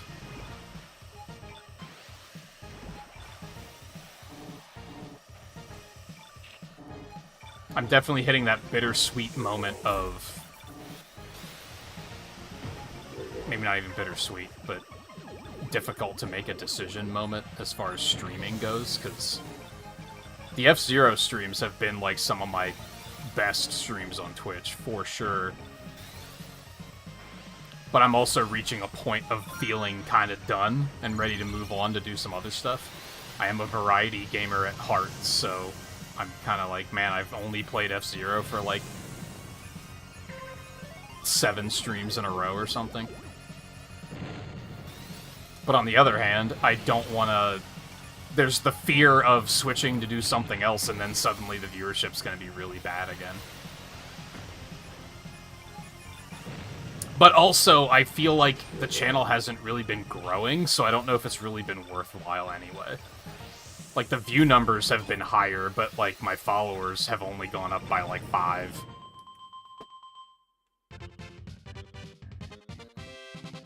And not a lot of chatters.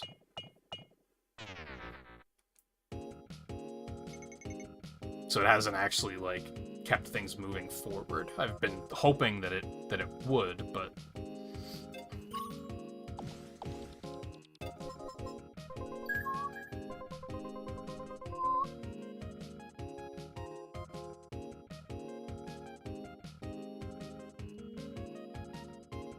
I don't understand these numbers sometimes.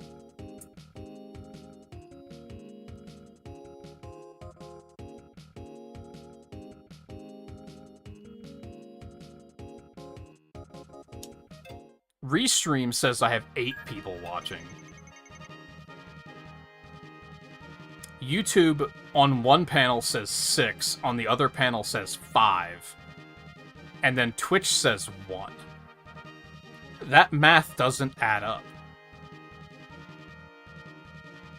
Like, at all. Okay, Wild Goose, Mirror King. Race to Survive. This is the moment.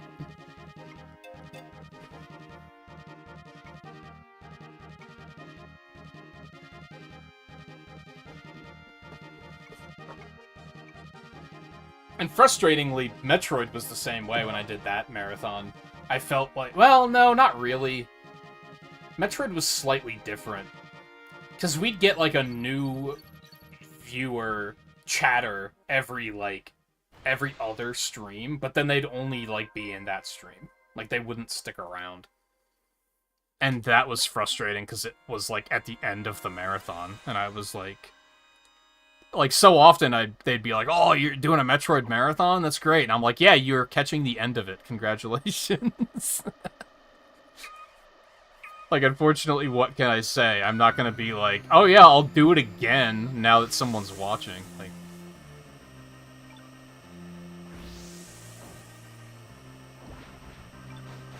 but it's that definite dilemma of, like, I don't think I could be a content creator that just plays one thing. It's been, like, a week and a half of 99, and I'm, like, I'm starting to feel it a little bit. Although, I don't know, it really depends. When there's conversation like there is tonight, it barely feels like it's been 4 hours. But there was a stream, like, last week where chat was dead all night, and that's when I was really feeling it, and I was like, I'm bored. This isn't the type of game where there's something to talk about, really.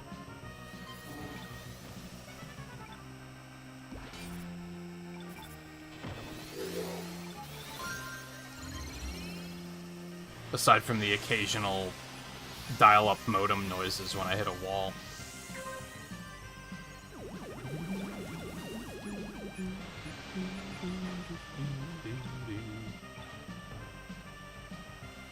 But yeah, we'll at least do more F-Zero tomorrow, and then I think that's probably going to be it until another World Tour pops up. Potentially.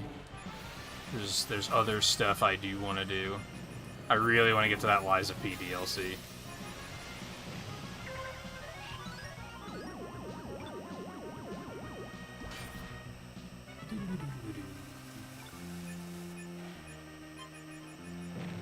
In a perfect world, they'll show us Monster Hunter Title Update 2, and I'll be like, oh, there's so much to do. This is going to be great. And we can do like a full stream of that.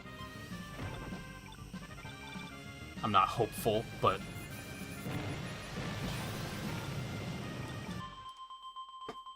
I don't know when that Lego set's going to be here yet, so I don't know when those streams are going to be.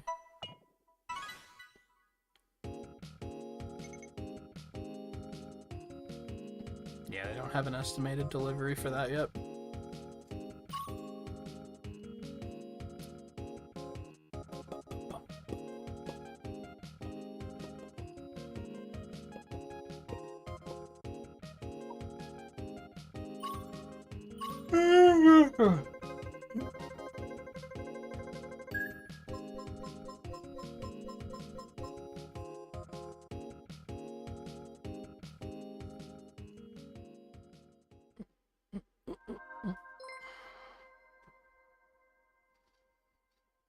Just got a drink before this. Oh well.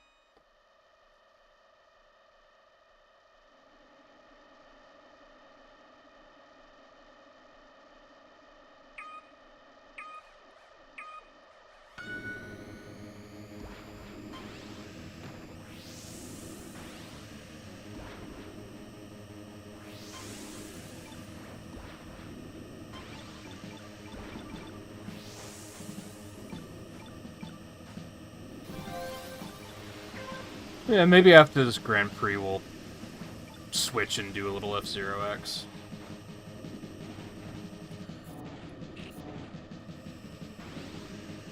Maybe. I don't know.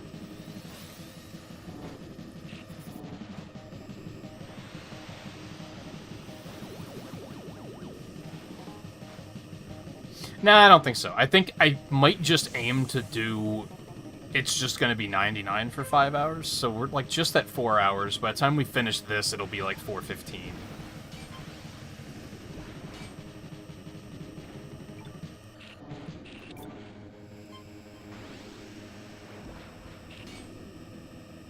I might just try to keep this going.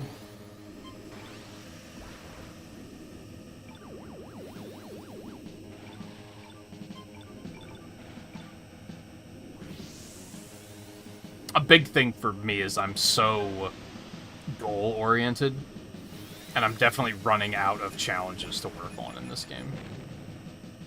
So it's really gonna fizzle at that point.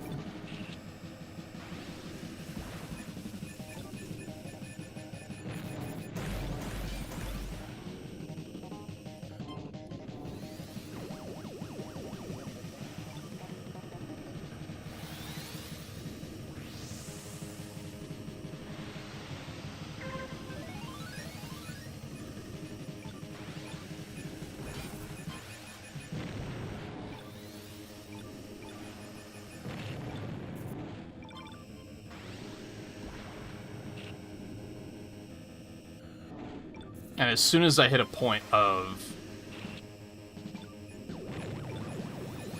I just need Grand Prix, then I'm gonna have a hard time, like, even justifying doing anything between Grand Prix. And I think that's getting pretty close. I still need top 25 finishes with the Blue Thunder, and then after that, it's all Grand Prix. It's leaderboard points, and assuming that I can actually make it to the end of this one, I'll still need a mirror ace with Wild Goose.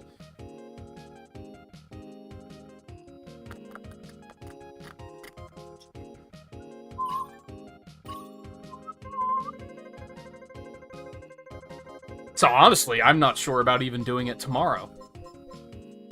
Because I'm probably gonna be like pretty tapped out on things to do. I guess if I do, if I start with GX tomorrow, that could work.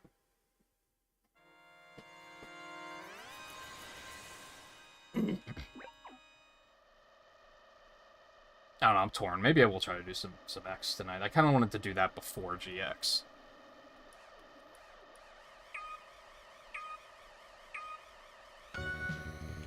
Maybe just put myself in a situation of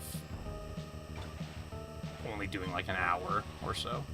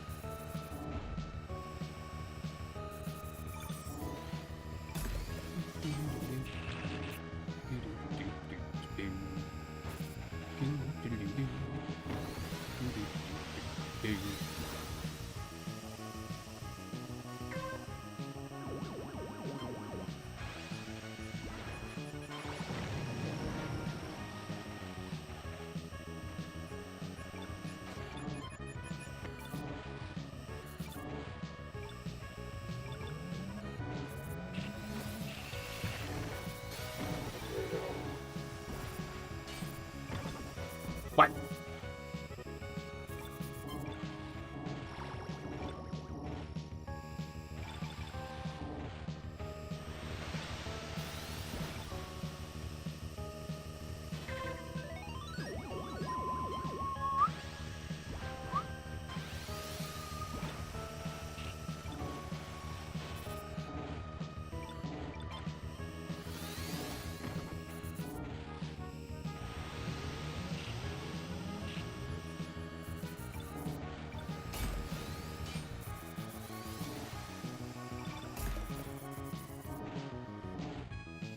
Come on.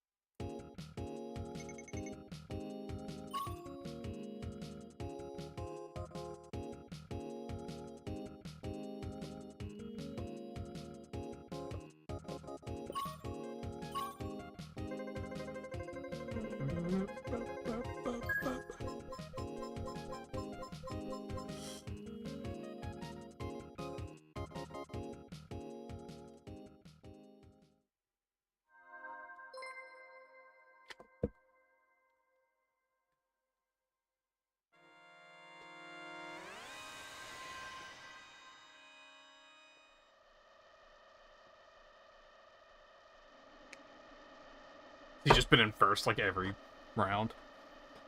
I haven't been paying attention. I'm focused squarely on survival.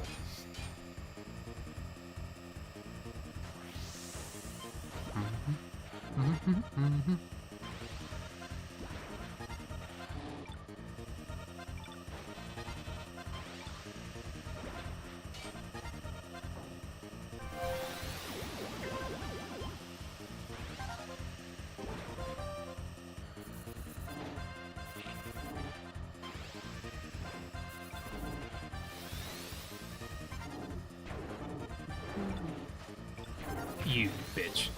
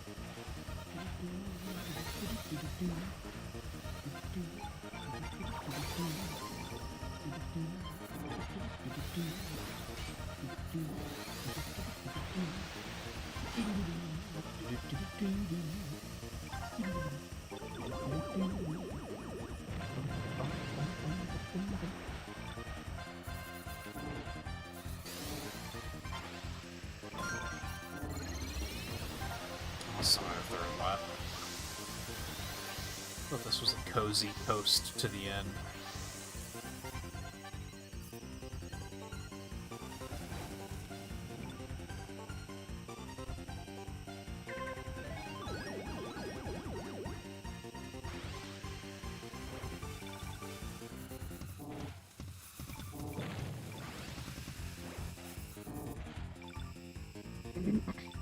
Should still be cozy though.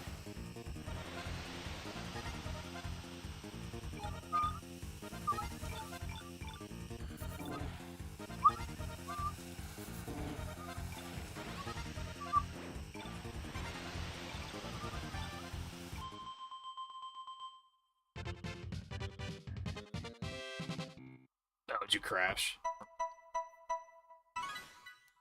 Oh, I hate this challenge to beat 4 rivals explicitly in Pro Tracks, because that's where I have a hard time doing it.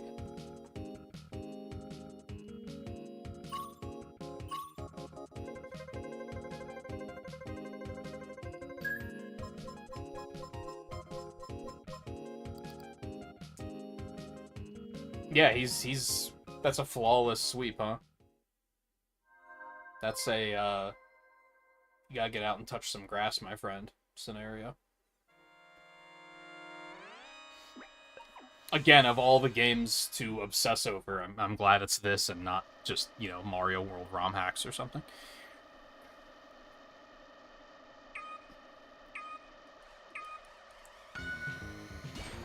Alright, Race to Survive. I think I actually made it to this one before and crashed out.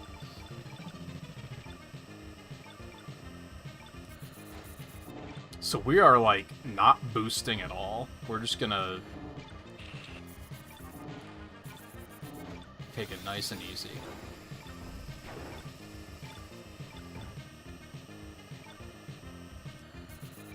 Let other people make mistakes.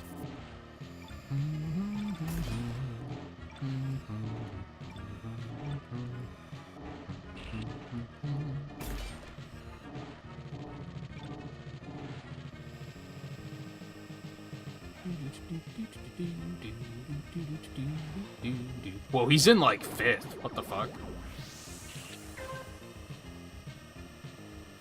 My guy, you're doing it wrong. You're gonna lose your sweep, man.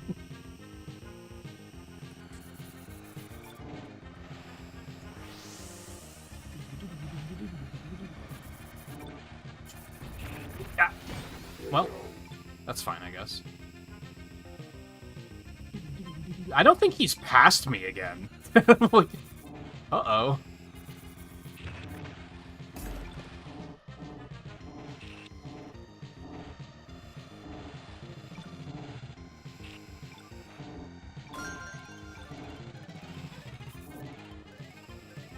Do I want to hold on? Nah, let's just send it.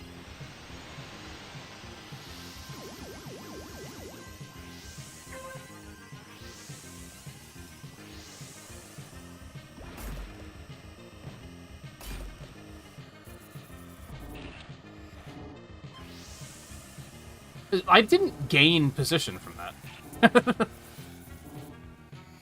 I guess I should have saved it for some tighter turns.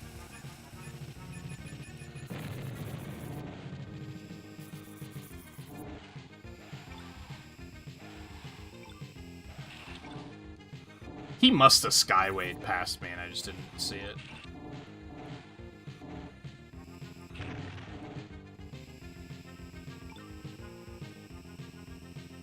Oh, wow, it was really far back there too, damn. Only one person's crashed out, huh? I'm surprised by that. It's a tough course. Oh, you fucking bitch.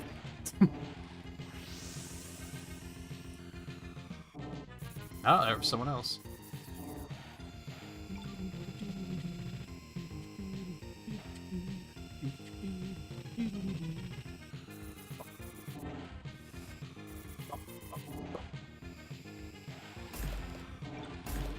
Oh, he was back up in 1st somehow. How the hell did he do that?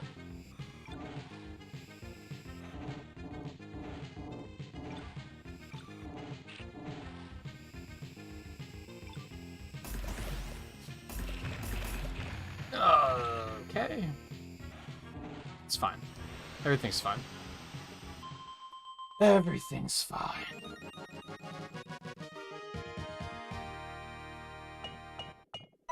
I want to say I don't know if I've ever seen anyone get a clean sweep in a Grand Prix, but, like, I never pay attention, so it probably has happened.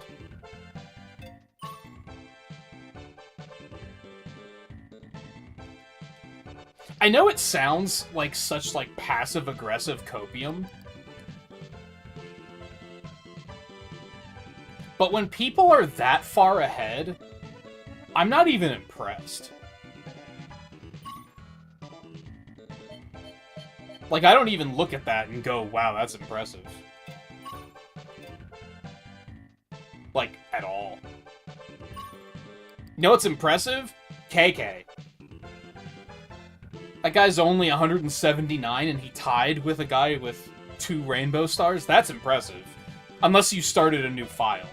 Then it's not that impressive. And Sando's up there? Like, he's just a guy like me. And Sage Knight. I can't really say if the others... Well, I know Riley's a real person, but... I came to...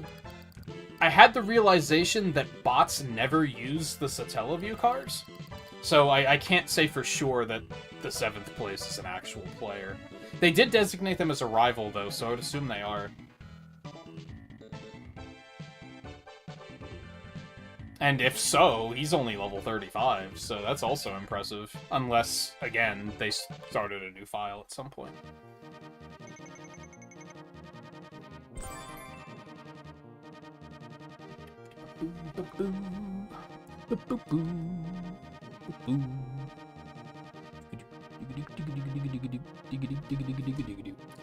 One Grand Prix left. Oh, boy. Oh, boy.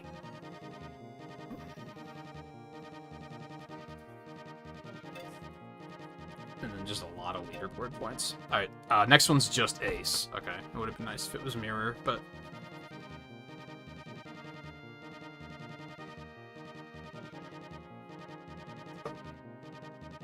all the top players have secondary accounts. That's kind of lame.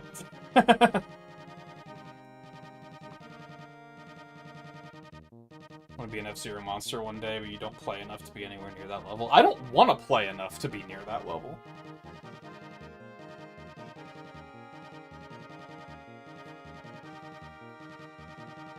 Like, I don't want to be.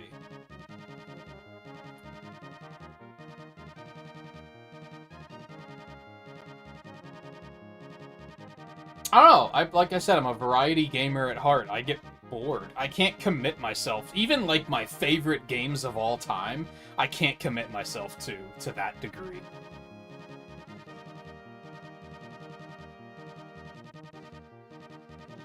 I just can't do it.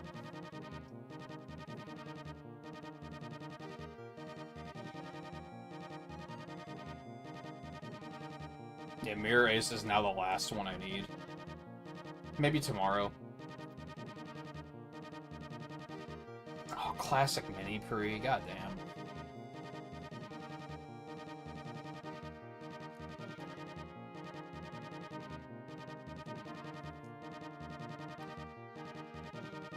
Oh, I don't know. Let me see. I want to take a break for sure. I just don't know what I'm doing after that. There's a part of me that's like, just play for another 30 minutes. And then just stop streaming. I don't know, like, so... obviously you're just one F-Zero head, Thrash, but... I've gone through this whole showcase with the logic of, I'm just gonna leave myself in the 99 category and play a variety of F-Zero games. Because the people looking for F-Zero 99 are probably going to be okay with seeing any F-Zero game. But I don't know if that's true. I mean, if their sole purpose in life is existing and sweating, or their sole purpose in life is competing and sweating, rather, then they probably don't give a fuck to see the other games.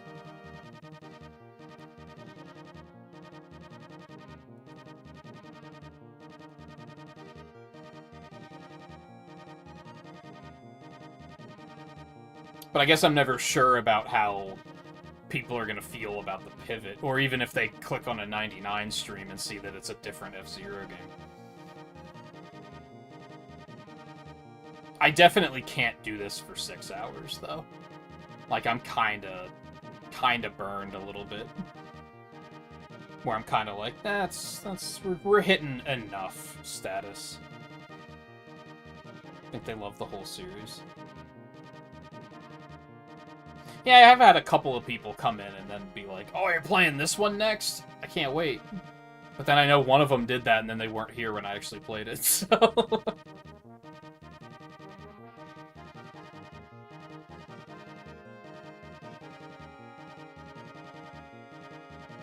Part of the problem is that, like you said, you're a musician. Fellow creatively minded. Like, I've been more active with drawing lately, so my brain is kind of just in that state right now. Like, as I burn out on this, I'm kind of like, I'd rather just go work on that. I don't necessarily want to continue playing anything. Like, I don't even really want to play X. My plan was to do the 99 and X tonight, 99 and GX tomorrow. I don't particularly feel like playing X, I don't think. I think I'd rather just do another 30 minutes of this, maybe catch this next Grand Prix, and then stop after that. The problem with that is I don't know what to do tomorrow, because I don't think... I'm not going to have any goals tomorrow other than doing Grand Prix. That's gonna be it.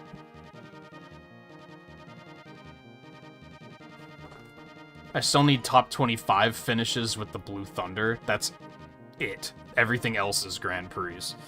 So I feel like tomorrow I'm gonna burn out real early. I'll only play for like 2 hours and then be like, I'm bored.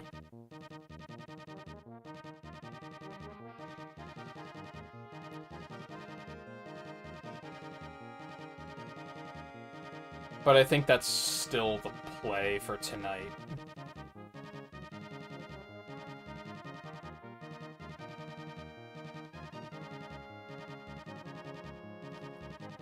I mean, I've been drawing a lot lately, so it's not like I'm trying to get myself back into it. Ultimately, no matter what I do tonight, when I'm done streaming, that's what I'm going to work on.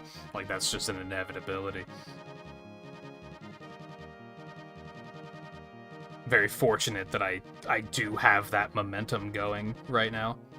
Sometimes it's extremely difficult to get that momentum going.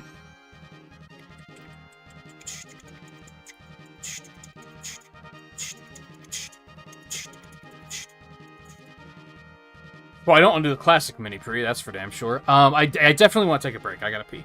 So I'm gonna do that really quick.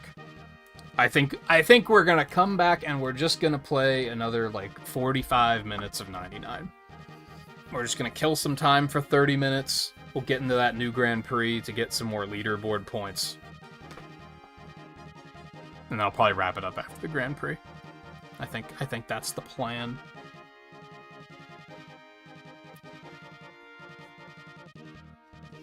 I don't know, I find Classic in this game to be really boring.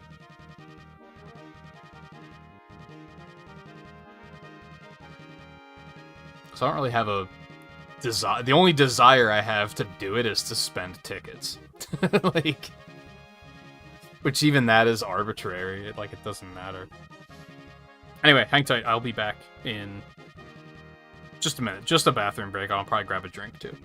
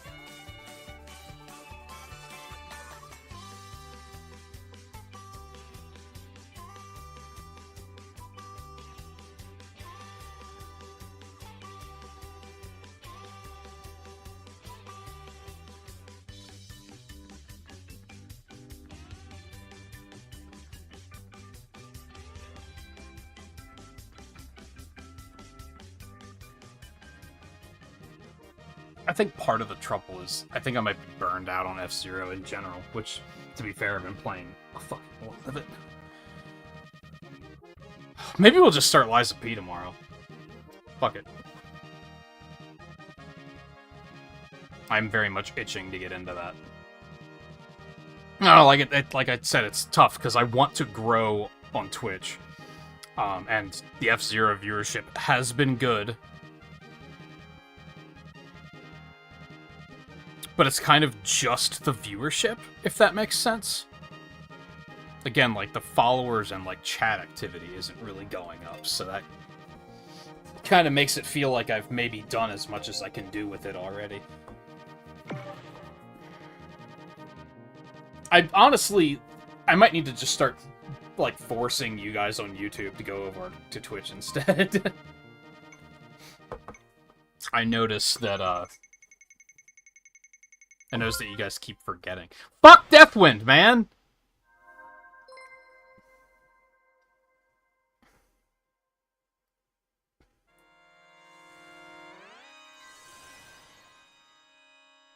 Garbage-ass course.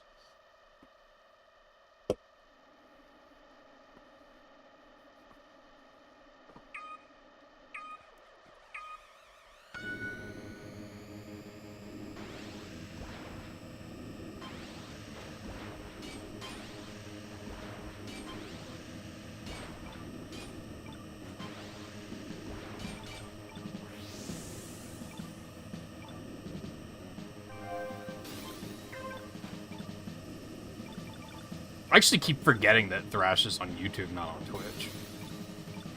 So I wouldn't necessarily say I need it tonight, because Twitch has been pretty dead anyway.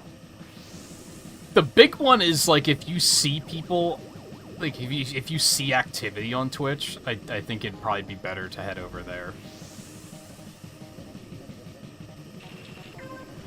Fuck. I looked away. But again, hasn't been anything tonight. It's very hit or miss.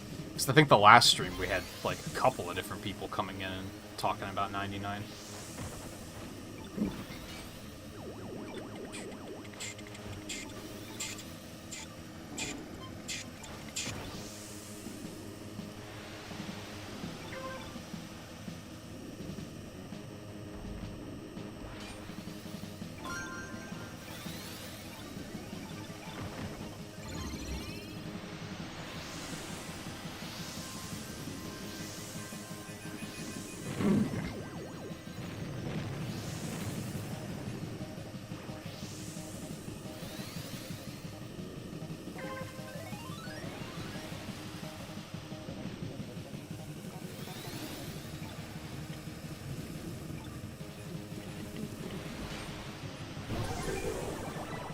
What the fuck was that?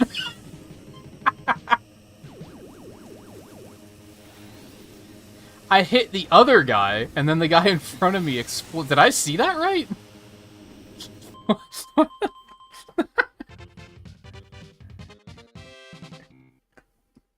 Maybe it just teleported the explosion in front of me? I don't know. That was weird.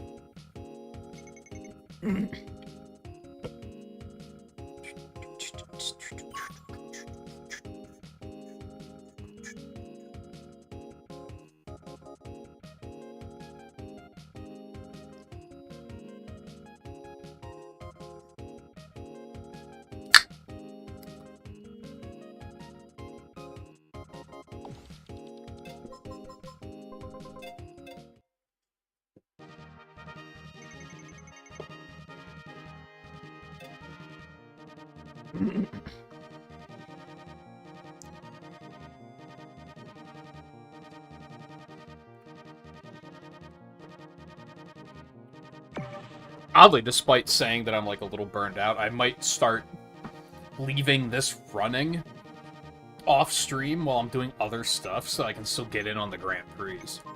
Because I do still need a lot of leaderboard points.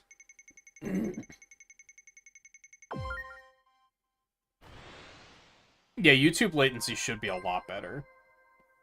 Maybe I should have just pretended like I couldn't fix it. It still shouldn't. It's still not as good as it could be, but It should be a lot better than it was.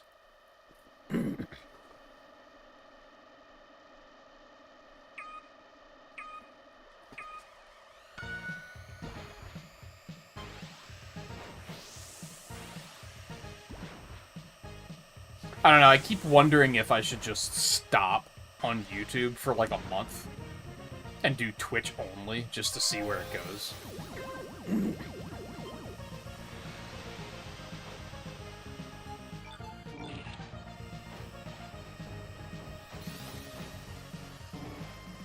But I also feel like that might be stupid and detrimental.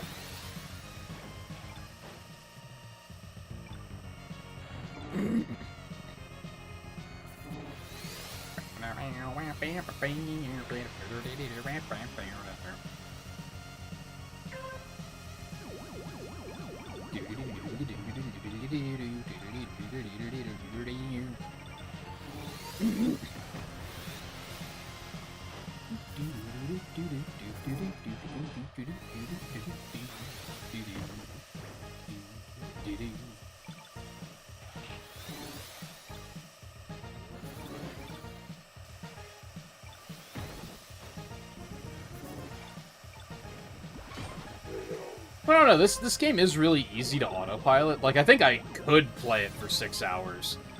The concern is, am I gonna have anything to talk about for 6 hours? Because like I said, there was a stream, like, over the weekend where chat was, like, especially dead. And I'm not trying to, like, guilt anyone or anything like that. I'm just being transparent and fully realistic. And it hit a point where I was just, like, kind of dozing off. Because, like, there was nothing keeping me, like, mentally engaged.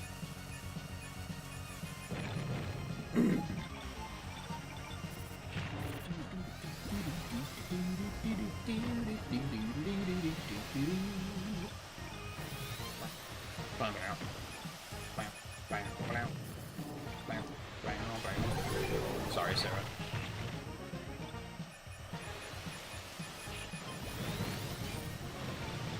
I feel like I could have gotten a couple of other KOs there at the end if I wanted to go for those instead of, like, a good placement.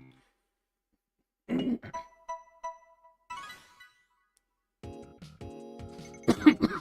just prefer YouTube because it's what you're used to, though, don't you?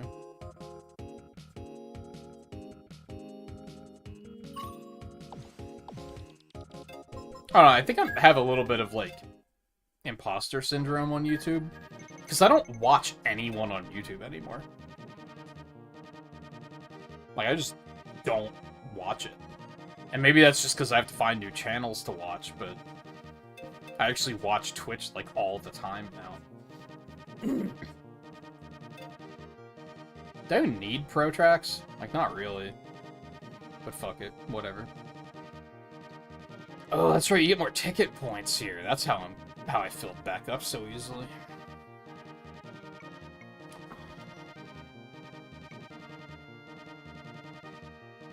I just still have those thoughts in the back of my head of...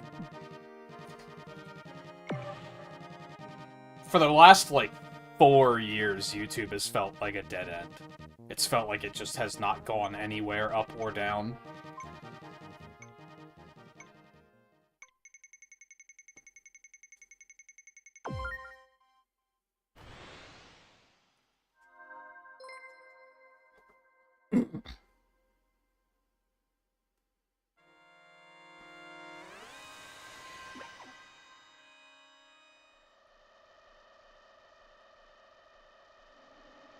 Not only has it felt like just spinning tires, but it's also felt like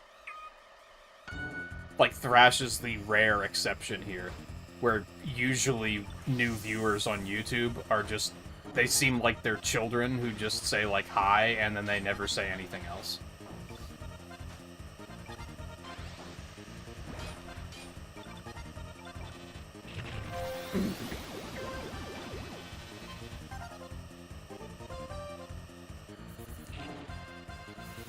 And it feels like I'm talking to a wall half the time on YouTube.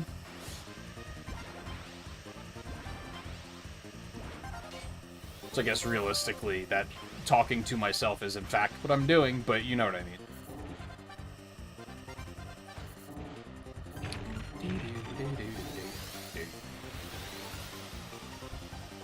Get into your Twitch so you stopped using it over a decade ago? That sounds like you should just, like, get a new account at that point.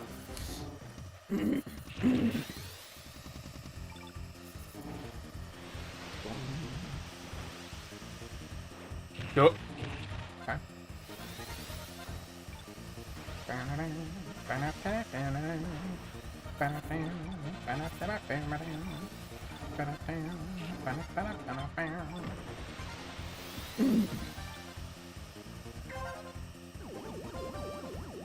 And maybe it's just a jaded grass is greener thing, but...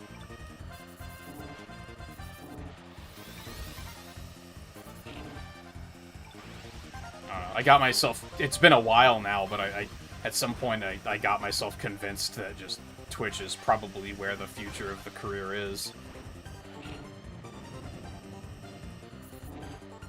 I don't even remember what put me on that thought process, other than Twitch or YouTube feels like a fucking dead end for the past 4 years.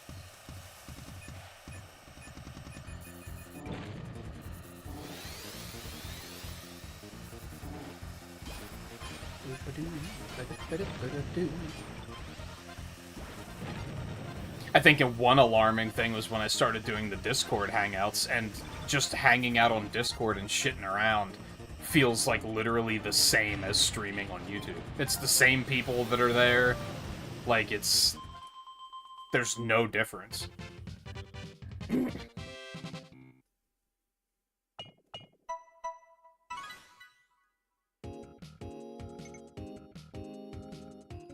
Yeah, that's probably part of it, Riley. But I don't know, even when I play, like, I got no new viewership when I was playing Mario Kart World. Like, at all. Like, the viewership was okay, but there weren't, like, new people talking in chat or anything.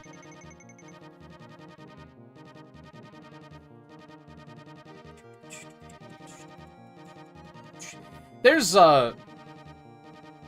even back in the YouTube gaming days, there were people that had theories about, like, YouTube shadow banning.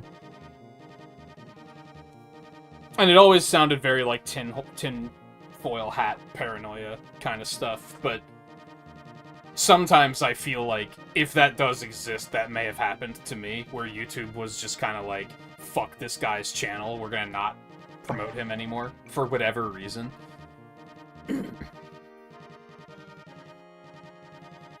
Because I can't seem to think of any other explanation for why growth just jumped off a cliff.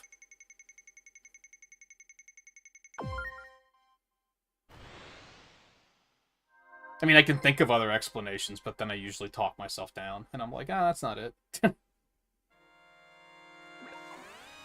Because I do think part of it, and like, just to be completely, like, to be more self-aware, and not pretend that it's completely out of my control. That's usually what bothered me when people were like, oh, YouTube just, like, blacklisted me, and they just won't give me viewership now, is it comes off as very, I didn't do anything wrong. And I try to not be like that. I try to be like, well, there's some things I did wrong, and that could have been it. But a lot of you who have been around for a long time know how often I would shit-talk Mario Maker. And a lot of people on YouTube just... That's another thing with YouTube, is I feel like on Twitch people actually play a variety of games. Now, there's still people who only play one thing, but YouTube felt very... People only play, like, Splatoon and Mario Maker and Mario Kart, and that's, like, it. And Minecraft. And, you know, I think a lot of them probably were, like, lurking one day when I was shit-talking Mario Maker, and they were like, yo, fuck that guy. Which is fair, honestly. But then, like, on the other hand, it's not like that adds a disclaimer to my stream that says, hey, this motherfucker hates Mario Maker, so you probably shouldn't watch him. People don't know that when they're clicking on the stream for the first time, so why would that deter them, you know what I mean? But it has deterred, like, raids and stuff like that. I feel like, for me, the YouTube community does not exist anymore. It just, like, isn't a thing. Every now and then we get a raid, and it's almost always that, like, no one sticks around.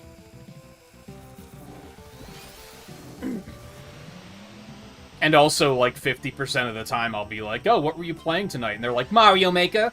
And then I'm like, okay, great. And then the viewers are just a bunch of Mario Maker. Play my streamer, play my level! And I'm just... they're just not even worth engaging with. Like, hands down... Again, Thrash is the rare exception here. For the most part, any new viewer on Twitch has been significantly more interactable than any new viewer on YouTube.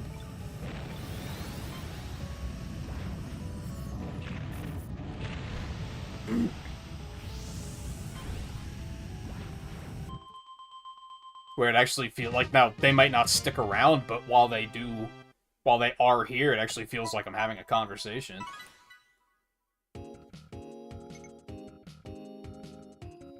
Shadow ban is like banning is obviously like they just blow the channel away, right? And you know what happened. Shadow banning is basically doing that, but without actually pulling the trigger on the ban button, so you don't know that you've been banned. But the algorithm isn't really doing you any favors anymore. Like, the algorithm knows to just, like, not bother.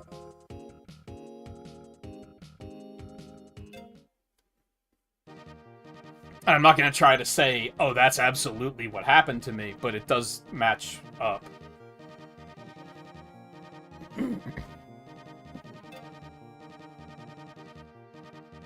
But again, I think part of it is just that the community on YouTube feels completely gone to me. And I think it's because I don't play any of those, like, widely approved games. Not only that, but I talk shit about them a lot. Which, again, to a point, is fair. I would also just recommend that people have more open minds instead of just turning their back, but... I don't know. I remember there was a point in the YouTube gaming days, I outright kept a document of, like, who was rating me and who I was rating, just to, like, keep track of, like, all the support, and I was updating that, like, once a night. But then it just gradually came to a point where I was like, I only raid one person, and they haven't been streaming anymore. And the raids incoming are just trickling off. So I stopped keeping track, because it wasn't a thing worth keeping track of anymore. And then eventually it got to the point, like it is now, where I don't even... When I finish a stream, I don't even bother checking to see, like, how many people are watching, or who's live that I could potentially raid.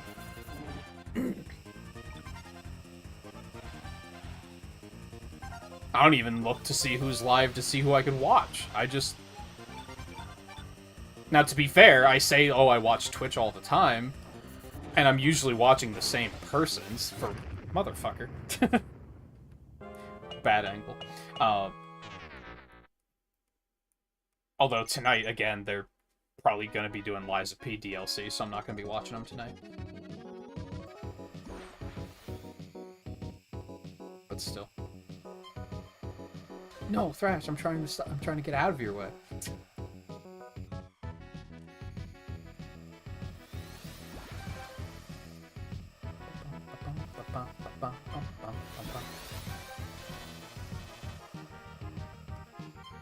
I don't know, like I said, it's for years now felt like I've just been spinning my tires and just not getting anywhere, and it even felt like that for a long time before I pulled the trigger and said I need to start restreaming, because it feels like it's a complete waste of my time and energy. And I probably should have done that years ago. Like, I probably should have been more proactive about it. Was I the first person to crash out? That feels fucking horrible. Like, I should have done something about that much further in advance. But at that point, I wasn't even considering Twitch an option, because I wasn't watching Twitch.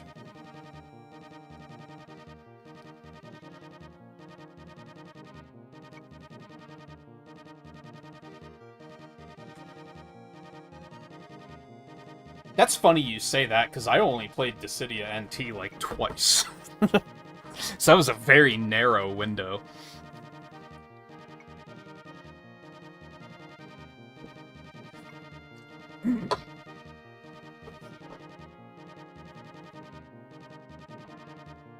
But yeah, I've said before that, like, just to be, again, completely transparent,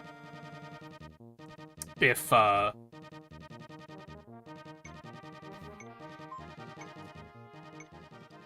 can get Twitch to a point where it's outdoing what YouTube is doing for me, like, I will probably just drop YouTube.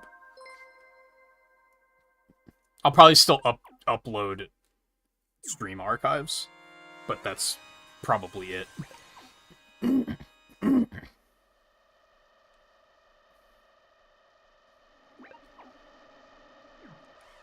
That's kind of, like, the goal right now. So there is a part of me that's like, I should just stop with YouTube.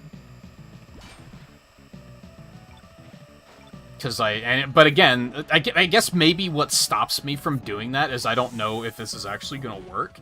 In theory, I'm constantly like, well, if there's people watching on Twitch and chatting on Twitch, then more people will watch and chat.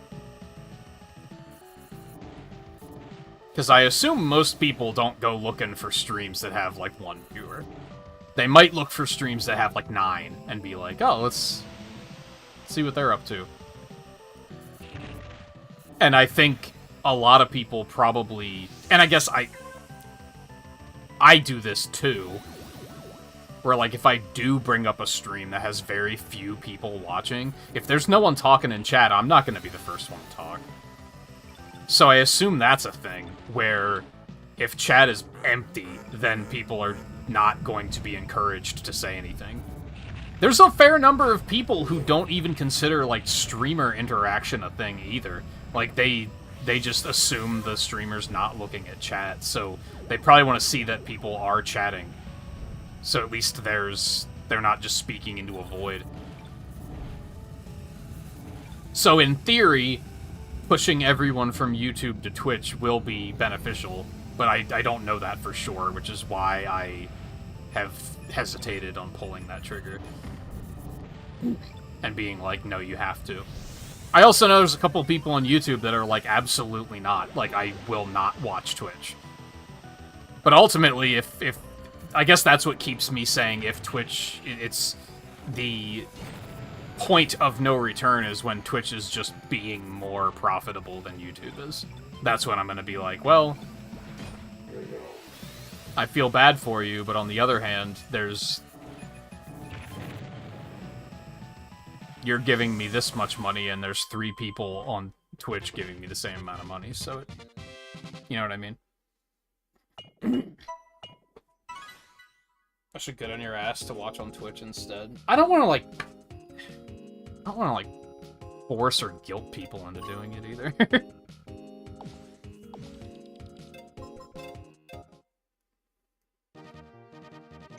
And I think that's because I was in a similar position once. Like 4 or 5 years ago, if someone was like, I'm gonna go to Twitch instead, I'd be like, I'm not watching you anymore then. I kind of remember that was like when everything really changed on YouTube, I think. I remember it started getting really hard to find, like, new streamers that were even playing games that I was interested in playing.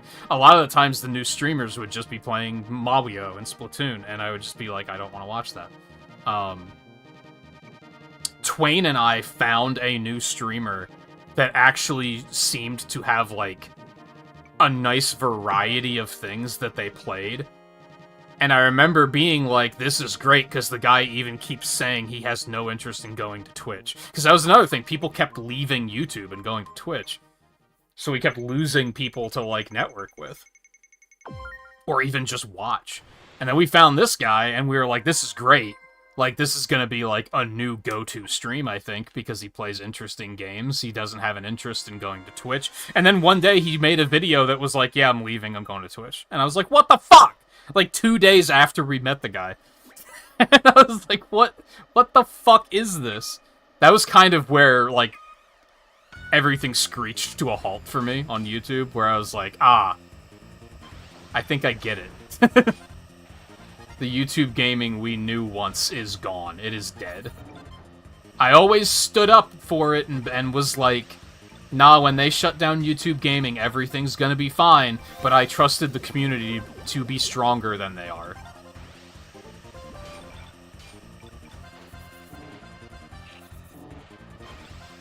Oh, okay.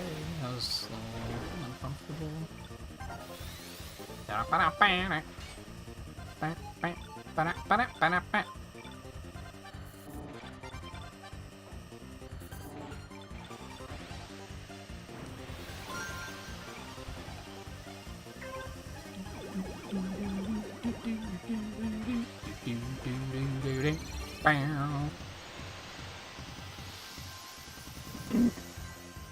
Partially joking. I mean, I probably should remind, but I don't know. I just don't... I don't want to be a dick about it.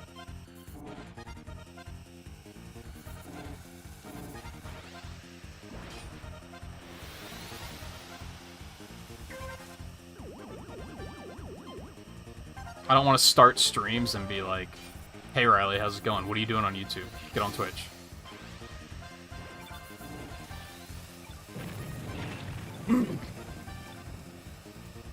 Because an even more perfect situation would be that I can just do both and people can watch wherever the fuck they want. But I currently feel like that's not doing anything in either direction. I don't think that's helping YouTube or helping Twitch by doing both of them.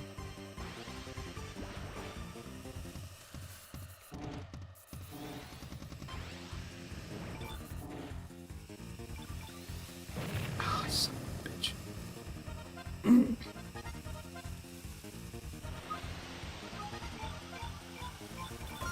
I thought that wasn't going to be enough. It doesn't really matter, unfortunately.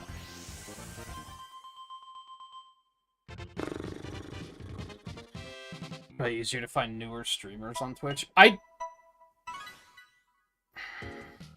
feel like people say that. I don't think that's the case. I think exposure is actually equal. Like, people always talk about, like, oh, it's easier to get exposure on YouTube. It's easier to get exposure on Twitch. I think it's equally easy to get exposure on both platforms. The problem is, people don't look for it. That's what YouTube Gaming did. YouTube Gaming made it easy to look for new streamers. And that was really good for everyone's growth. And that's what we lost from YouTube Gaming, and they didn't try to replace that with anything.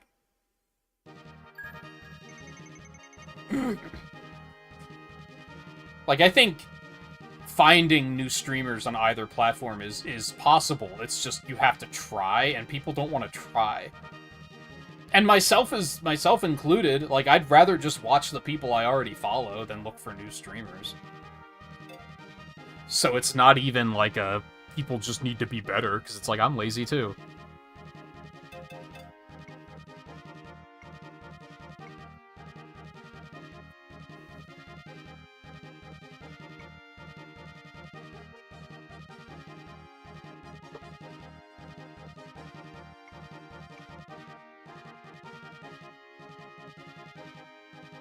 How long ago did that happen? When Twain and I found that streamer? It was when he was still streaming actively, so it was like 4 years ago.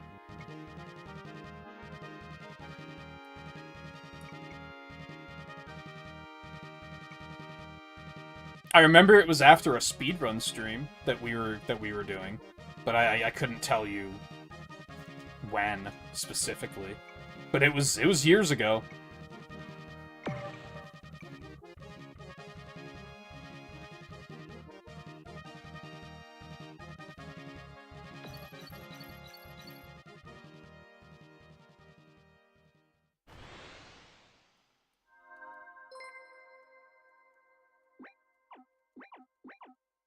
See, I think part of the problem is, like, it's all ease of access, right? Because realistically, if anyone pops in on Twitch and pays attention, they're probably going to see that I have chat on stream and, like, oh, there are people on YouTube, too. But I've seen a lot of people on Twitch just talking to me And then, like, several messages in, they'll be like, oh, there's people watching on YouTube, too. They don't look that close to notice that. They just look at the chat in front of them, which is fair. That makes sense.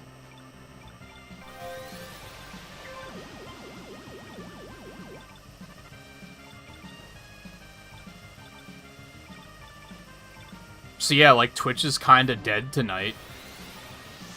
But would it be different if all of this chatter was on Twitch instead of YouTube?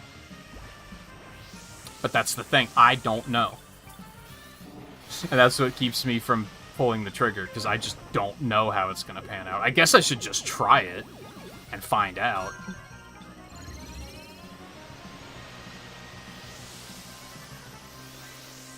But then, I don't know, some nights chat is dead on YouTube, too. So, like, it's hard to say. When is even the right time to try it?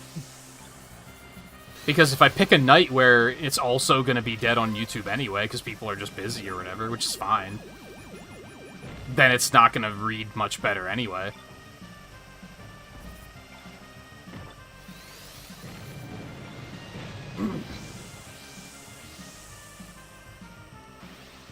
I know I was talking, like, last week at one point, that, like, basically my short-term goal for Twitch is to have enough people watching and chatting at the end of the stream that I'd have maybe, like, just 5 people watching, then I would feel comfortable rating people. And I think that would do a lot for networking.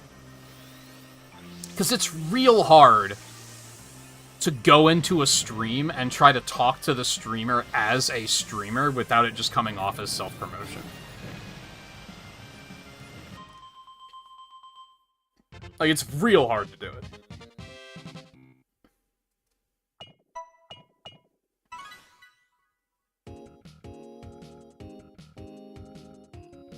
Did you crash out, Thrash? I didn't even see it.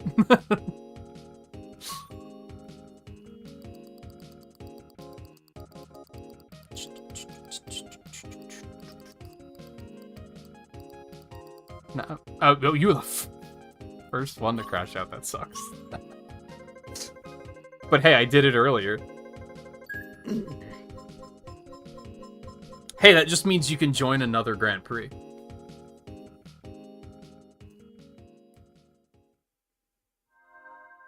To be noticing different names more often on Twitch. Yeah, like, ultimately, like, I appreciate everyone on YouTube that watches. I do. Don't get it twisted.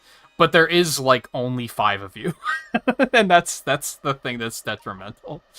Again, when I started doing the Discord hangouts, and I was like, this is the same fucking thing as YouTube streaming, it was kind of enlightening. When it was just like, I'm just gonna sit on Discord for 6 hours and just shit around and play video games. Except I'm allowed to get up and take, like, 45 minutes to eat dinner if I want to. And I was like, I can either stream and Volpe, Riley, Theo, and Lan will be there, or I can just hang out on Discord and Volpe, Theo, Riley, and Lan will be there. Like, that's when I was like, what am I doing? That was also when I was like, I don't want to use the camera anymore, because I didn't use the camera for those nights, and I was like, this is kind of cozy. I don't have to have all the lights burning in my face and everything.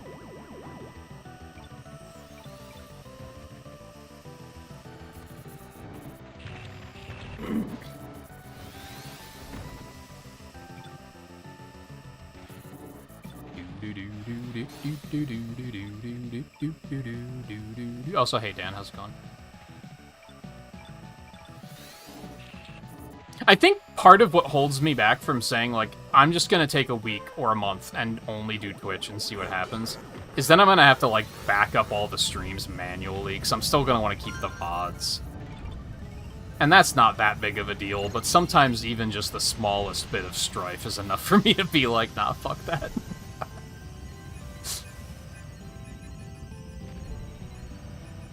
But I should. I remember back years ago.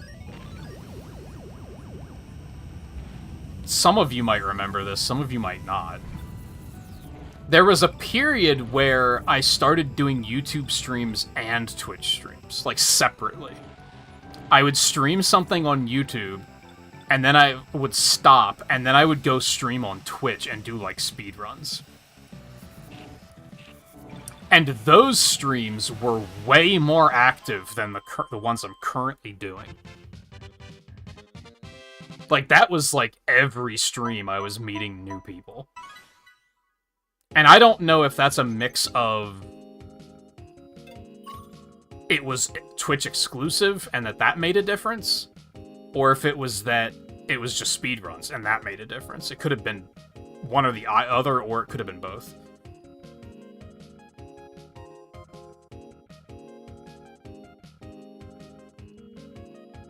I think that's what opened my eyes to Twitch and made me be like, oh, this is different.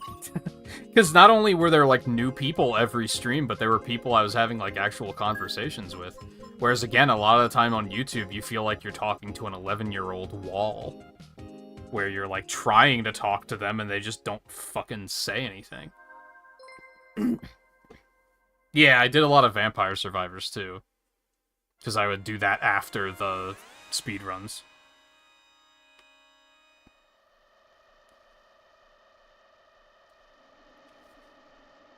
Yeah, I know you can, but...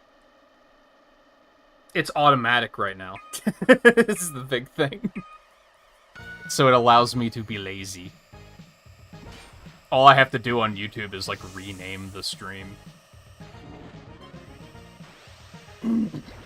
Again, it's not a big deal, but it's enough for me to be like, eh. That, and I guess I'm just worried that I'm shooting myself in the foot. I have, like, I don't know, 10 or 11 members on YouTube, so I feel like making any changes like that is just being, like, dishonest to them. I don't know. Especially the ones that might not want to watch on Twitch at all. And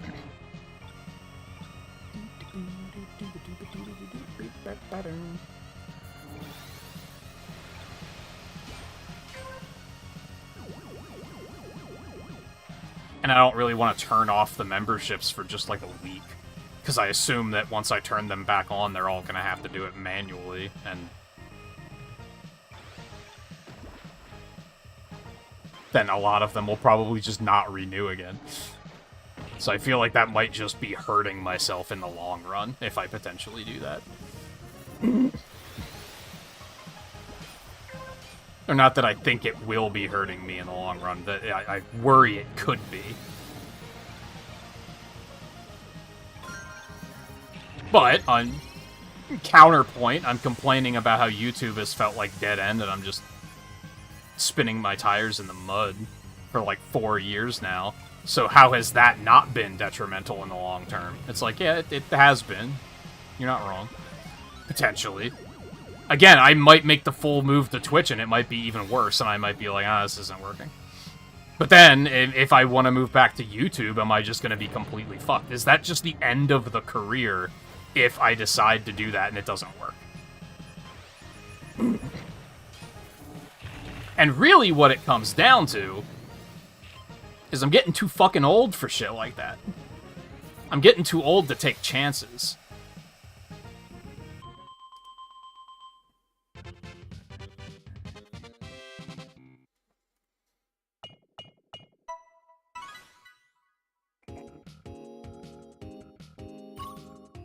And realistically, I'm not that old, but it feels like I can't afford to take chances like that. I have a problem. This snuck up very quickly. I really have to use the bathroom, and we're only halfway through this. And I don't know what to do about that. Like, not to share too much information, but it's I can't just go and pee quick. It's kind of, I really have to go. I'm just gonna have to try to hang in there, I guess. It's only 2 races. I could just willingly crash out, I guess.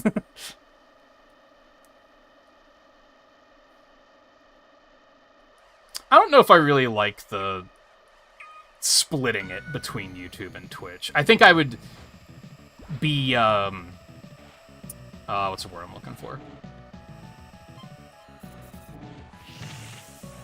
Paralyzed by options. I think I'd get too stuck up in, okay, what goes on YouTube and what goes on Twitch, trying to even figure out which one would be more beneficial to which platform. I'd probably burn myself out, like, really hard. I more or less feel like I'm already taking on enough streams per week. Now, if they start being more profitable, I feel like I could probably do more. Or just longer streams as well, but...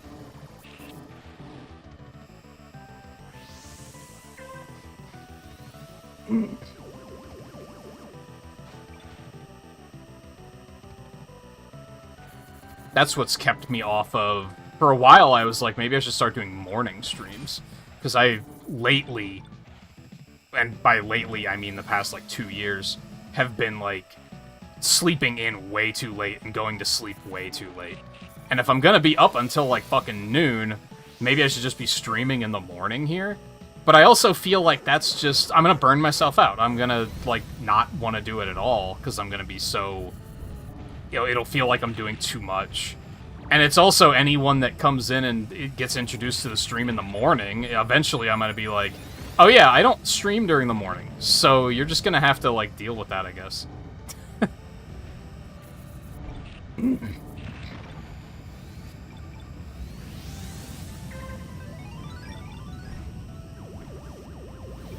So that feels inauthentic, I guess. I think it worked for putting the speedruns on Twitch, because it was very obvious, oh, speedruns don't do shit on YouTube, so I should move those to Twitch. Like, that was, like, a decision that was made for me. It was just kind of like, I know what to do here. That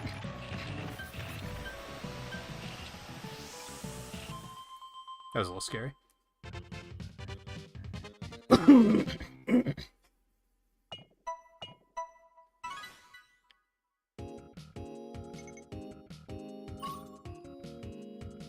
But no, I think the answer is to just... For, yeah, like a week or a month, and just be like, I'm not gonna do YouTube this week or month. I'm gonna only do Twitch and see where that goes. The inconvenience of having to back up the VODs manually is not that big of a deal compared to other concerns that I have about splitting it up differently. There, the only thing comes down to, like, finding a convenient point of being like, oh, we're between games, and this playthrough I think is going to do better on Twitch, so now is when I want to do it.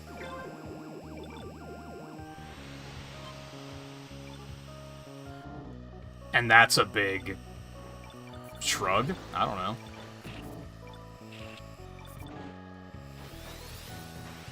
Because I keep talking about the Switch 1 marathon. I feel like that's gonna do okay on YouTube, so I feel like that's not the time to do it. And that's the thing, like, things do differently, and I don't know. There's so many fucking metrics to take into account. F-Zero does better on Twitch, doesn't do well on YouTube. Mario Kart World does great on YouTube, it does awful on Twitch, because there's 17 million people playing it.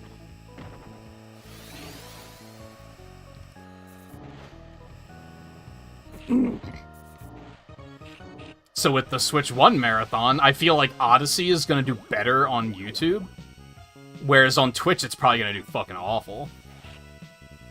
Because I think you said the other night, Dan, that there's, like, always people streaming Odyssey, right? And it's often people doing reruns, so, like, you're just gonna get buried. So I feel like that's not gonna do well on Twitch. The other stuff might do okay.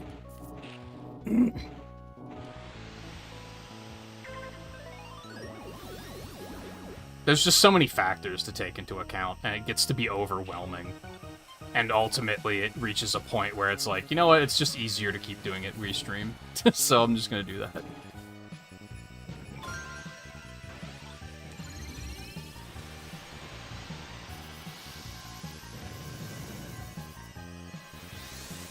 And really, I should just be more...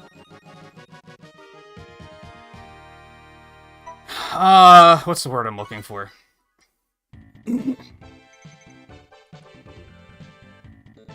I don't want to say forceful. That's not the right word.